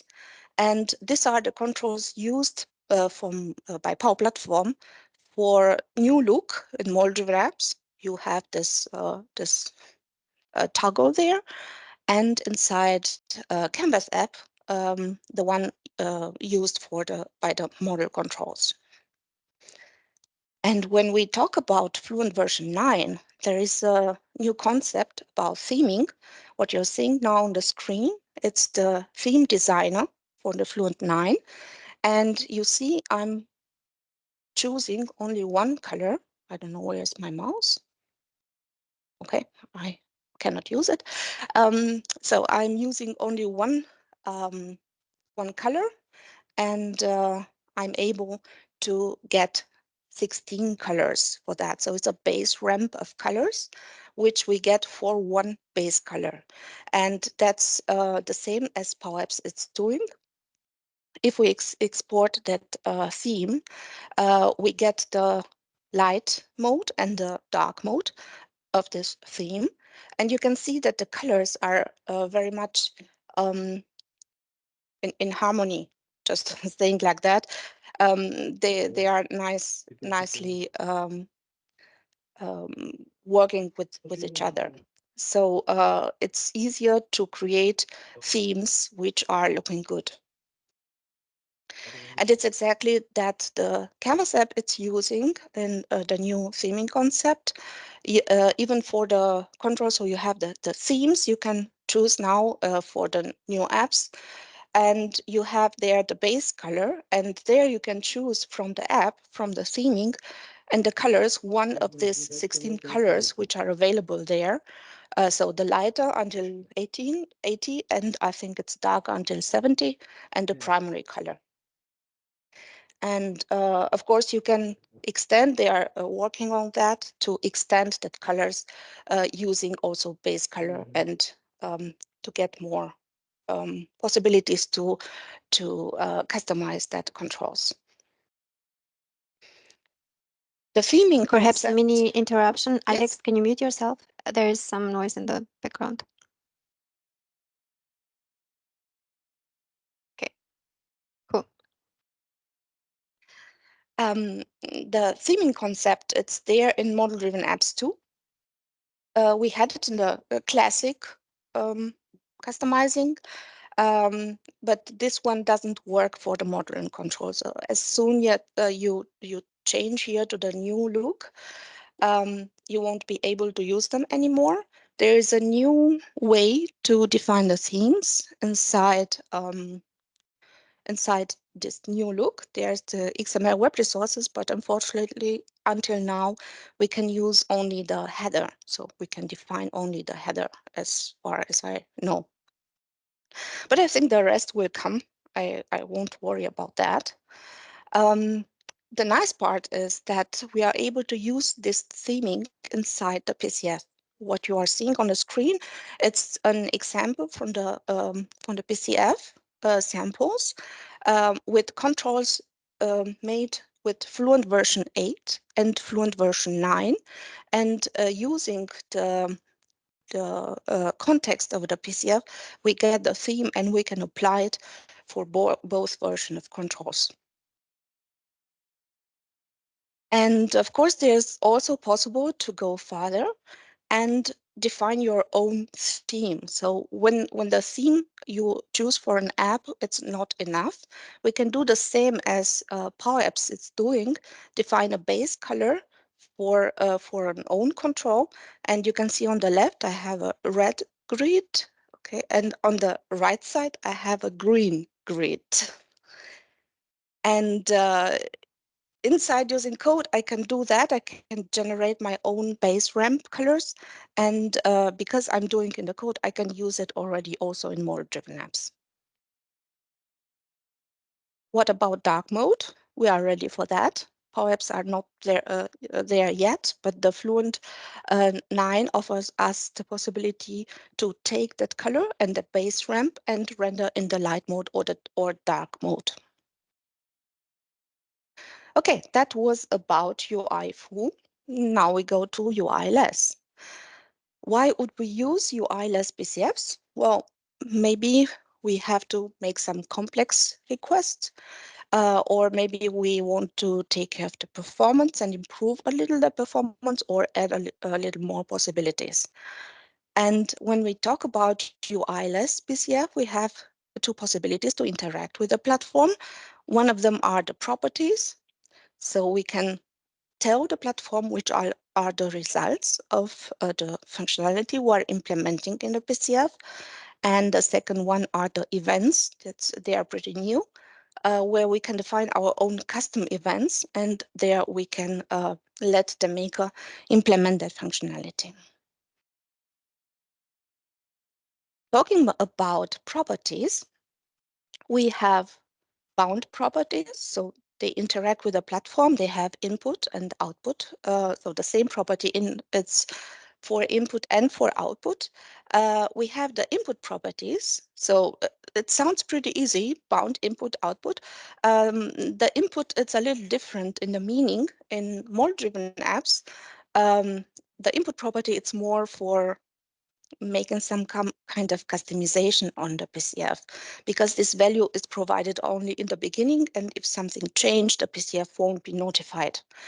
In Canvas app or custom pages, it's a little different, because if this property changes, you get it inside the PCF. And the output property, it's the one where you can tell the platform what changed without having to get something on that value. And there is a special type of output property. There is the object that's available only for output properties. And we can use them inside Canvas app, for instance, and you can use it as untyped. I have here an example where I have a fetch XML PCF. So I have a fetch XML value for that, provide the fetch as an input. And as an output, I'm taking that fetch XML output, use parse JSON, make a table out of that, and I can show it in the gallery.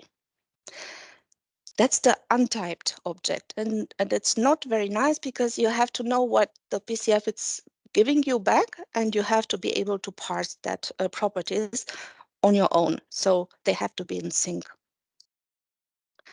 So you can provide the items of a gallery to that fetch result which we've parsed. But there is also another possibility, is the one where you provide also the schema for the output objects. You can make it inside a PCF, so the Canvas app knows what you are providing there. And in this case, I can take the gallery, and the items will be directly the output object of my PCF. Don't worry about that red arrow message. That's by design. It's written in the docs that these features I was showing you in the manifest won't work in the Maker portal, but they will work inside the app. So inside the Maker portal, we can catch the error inside the PCF, provide some dummy data so we can work on the canvas, but it works in the app when it's ready. And if you are using this output object with schema, we are able to use intelligence. In this case, could be the color value, which we are taking from the output. We can use that output object also in model-driven apps. It works a little different, and you can use it for overcome some limitations. For instance, for model-driven apps, you cannot have both data set and a bound field. You cannot import that, so you have to work with a data set and an output object. That's it's allowed. And then you can use some code to attach to on output change. And in that place, you can take an object and work with that with JavaScript or TypeScript.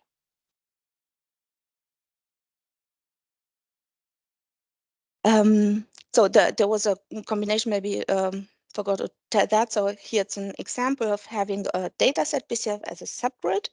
And in the moment I'm making some task as ready, I can notify the form that the counter of my separate have changed. And I have also the possibility to react to this event and make some refreshes, for instance, for other separates, which might show the same data.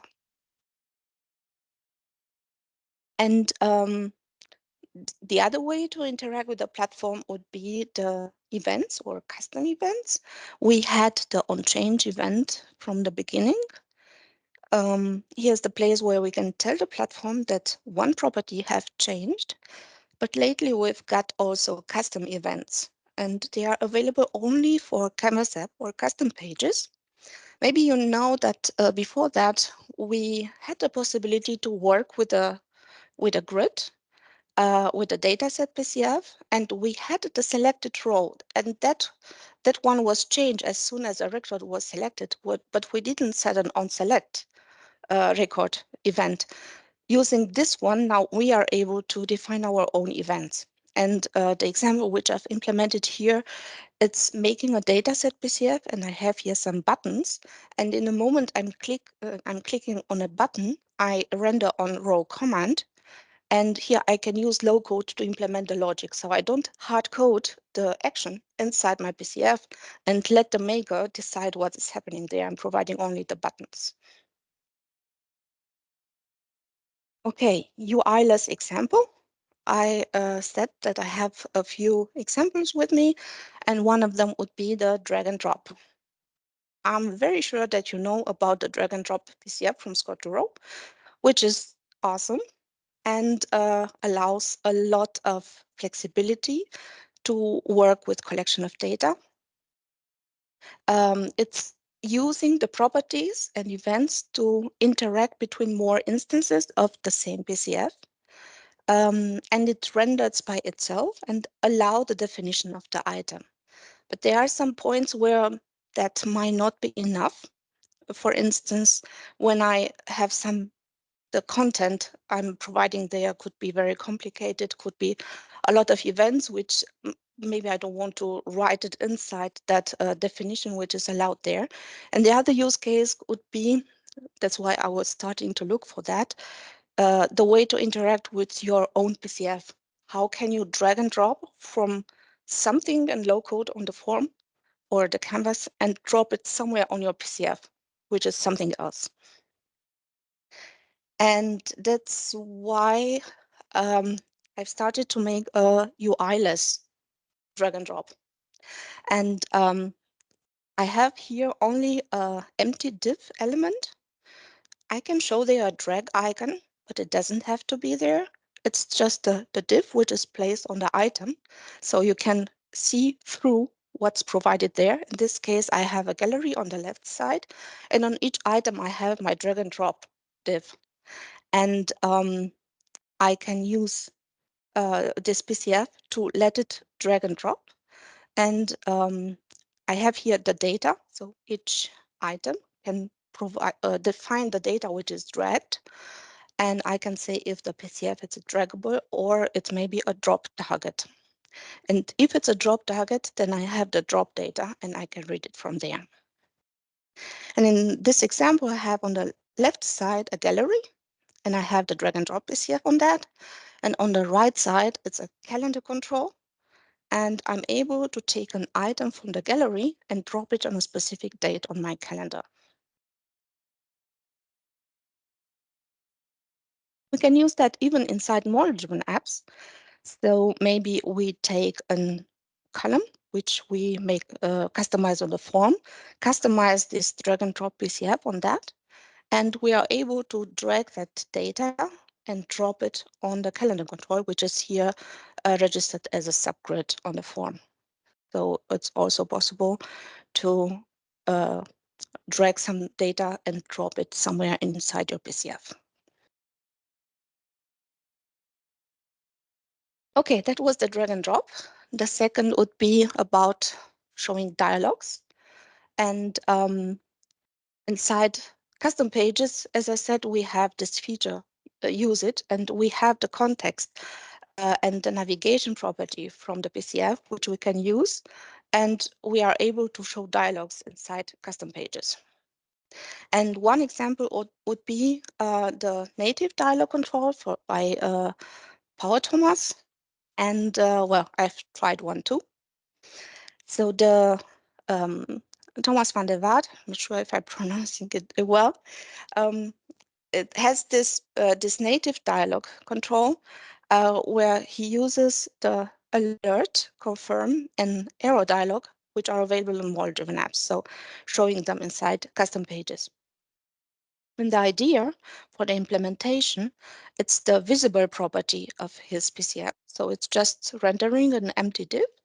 And as soon as it's visible, that will show the dialog. And after that, you have to take care to change that variable back to false.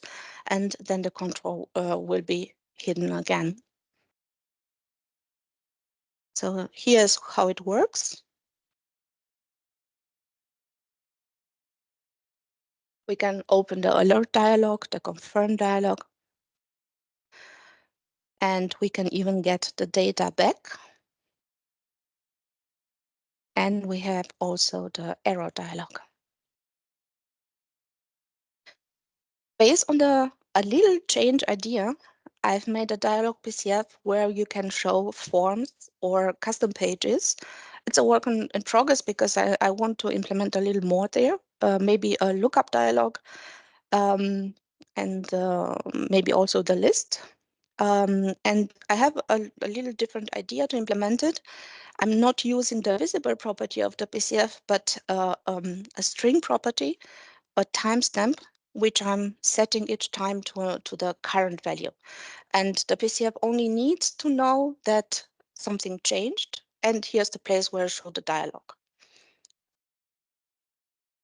So to customize this PCF, I can choose from the form, custom page, and maybe in the future look up an entity list. I can even provide the data. And for this dialog, I'm opening and the size, width and height of this page. And I have also a change event. And here's the place where you get a result, just in case there was some create dialog or stuff like that. You are going to get an ID. That won't work on most of the cases because there's no return value from most of the dialogues, but for the create, you are going to get that ID. So you could open a form over a custom page, and you can even preset the data for that. So by providing these values, you can show a custom page over another custom page using this kind of PCF. And it's possible, not very sure if it's a use case I should implement, because inside model-driven apps, we have the JavaScript or TypeScript to open dialogues, also for custom pages. But we could also use that PCF, and I'm thinking that low coder, which are having issues with opening this kind of, writing this kind of dialogue.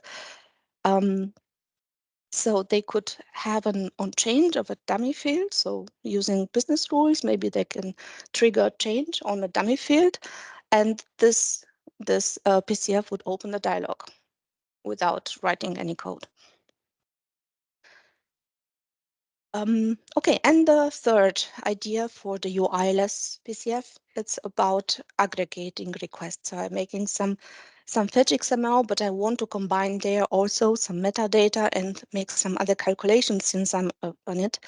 Well, maybe it's my issue, but I find it also easier to write some JavaScript code there than going really, really deep in some PowerFX function. So PowerFX, it's great, but sometimes it's getting complicated. And I wouldn't recommend using a PCF for that, but for the cases where I'm also retrieving data and making some performance operation there, maybe it makes sense. So one example would be to write a fetch XML PCF to reduce the number of requests and maybe combine it with metadata. And in this example, I can define somewhere the fetch XML. Doesn't have to be an input, but it's only for the test. And I have a gallery showing the results of this fetch XML. And you can see that I'm not showing only the industry code there and the I have to see what's that. So that's the count of activities on that category. But I'm also showing the color.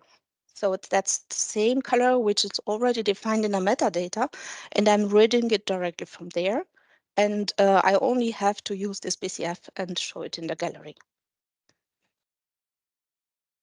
So how it works, this kind of PCF, it's a similar idea.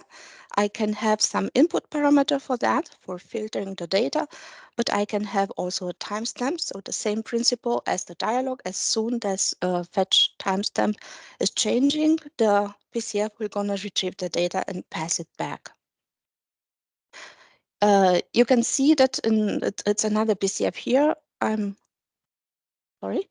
I have the result, and there I have a collection with by day. I have also the day count, which I'm having inside, and the timestamp. And in the result, it's not only the fetch data, but I can do more because I also preparing there which date is it? Is it today? Is it which weekday it's there? So it's everything prepared, so I don't have to loop again on this table.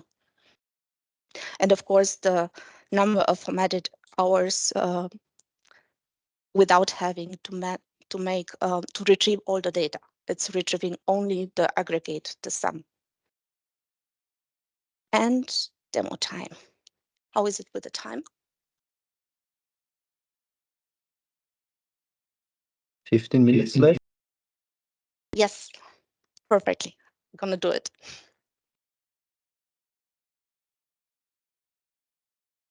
So in this app, there are only two tables. So I have the projects and the time entry, and for each time entry, I can say for each which project I've made some work and how long it was. And I have here also in the name some comment which I can provide there. In my first app, because I did three ways to implement that. In my first app, I'm starting with a gallery. I'm wanting to filter on a date and show the next 7 days, and so a complete week. And for each of them, so I have a subgallery, and here I'm filtering the data based on the index which I'm taking for the first item. And I'm also showing here the sum, so the how many hours were there in that day by filtering again the data and showing that in the formatted manner. So it works like this. I'm choosing the day and I get all the records there and I'm able to make the changes. So as I said, I could open some other custom pages on top just in case I need to make a little more changes there. Now I'm going to the last Monday and starting to make some reports. What I can do, I can easily make a drag to clone. So I'm just dropping on another day and I'm cloning that record. And now I can change it, the duration of that. And the sum is calculated right there. I can also go in the edit form, just in case. I didn't took the time here to implement the whole edit form. So I'm jumping inside the edit form from model-driven apps, but I could add also another record. And here's the place where I can choose a project. The date is already there because I passed there that date, and I have the duration and I have the name. So I can use the save and close. Sometimes I have here some refresh issues, but that's not the point of today. How I did that drag and drop. So I have inside, let me see, I have this drag, which inside the gallery with the time entries. And this is the drag and drop PCF. The data, which I'm passing there, it's the time entry. So I'm picking the ID of the time entry to be dragged. And I can say if it's draggable. And that would be it here on the side. And I have also a drop area. That's this one. So that's the place where I'm able to drop. I should have there some labels below. And here I can say it's droppable. And I have there also an event on drop. And here's the place where I'm taking that ID from the dropped data. And I make a lookup to the time entry. Now I have the record and I can make a patch request with just the date changed. The rest I'm taking from the record I'm dragging. For opening some dialogues, I have a button, and there on select, I'm setting the timestamp, and the timestamp I'm setting as now, but I have to take care that I'm passing the UTC, otherwise it won't have the seconds. So I need to trigger this each time I'm clicking again and again. So that's why I'm using that. I'm also setting a variable here with a date from. So I can use that variable when I want to open the PCF. And here it is. It's somewhere in the header. You won't see it. That's the dialog create. And I'm using the timestamp from the button. I'm having here some position of the dialog, but I have the data. And here's the place where I pass the data for the creation, the date for creation, that time entry. And when that changes, I get the ID of the created record. So I can make some refresh, I can make some notification. That would be it. So now let me show you what I usually do with apps. I'm looking how the request is looking like. So I'm choosing a date. And you can see that for filling that form, I have here at least 14 records, 14 requests. And that's because for each date, I have a filter. The filter, it's making the filter on that day. And I also had this sum function, and that's fetching again. And that happens, for instance, if I want to drag and drop another day, you are going to get another 14 records. In terms of consumption, there could be some issues. So I was thinking, can I do it better? And here's when I came with a second attempt. This time, the first gallery, it's not having the items 1 until 7. They are having directly the return of my PCF. And you can see on the right side, I have a gallery where I show already all that returns. It's still an aggregate fetch XML, but I'm taking care to fill in the data for each day, even if there's no record. So I think it's a nice feature too, because I can show the overview of the week on the right side, having the sum. And the items on the second gallery are also filtered directly of the time entries. And now I have the date of this date in the corresponding item from the return of the fetch XML. And the sum, it's now directly taking from the items because it's directly this fetch XML. Maybe I should show you how it's looking like. Let me. There is already one. Okay, so I have here this result.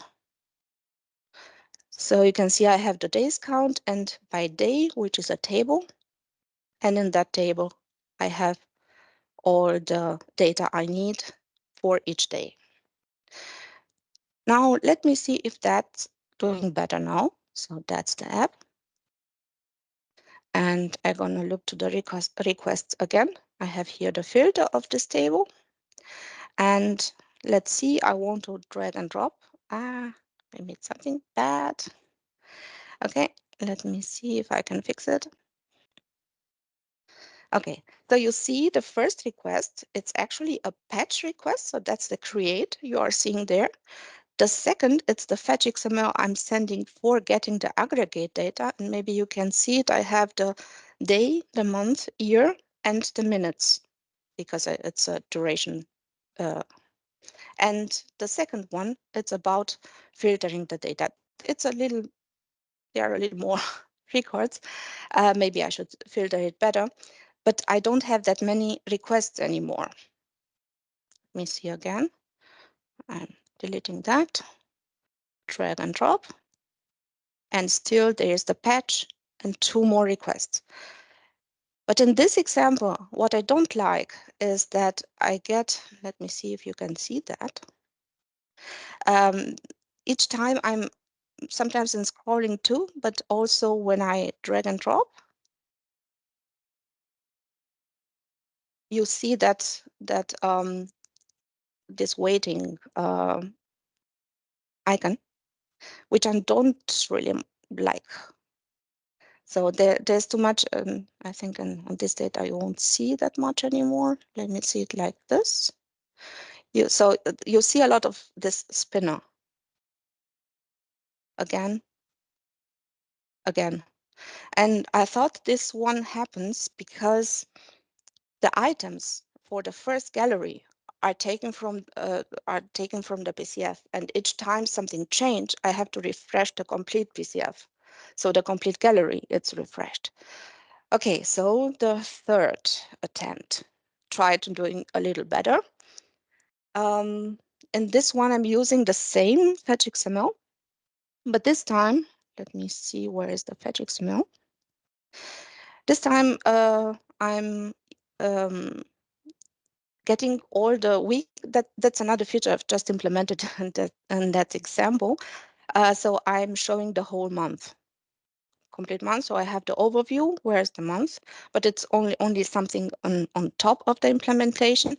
What it's different, I'm going back to this 7 items array. So the first gallery, it's not changed. And for the second gallery, I'm filtering again. But the difference now is that on the sum, it's not taking from the sum operation using PowerFix. Let me say it, where is it? No, it's that one. This time I'm taking it directly from my fetch XML. And because I made it a little more complicated here and I'm showing the whole month, I need to be aware on each index I'm having the data I'm showing. So I'm using this index and detect which is the sum. So I'm taking basically still directly from the PCF. And now I'm going here. And you can see the whole month here. I'm gonna show here too. And let me drag and drop a little so you can see a little what happens. So this time you get this patch. So that's the creation. There is one fetch for my XML, and there was a fetch for each 4 days which are in the area it's showing. So probably when I scroll down, I have a little more, which are getting refreshed there. So again, there's a patch. There's one for the fetch XML and one for each of the 7 gallery items which I have here. So now I have a better user experience because I don't see that much spinner anyway. But the number of requests that at least have compared with the first version. So not very sure if it's worth, depends how often you make that time reporting and how many requests you want to see. It depends on the performance, of course. Maybe we can do it even more and have the complete gallery with provided by the PCF. I don't know if I want to go that far. But it's a possibility, and at least because I'm able to provide now also the complete month, which would have been much worth using only PowerFX, I think it's worth to try something like this. So that would be from my side.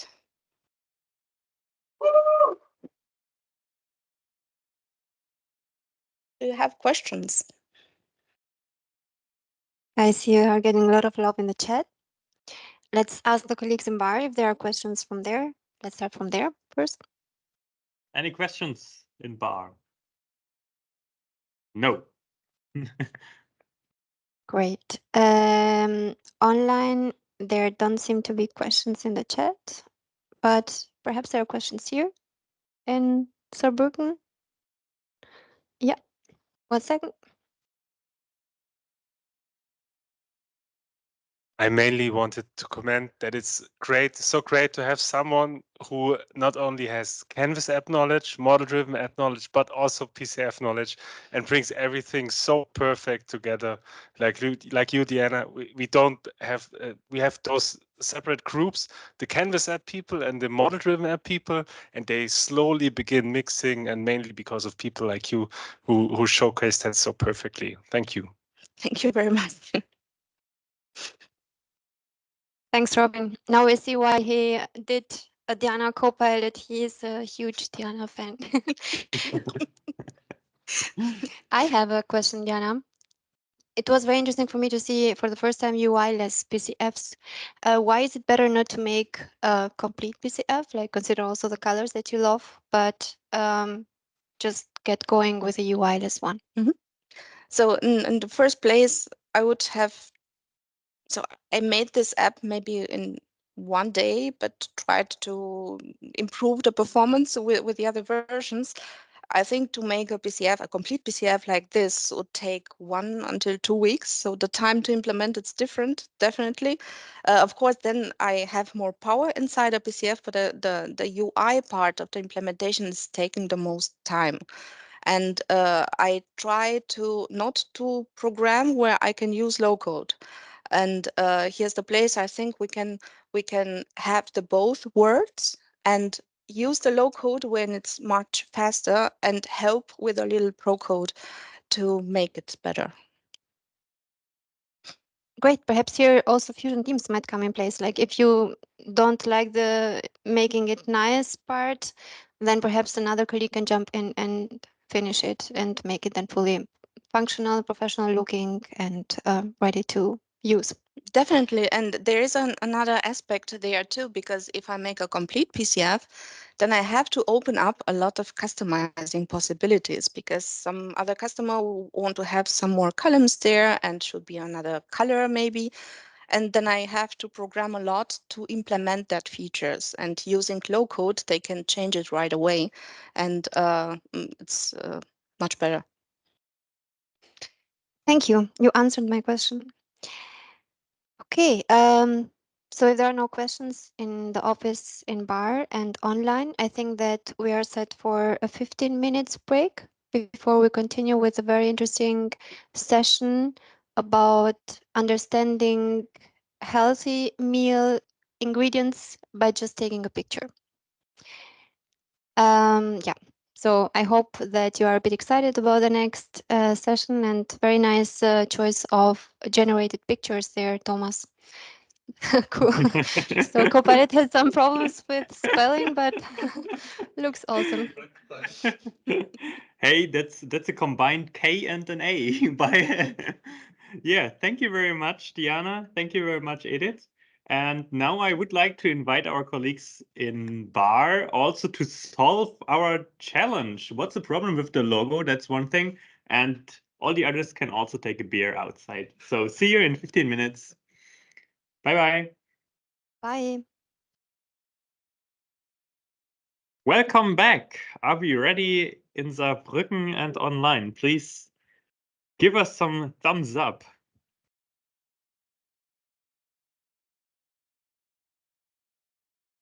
Wow. Now it's getting more. More? Come. Go, go, go. Yeah? Step by step. Perfect. Then I think we are ready to start with our next talk. And it's a pleasure for me to announce Alex. And hopefully you all have enough beer. Otherwise, there's some more outside. All the online people, I'm so sorry for you. And yes, Alex, I think you will show us something really healthy. Maybe beer is not the healthiest thing, yeah, but I think you will use AI to give us a really helpful thing in our daily life. So it's a pleasure, and the stage is yours. Thank you, Thomas. Perfect. Yeah. Nice introduction. Yeah, and I love hearing about beverages and how meals work together. Okay, perfect. Yes, you see it right. So it's the slides are in German, but I decided to speak in English. I hope nobody is against it. Also, for me, it's better because I hope you will not want to hear a Romanian guy with Dracula accent speaking in German. In English, it sounds better. So yeah. So today I have a demo session actually. So there's not a long presentation. We only have like maybe 25 to 30 minutes, depending if we have some Q&A. And what I will present you, Gesundheit. What I will present you is actually the intersection between low-code development and low-code AI, because I'm using Power Apps with a little bit of Power Automate together with Azure OpenAI, which is AI Builder, the low-code version, but also Azure OpenAI as the custom connector Robert mentioned about and showed. So, Thomas, you made a very good presentation, but I want to say a little bit about me because in this space, I would say I don't have such a big brand, but I'm working with business applications since 2016. When I started working at Microsoft as a pre-sales consultant, and in the last 8 to 9 years, I dedicated my career to Microsoft business applications, and also Power Platform, which I started enjoying around 2018, 2019. So I hope after the session I will feel like Superman. So you can see Superman in the right hand side, and I hope that the demo will work. I'm working where I'm using around 5 or 6 services that need to work together. So no pressure about it. I hope everything will be connected and everything will work. And everything is real, so nothing will be like recorded. About the agenda, so like I said, I have a Fallbeispiel, so a use case about how to be healthy or how to keep healthy. I will show you the app that I created, and the last 5 to 10 minutes we will dedicate to Q&A. Maybe about this project, because actually, or first I will tell you how we need to feel, yeah, because I'm a escape room enthusiast, and I love the storyline at the beginning. So everyone needs to feel like he or she is in a restaurant, and they ordered a meal, but they don't understand what they have on the plate. I'm not sure if you have the same feeling, but I have it when I go to a Japanese restaurant and I'm not knowing what I eat. And this is an idea that I had to build an app to take a picture and to understand what I will eat. Yeah. So, like I said, everyone needs to feel in a restaurant. Unfortunately, we don't have our beers or beverages, but maybe afterwards. So, yeah, that was the story or the entry, the storyline. Now it's time for the actual demo.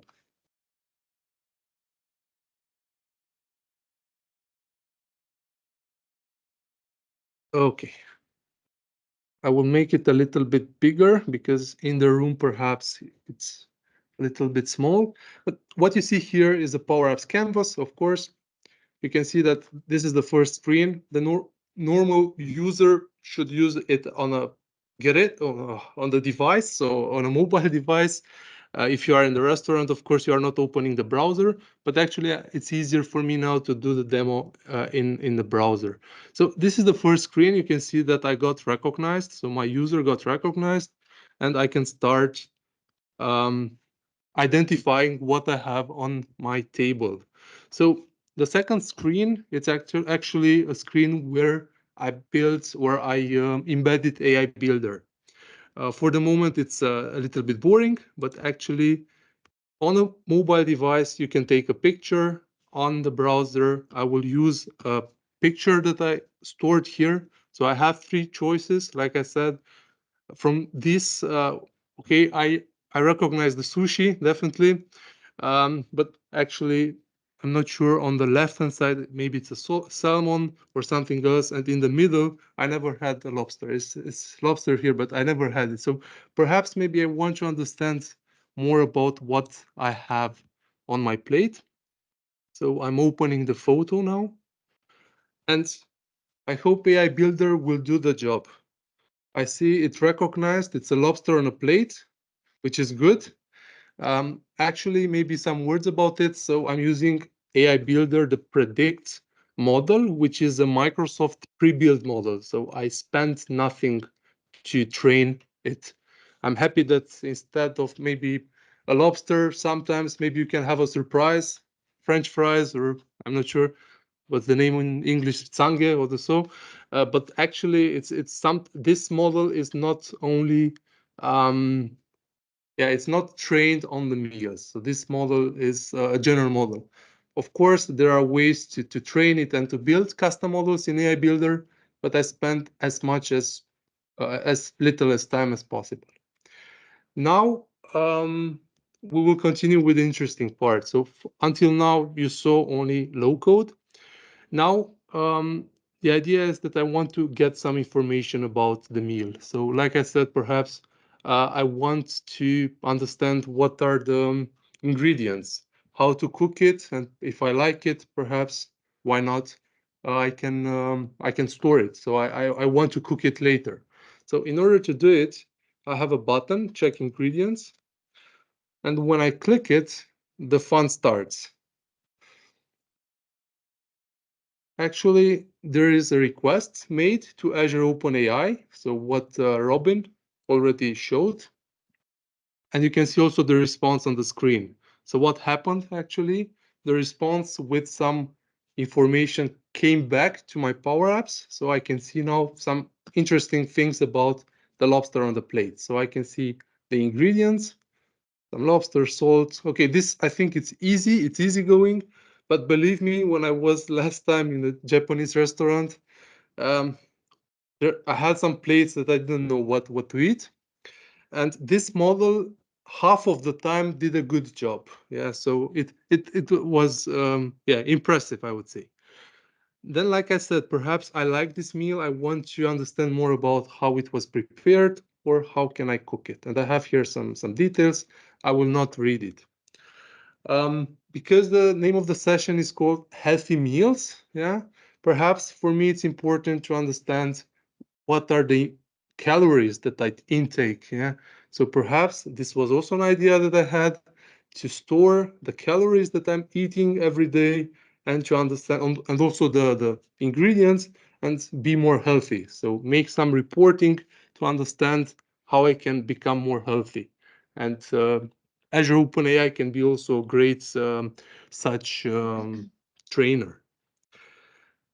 Then now I have my information. As a next step, what I would like to do is perhaps I want to store it, because as you know, in Power Apps, you lose the information. So I click on the Save button, and now I'm using Dataverse in order to store my meal. Perhaps maybe I want to do some reporting, or maybe perhaps I would like to cook it later. And if I click here, I can see it's really small. I know in the room it's hard to read, but I have a list of meals. Maybe there are some duplicates, of course. I trained it. I tested it.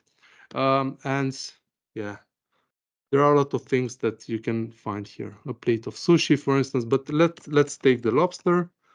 So I will take the last one. Now the interesting part is that, yes, I have the information about the cooking steps, but as you can see, maybe it's a detail, but it's an important one. The calories and the minutes are number fields, because I want to do some reporting based on these entries, and I want to have numbers, not text. So Azure OpenAI, and I had a great conversation today about it, even if it's a generative AI model that theoretically has some differences in how it produces responses, so it should have some creativity. In this case, I don't want to have a creativity. I want to get the calories and the minutes and also the tags in a different in the same format, so to have like a strict format to get the results. And I can show you how I did it. So maybe in order to show you how I did it, I would like also to show you what is under the hood on this app. So let's go back to the first screen. The first screen, I think everyone knows how to make this. It's nothing complicated. You can use the Office 365 users connector, and I got here my name. Then I have the button that brings me to the second screen. Perhaps here in the second screen, it's worth mentioning that I have AI Builder. So AI Builder, in order to work, needs only a small thing. And I can show you what it does. So practically, the principle is as follows. You have AI Builder, which is this line, image description.predict. You have an image, and it gets analyzed, and then the results are stored in a local collection. Like I said, when you close the application, being a collection, you lose the information, but it's enough for me at this phase to get the description, which is the meal name, and also the confidence. So the confidence, even if you believe perhaps it's low, it's a good number considering that the model is not trained only on meals. So it's a general model. This is a Microsoft model. It's pre-built. So like I said, I spent 0 time in training, which is great these days. Yeah. Then when I click on check ingredients, this is also an interesting, and this is another approach than Robert showed. Let's try to make it a little bit bigger. Nope, it's not working like this.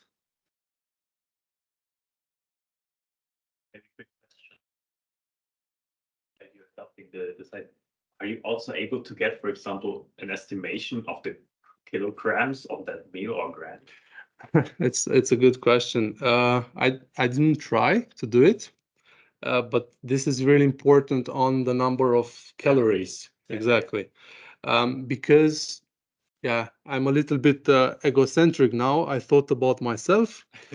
I said it's about like my size, a meal as a portion, yeah, and I gave there my size, yeah. So yes, it would be nice to have the size, but I'm not sure if Azure OpenAI, if the GPT, maybe GPT-4 to be more smarter can get you this. But you can calculate in portions, I would say. But a very good question. So coming back about this check ingredients, like I said, this is a little bit different. So what I did, I'm using Power Automate, and I'm sending to Power Automate the information. So in my case, I have recognized the lobster meal, and it comes also with some tags. So the lobster, the lemon, and other elements that got discovered. And I'm bringing this as input, and I can show you also the Power Automate. I bring them as input to the Power Automate flow I created. To open it is slower than response from Azure OpenAI. Well, good. So I don't want to, maybe for those who are not so familiar with Power Automate, I don't want to scare you, but I will not show now the code. The idea is that you can use it to orchestrate different stuff. And in my case, I used it to orchestrate, for instance, a call, so a request to the Azure OpenAI. So I took the information, like what are the tags which were recognized by the AI builder, and I brought them in Azure OpenAI request. And this is the interesting part. It's very small, I know, but maybe I can describe what's happening here. So when you are working with Azure OpenAI, you also give a role to the model. So in my case, I said that you are an AI culinary assistant. Your role is to help me identify the key ingredients in the meal and so on and so forth. Because I don't want to get, for instance, information about the plate or information about maybe a bike or something else. So I want to be clear that OpenAI GPT model will play the AI coach, AI culinary coach. Yeah. And then the user, this is the normal prompt. Everyone is using prompts in Copilots and ChatGPT. Please include a list of ingredients for the meal. And now I got the dynamic value.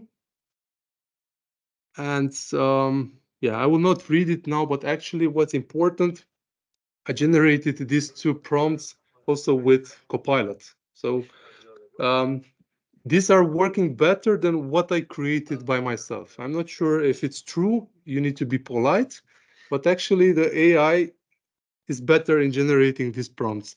So I'm not sure anymore if we speak about copilots or autopilots, but definitely it was a learning that I got. Maybe the only thing which is really important to mention is the temperature, which I think it's a little bit down. Okay, show more. It's also small for me. The temperature is also an important thing that I configured, because temperature closer than 0 means you need to be strict. So be strict in generating the chat completion, so the information, and going to 1 means you can be creative. And I don't want creativity. I want to have like what you see is what you get. Yeah, you see a meal there, please give me the ingredients and cooking time and calories and what you still need. So this was also an important step. And I respond back to, so if I'm showing you what's the response back to the Power Apps, it's exactly what you see on the screen. So you see the ingredients, the steps, calories in minutes. I got some transformations, so it's important to transform because I wanted to have a fixed amount of tokens. I don't want to pay too much. And I also wanted to have like this kind of format with a blank line as a new line. Yeah. And as the last step, perhaps maybe, which is important. So when I click this icon, I store the information in Dataverse. I don't want to lose it. Maybe I want later to cook the receipt. And this is happening also with the Power Automate flow. There are different ways of implementing it, definitely. What was a little bit challenging here was the JSON format. So like I said, generative AI, it's used to have creativity, but I wanted to have like a strict JSON format. and also a strict type of the fields. So for instance, I wanted to have some ingredients in an array, which is practically like similar to a list of ingredients. And I also wanted to get the calories and also the duration of the cooking time as a number, as a whole number, not as a text. This is important for my database schema. Maybe now I'm a little bit more technical, but I'm assuming that there are some people who wish to build something similar. And I lost now the flow, but actually the last step was to have my records, so my meal stored in Dataverse, including with the picture. And if I'm showing you perhaps,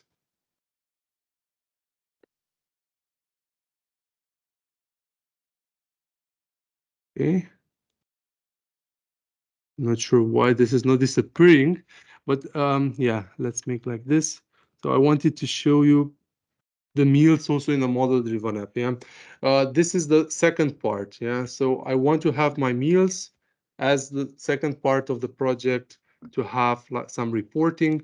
I just wanted to show you how it looks. So I have the tags here, the calories as a number, and also the image.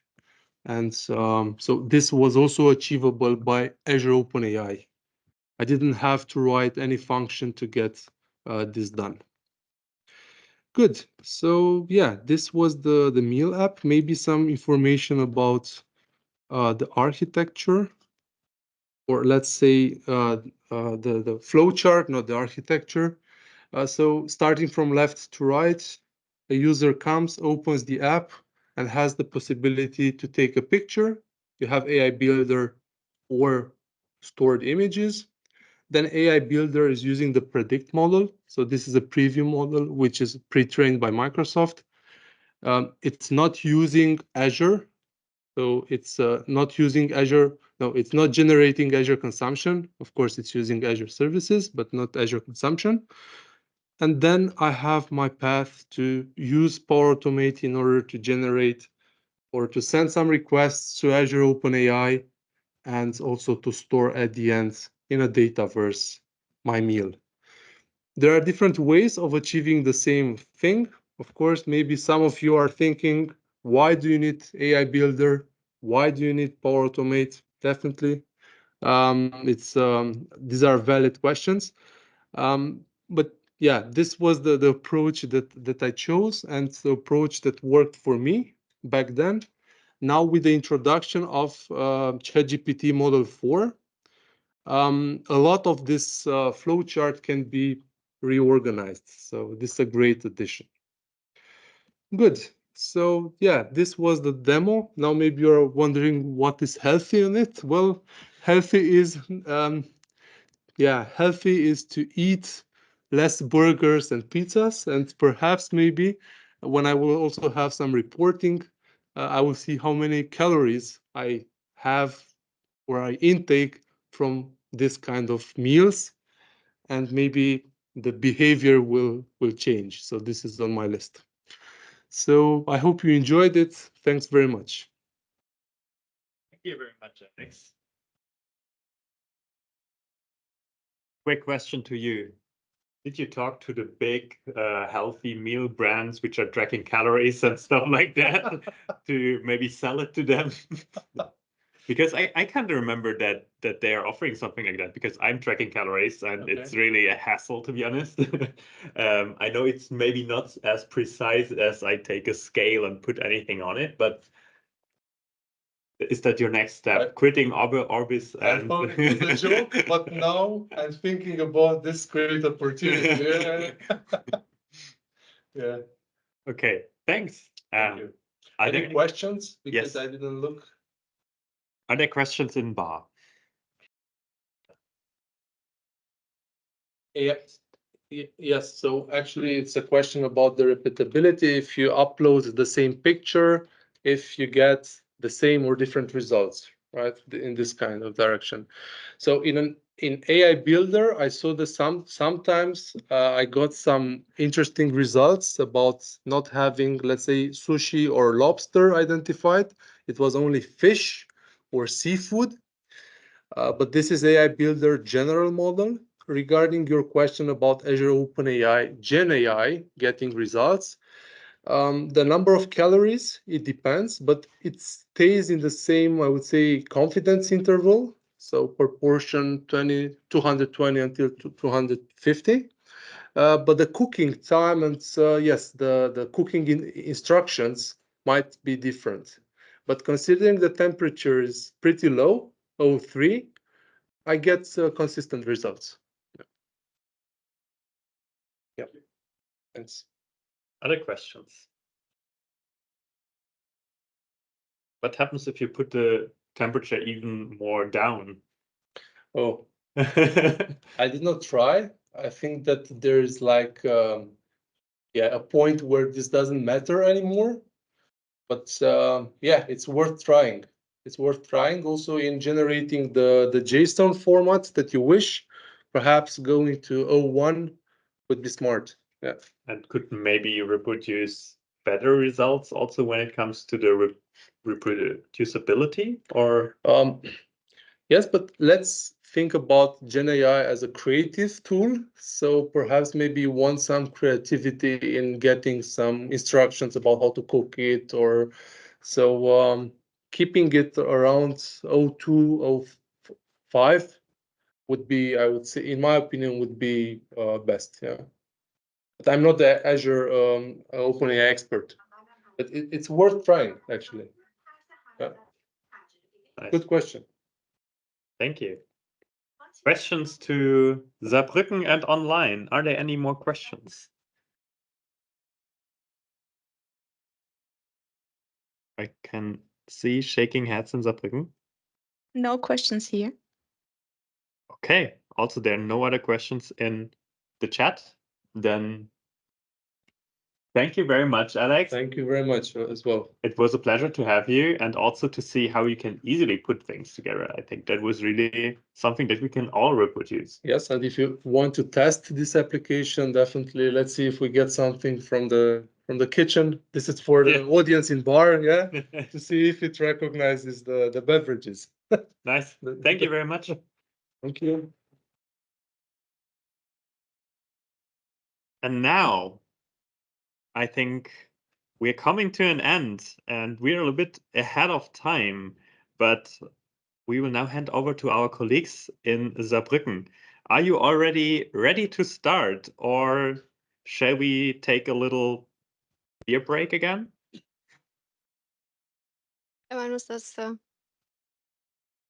Perfect.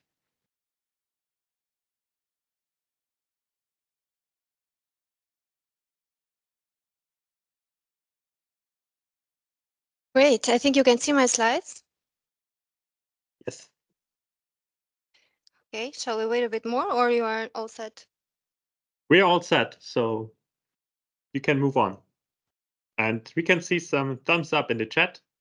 So the stage is yours, Edith. Then not quite, because Edith deserved to get a few words also. Okay, so Edith is my colleague from Orbis, and we are really happy to have her. Got her a few years ago in our development team, and now she's the head of solution development at Orbis. And I can describe her with 2 sentences. She loves Power Platform, and she loves Power Platform community. So she's a speaker of several conferences. We worked together at Nordic Summit. I think you was in Scottish Summit too last year. And Cloud Technology Town Hall Tallinn. And we're gonna be together in Hamburg in April too. So a lot of conferences. When I have a question about governance, I go to Edit and I'm gonna get an answer. And today she's gonna speak about Power Platform, how Power Platform integrate with SAP. And as a developer, when I heard about this kind of integration, I had headache. It is a pain to do this kind of stuff. So really looking forward to see what we can do now with Power Platform.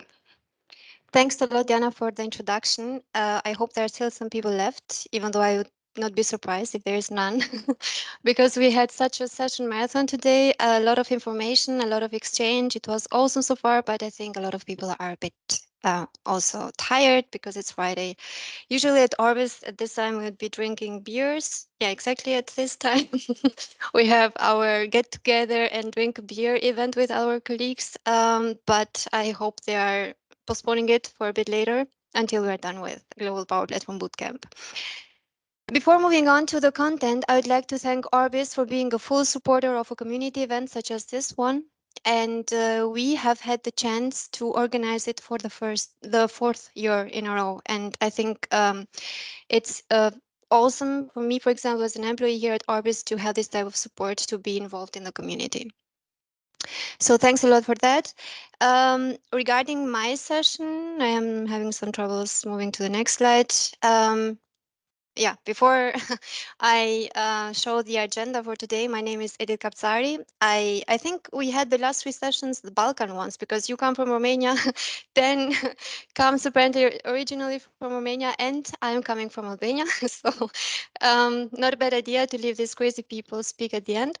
I am a Power Platform advisor at Orbis, and on my fun time, I speak about Power Platform governance, Power Platform adoption, and also organizational digitization with the help of the power of the mighty Microsoft Power Platform. In the coming 30 minutes or less, I will concentrate on when, why, and how can we synergize SAP and Power Platform to benefit in terms of efficiency and raise productivity in the SAP world. The key takeaways I would like you to take today from my session would be, first of all, how to navigate the SAP innovation journey with the help of Power Platform, like where does it really make sense to use Power Platform as an innovation tool or platform inside or around SAP. Then we will explore SAP and Power Platform integration options through real customer scenarios. I try to anonymize or perhaps show some of them, but they are really real-time use cases, like real use cases. And I will end up with how to keep the SAP core clean in order to ensure data and compliance and governance when we combine it with Power Platform, and what is the support from the Microsoft and Power Platform side in order to collaborate in this direction, because we know how important is security and compliance in the SAP world. Okay, so when I speak about Power Platform in general, I usually refer to working with it as coding in the fast lane, because you have a lot of possibilities and you have added ones now with all these generative AI options. Because it gives you the chance to, for example, in a startup way, if you want to very fast test a product, you don't deep dive and try to implement everything and make it pixel perfect and functional, fully functional in order to we be 100% that you have the perfect solution. You want to first test it with the user. So Power Platform could be a very nice platform to gain these fast app experiences by just building something fast with the Power Platform products and immediately testing it with the potential users. You can also reason over very complex data if you use other tools in this huge toolkit, let's say, and then take also informed decisions. You can digitize agents and capture customer satisfaction when you use the formerly known Power Virtual Agents and now the Copilot Studio. You can build your own digital Diana Copilot, as we saw, by using Copilot Studio, so a lot of options there. You can process data, you can transform data, you can automate background processes.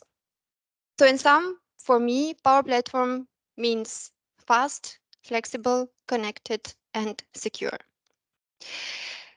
SAP, on the other side, is a global leader and highly integrated in production processes, in financial processes, in logistic processes. And what we see there is that there is an excellent data precision, and also in terms of legal and compliance, they are also a global leader there.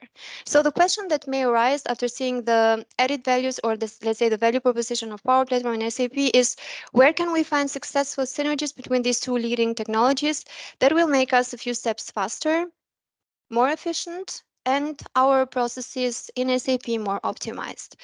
So let me take you in a digitization journey with SAP and Power Platform, and we begin from within the SAP world. So the first thing here is, does it make sense to use Power Platform? If there are already pre-built Fiori building blocks, like Fiori and Fiori elements are these technologies inside SAP that allow us to automate, or if there are already Fiori templates that you can make use of that meet your needs, you don't need to use Power Platform. If you can create, for example, custom Fiori by using the SAP tooling, because you are missing the out-of-the-box Fiori building blocks inside SAP, then use them, do it. If SAP's local platform, the SAP Build, which was announced last year, perfectly implements the requirements that you are trying to automate, use it. For such scenarios, we can use SAP building blocks, and you don't need Power Platform. Because most of the cases, and we have seen it very often, I think even this saying has been very often connected to Power Platform. Power Platform enthusiasts like to use it for everything, and they think that Power Platform is the answer to everything.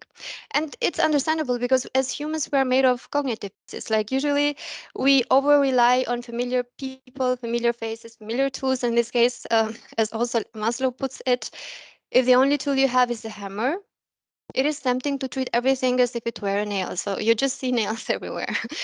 Sorry? Yeah. Yeah. Yeah, thanks for making it concrete, Diana. So Power Platform experts do this very often with Power Platform. When trying to solve a problem, it is very important that we don't think in technology like, okay, perhaps I use Power Platform in order to solve it, because sometimes it's not a matter of technology. You should not think tool or technology first. And the broader your expertise in several platforms, the better decisions you can take. So when thinking in SAP and Power Platform and whether it makes sense to use Power Platform within SAP, I would say a healthy understanding of both worlds helps in order to make an objective decision when brainstorming the architecture. And we have to agree that Power Platform is very often not the solution to everything, very often not. So if SAP tooling helps fast, this is the first lesson for today. Use it. You don't need Power Platform. If the requirements you have cannot be implemented with Fiori or SAP build, or would mean months of development, because you can also use, for example, these tools that you can find within SAP, you can consider them. But if you want to be somehow faster, then perhaps you should start considering Power Platform. You can create your own role-based applications, user-friendly, usable interfaces. In some, you can consider Power Platform as a user interface layer on top of your SAP data, which can also be mobile-based. You can automate workflow processes, for example, and there are a lot of those there. We know that writing back to SAP is not an easy process, and sometimes you need to go through approval processes. And in this case, for example, you can make use of the out-of-the-box approval capabilities in the Microsoft Power Platform world. There are some templates that can be integrated with SAP ERP, especially in the finance section. For example, if you install the SAP ERP connector and the solutions that come with it, you can use order to cash, procure to pay, record to report, and all these listed in the slides.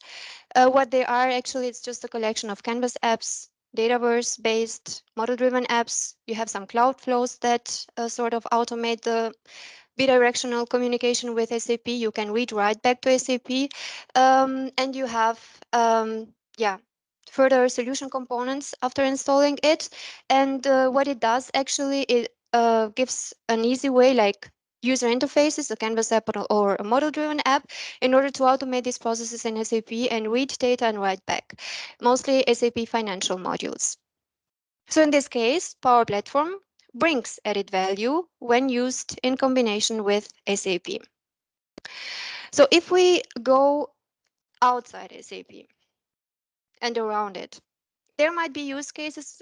Let's just simply bring them into mind. You might have, for example, some data such as materials or product lists that you get as attachments in an email in Outlook. You might have a lot of processes that you need to, where you need, for example, to write back a user or to create a user with specifics in SAP through an approval process, or where you want to write back to SAP tables through approval processes, where your colleagues start the day by opening Teams and collaborating, exchanging there, and close the day by chatting in Microsoft Teams, or where you, for example, have document management in SharePoint. So what you notice is a lot of Microsoft tools. Like even though if you are a very deep SAP-oriented person, you might work a lot with approvals, Microsoft Teams, Outlook, and also SharePoint. And of course, you don't want to switch between different tools in order to, for example, get this material data that you got as an attachment in Outlook and sort of write it back to SAP. In such scenarios, Power Platform can help very well, and actually it can save you a lot of clicks and manual steps if you intelligently, let's say, architect a solution when you can use power of Power Platform, which is very well integrated in this Microsoft suite and Microsoft business applications with the needs that you have in the SAP world.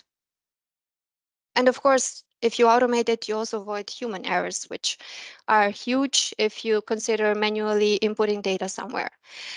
Hyperautomation is or was like the C word today. Like today we just hear about Copilot, so we hear a bit less about hyperautomation, but we heard a lot about it. Power Platform can serve as a bridge to the RPAs, like robotic process automation. For example, if you have ETLs, like extract, transform, and load processes, to data forecasting or trend analysis. And in this case, you can use the power of Power Platform to bridge SAP with such processes.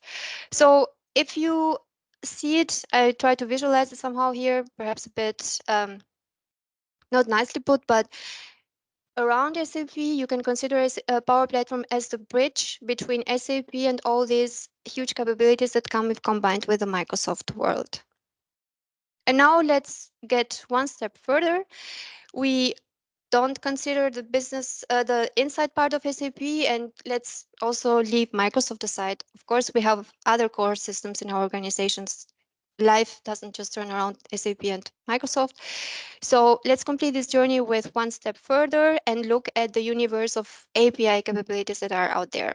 Many processes integrate with non-Microsoft tools like SAP with third-party tools. And here again, you can use the power of integration that comes with Power Platform with these 1,100 plus connectors that you have out of the box, and also the options to create your own ones in order to automate these integrations. So what we saw so far were options where you could use Power Platform inside SAP, around it in combination to get through in the Microsoft world, or also completely outside of it. And in this journey of possibilities, you can involve different teams. For example, teams that have an in-depth knowledge in the SAP world, like the ones that really fully understand the processes in the SAP world. They might start learning a bit with about Power Platform. For example, pro developers in SAP might understand which is the power of Power Platform. How can I use this rapid development platform in my processes in a secure way in order to make my developments faster and not wait until, for example, SAP Build has the maturity that Power Platform has today, or for example, other internal automations that are happening currently in the SAP world have the maturity that we have today with Power Platform. You might also have people who are business technologists in the SAP world, not necessarily the pro coders that might work with Power Platform. And you might also have, for example, those that sit somewhere in between, perhaps the ones that have more expertise in the Microsoft world, but collaborate tightly with the SAP knowledge in order to automate these processes. So the question is, what can these people build together? Let's look in the integration options.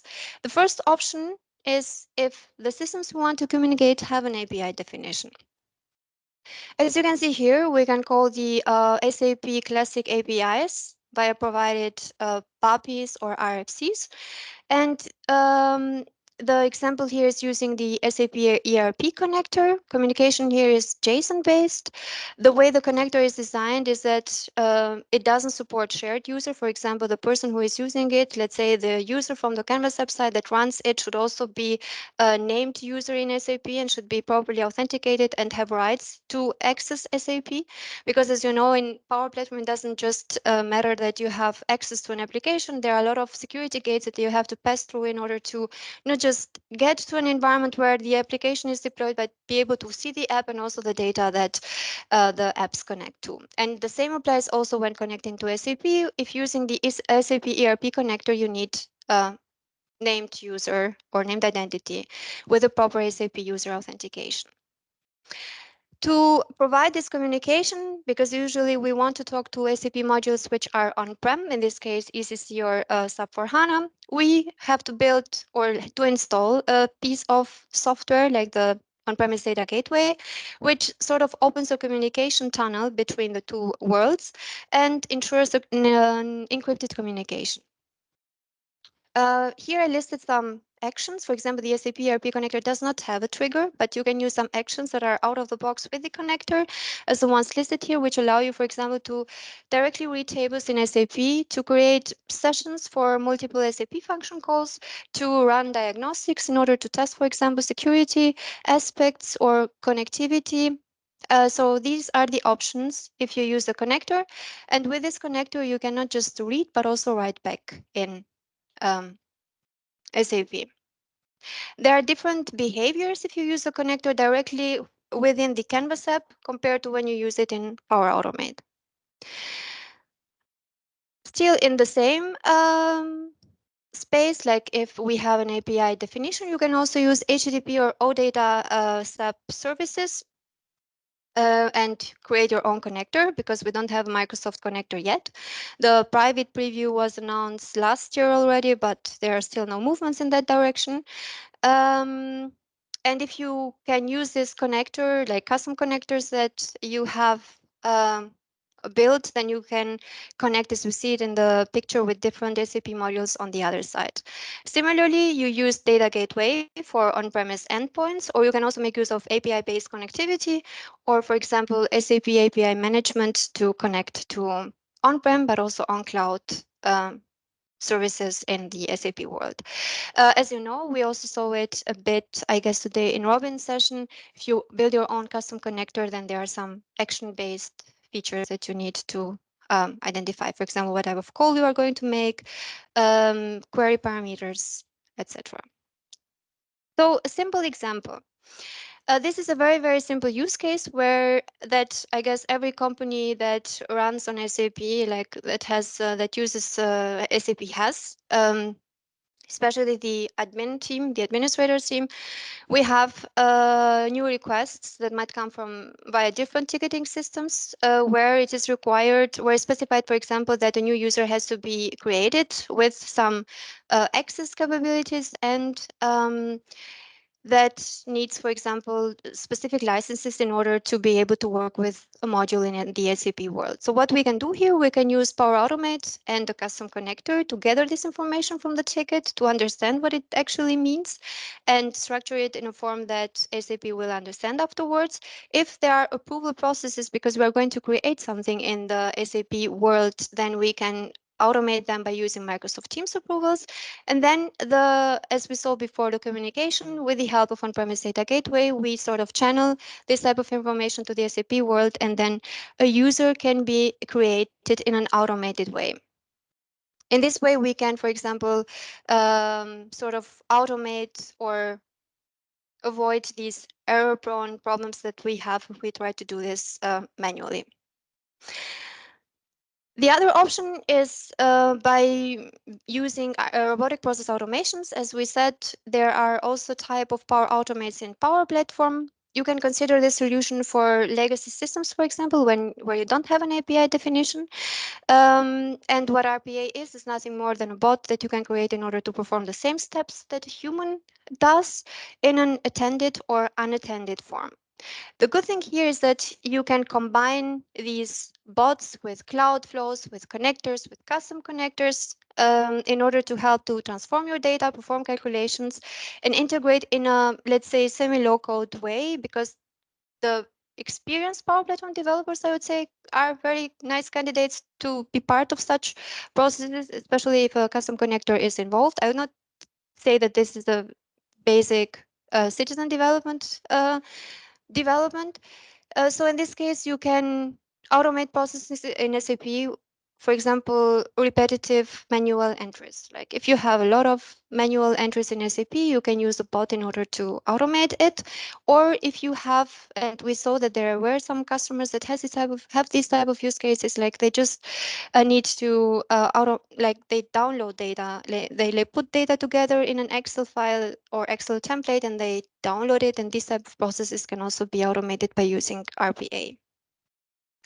The third option is by replicating data or bringing data somewhere else. Like you are not having your you are not leaving the data in SAP, but you are bringing it where you are, so that you, for example, support very complex use cases where performance is where you have to deal with a huge load of data, where, for example, real-time communication might not be performant. And in this case, might be the case that you want to bring them to Dataverse or to Azure Data Lake.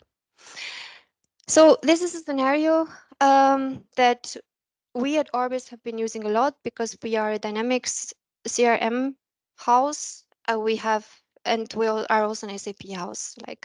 And we had a lot of use cases where we had to sort of understand how to, for example, create orders in the SAP world and sort of map our data modeling in Dataverse with with SAP. And here there's another use case that we have developed, which supports the construction site managers to at Hermann to enter or to go, for example, to start their day. Usually they work for 2-3 months in such a construction site, and there they start the day by downloading the construction site they are active at, because the app should be offline. As we know, a lot of construction sites might not have connectivity, so offline capability was one important part of this application. And then they can open a list of the measurements that they have taken in the past and either edit existing ones or create new ones. And what they do is they have to measure objects in these construction sites, which might be garage doors or normal doors that then have to be ordered at Hermann. As we can see in the screen, you can take a picture, you can make some measurements. There are 6 measurements needed in order to measure an object, and then you can save this data first in a collection in the Canvas app, because we said offline.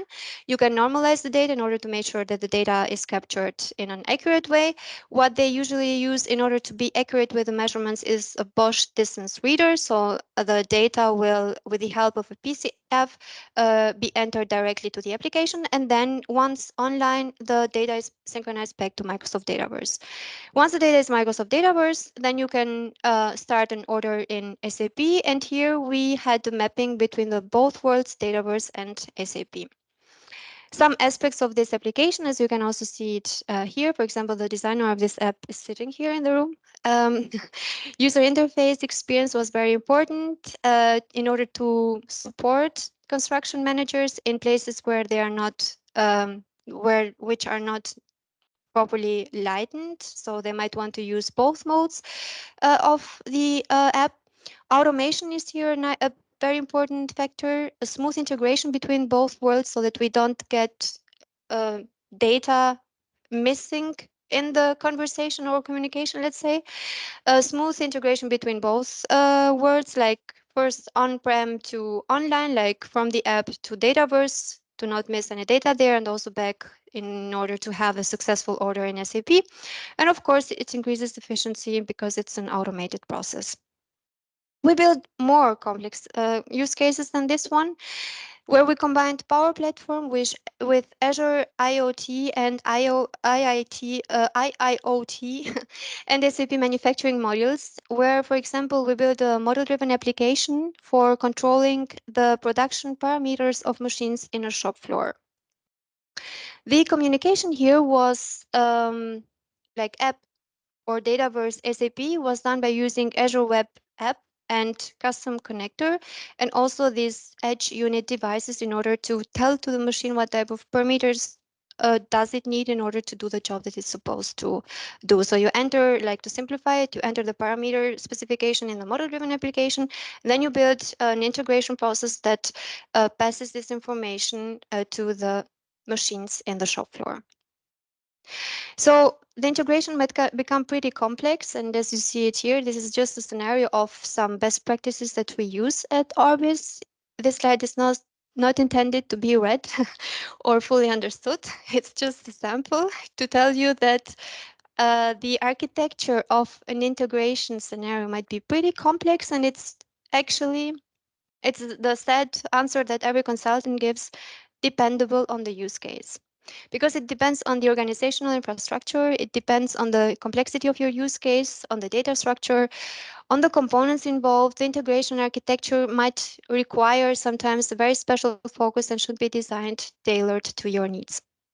So this is just our approach in order to simplify it, because I see that you're trying to read what is in the slide. My fault. I shouldn't put so much information in one slide, but you have SAP on one side and you have Power Platform on the other side. And you want to make sure that these two worlds communicate with each other. SAP is mostly on-prem and Power Platform is on the cloud. And you have different options. You might use SAP BTP, like the Power Platform of the SAP, let's say, or further components there. Or you might also use ways through Microsoft Cloud in order to implement this integration architecture. So we have seen innovation potential through the functionalities of both worlds, like using Power Platform to innovate within and around SAP. We have also depicted the integration possibilities between both worlds. What is still missing? Data compliance and security. There was a quote I saw in an SAP slide on master data governance, because I wanted to see how do they tackle governance in the SAP world. It's a bit of a black box for me. I know that it's very important. And what was written there is get it clean and keep it clean. Very simple and makes sense. And I'm also a fan of this. So even though we are in this democratized or inclusive world where everyone can automate own processes or perhaps mid-complex processes and perhaps with a bit of effort and IT enthusiasm, even very complex ones. The question is, can we make sure that these type of integration are kept secure? If we just leave people move around and use these tools and use Power Platform to do whatever they like, the answer might be not really. But of course, if you have processes in place and you also have a process of identifying a new use case, for example, understanding what type of complexity does this use case have, what type of support do these people need? Do they need, for example, expertise in SAP or expertise in integration scenarios or expertise in building components in order to make sure that everything is being built according to organizational compliances and also security? Then everything is out there in the Power Platform, because Power Platform as part of Azure Cloud ensures on one side role-based access control, because as I said before, the access is checked at different levels. In analogy to SAP, it will be checked who has access to the workspace where this application is hosted to the environment, who has access to the app, what is the app communicating with, do people have access and with which rights to these, for example, endpoints the app is communicating with. And if it is SAP, does the user have access rights? And if so, under which permissions? On the other side, we can also use connector classification or data loss prevention policies in order to determine which connectors users can share by limiting, for example, data usage, by preventing disclosure of sensitive information where it isn't intended to land, by enforcing rules that affect data sharing. For example, what you can do is you can block the usage of social media in combination with SAP data, like reading data from SAP and pushing it somewhere outside without any control. And by using DLPs or connector classification, you can stop that. Communication channels such as the data gateways or connectors use also secure protocols and encrypt data in transit, but also at rest. You can also enable auditing at different levels in Power Platform inside Dataverse if you're working with it, or in Microsoft 365 Security and Compliance Center, in order to log at different levels who is working with the data, who is creating, who is deleting, what's happening actually with your data, and have data and action transparency. We saw a bit about application lifecycle management. You have to use it. I mean, use cases where SAP is involved are, in my eyes, considered critical ones. So I would say there you should have an application lifecycle management in place. I know that from the SAP side, there are, of course, tools where you have the same ideology like in our world with continuous integration and deployment, so-called solution management in the SAP side. And you can combine both and also have a handshake between these two, let's say, ALM management systems in order to make sure that you have a continuous integration and continuous deployment. You have a single source of truth and you benefit from all the pros of using it. And on the other side, solution development lifecycle management process is very important. When we talk about complex scenarios or in general about use cases in Power Platform, it is very important to understand from the beginning on what type of use case is it, who's going to be involved. Is it something that the low-code citizens or enthusiasts can develop with a bit of help, or do they need, for example, architecture review, or they need people from different expertises in order to support with, might be the user interface in order to have it professional, or might be PCF control, or might be, for example, complex custom page or complex control that is part of the solution, and perhaps also have cycles of revisiting these solutions that are being created in order to make sure that everything is documented and compliant to how well-developed solution should look like. Okay, I think I was fast. I hope not because I talked too fast, but because I didn't have demos. So this was my part. Please rate my session, give good grades so that I can be next year again. I'm joking. But here is the survey link. If you want to give feedback, I'd be happy to receive it. Thanks a lot.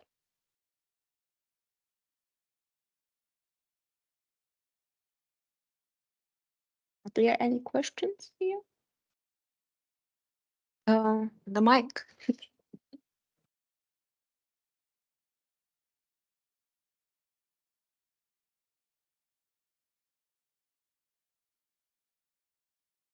Yeah, we also talked in the break here in Saarbrücken a little earlier, and I was telling that we were ending up using the one scenario very often as well, like bringing data to a data lake and from there to Dataverse environments quite frequently because it's hard in our company to directly connect to SAP. And we end up with the scenario very often where we end up pushing the data in many different environments because we need it in different environments. Have you tried using Fabric and the One Lake for that? Because we are already struggling trying it out. So have you any experience with that? I can give you a connection because at Orbis we are a Power Platform without Power BI and without Dynamics CRM team, but we have a data and processes business center that does a lot of stuff with Fabric and Azure Data Lake and complex data structures, integration scenarios. And we also have an integration team. By the way, this view that I showed here with a very complex scenario, this is what our integration team deals with. And mostly such use cases where, for example, big proper relational databases such as Dataverse, but could also be another one, have to integrate in a performant way with SAP where you have huge data sizes and you don't just want to automate a very little process. So I can connect to you with colleagues here.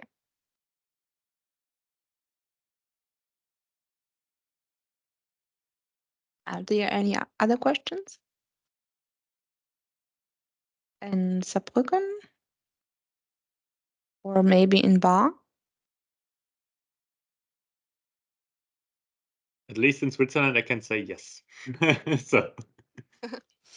By the way, what is the outcome of the riddle or game you had there? You did not share it with us. Yeah, it's white. We can share the slide. Yeah, can you share your slide, by the way? I think it's on every speaker slide. So then we can solve it together. Yeah, I think I closed the speaker slide, so perhaps you can take over and. Yes. Then give me one Thanks. second. Yeah. Here we go.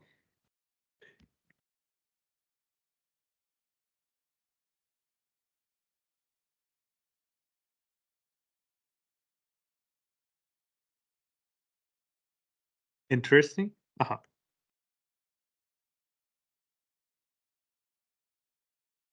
This one should be, yes. So who can solve it? Yes, it's our Copilot or Power Virtual Agent logo in the Power Platform Bootcamp. As most of you have seen, of course, it's the old one, and it has been, replaced by the new Copilot, Microsoft Copilot Studio icon. And yes, that's right. So a big applause for you. So the GPPB team should change it for the next year at least. Okay, then I think it's time for us to say goodbye, right, Edith? Or do you have to add something? Because I want to thank you and Jonas and Diana and all the others. Or do you want to say something before I do that? No, I really would like to thank the participants for keeping up with us with all these different topics that we discussed today and different speakers coming from different places. Some of them, for example, were very busy and speaking in different continents. So I think this really shows how cool the Power Platform and now the generative AI community is. And I'm very happy to be part of it. So thanks a lot for being with us from, the comfort of your house, office, whatever. It was great having you today. Yes, I can fully agree with that. And I would also like to thank you. So I would start with Jonas because he's on site here. A big applause and a big thank you for you because he managed to organize most of the things in Switzerland. And then, of course, there's some more people. And I want to thank also Diana and also you, Edith. It was really heavy lifting. You all of you spent most of their spare time to organize this awesome event. So many talks, and also a big thank you to all the speakers because most of them are also using their spare time to organize that. It's a community event. It's not an Orbis event, and also thanks a lot to the Orbis team because they made this incredible pizzas, beers, and all the other stuff possible. Also, they sponsored the location.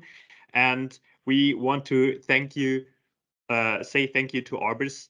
And I would say, let's grab another beer in Saarbrücken, in bar, online, wherever you are.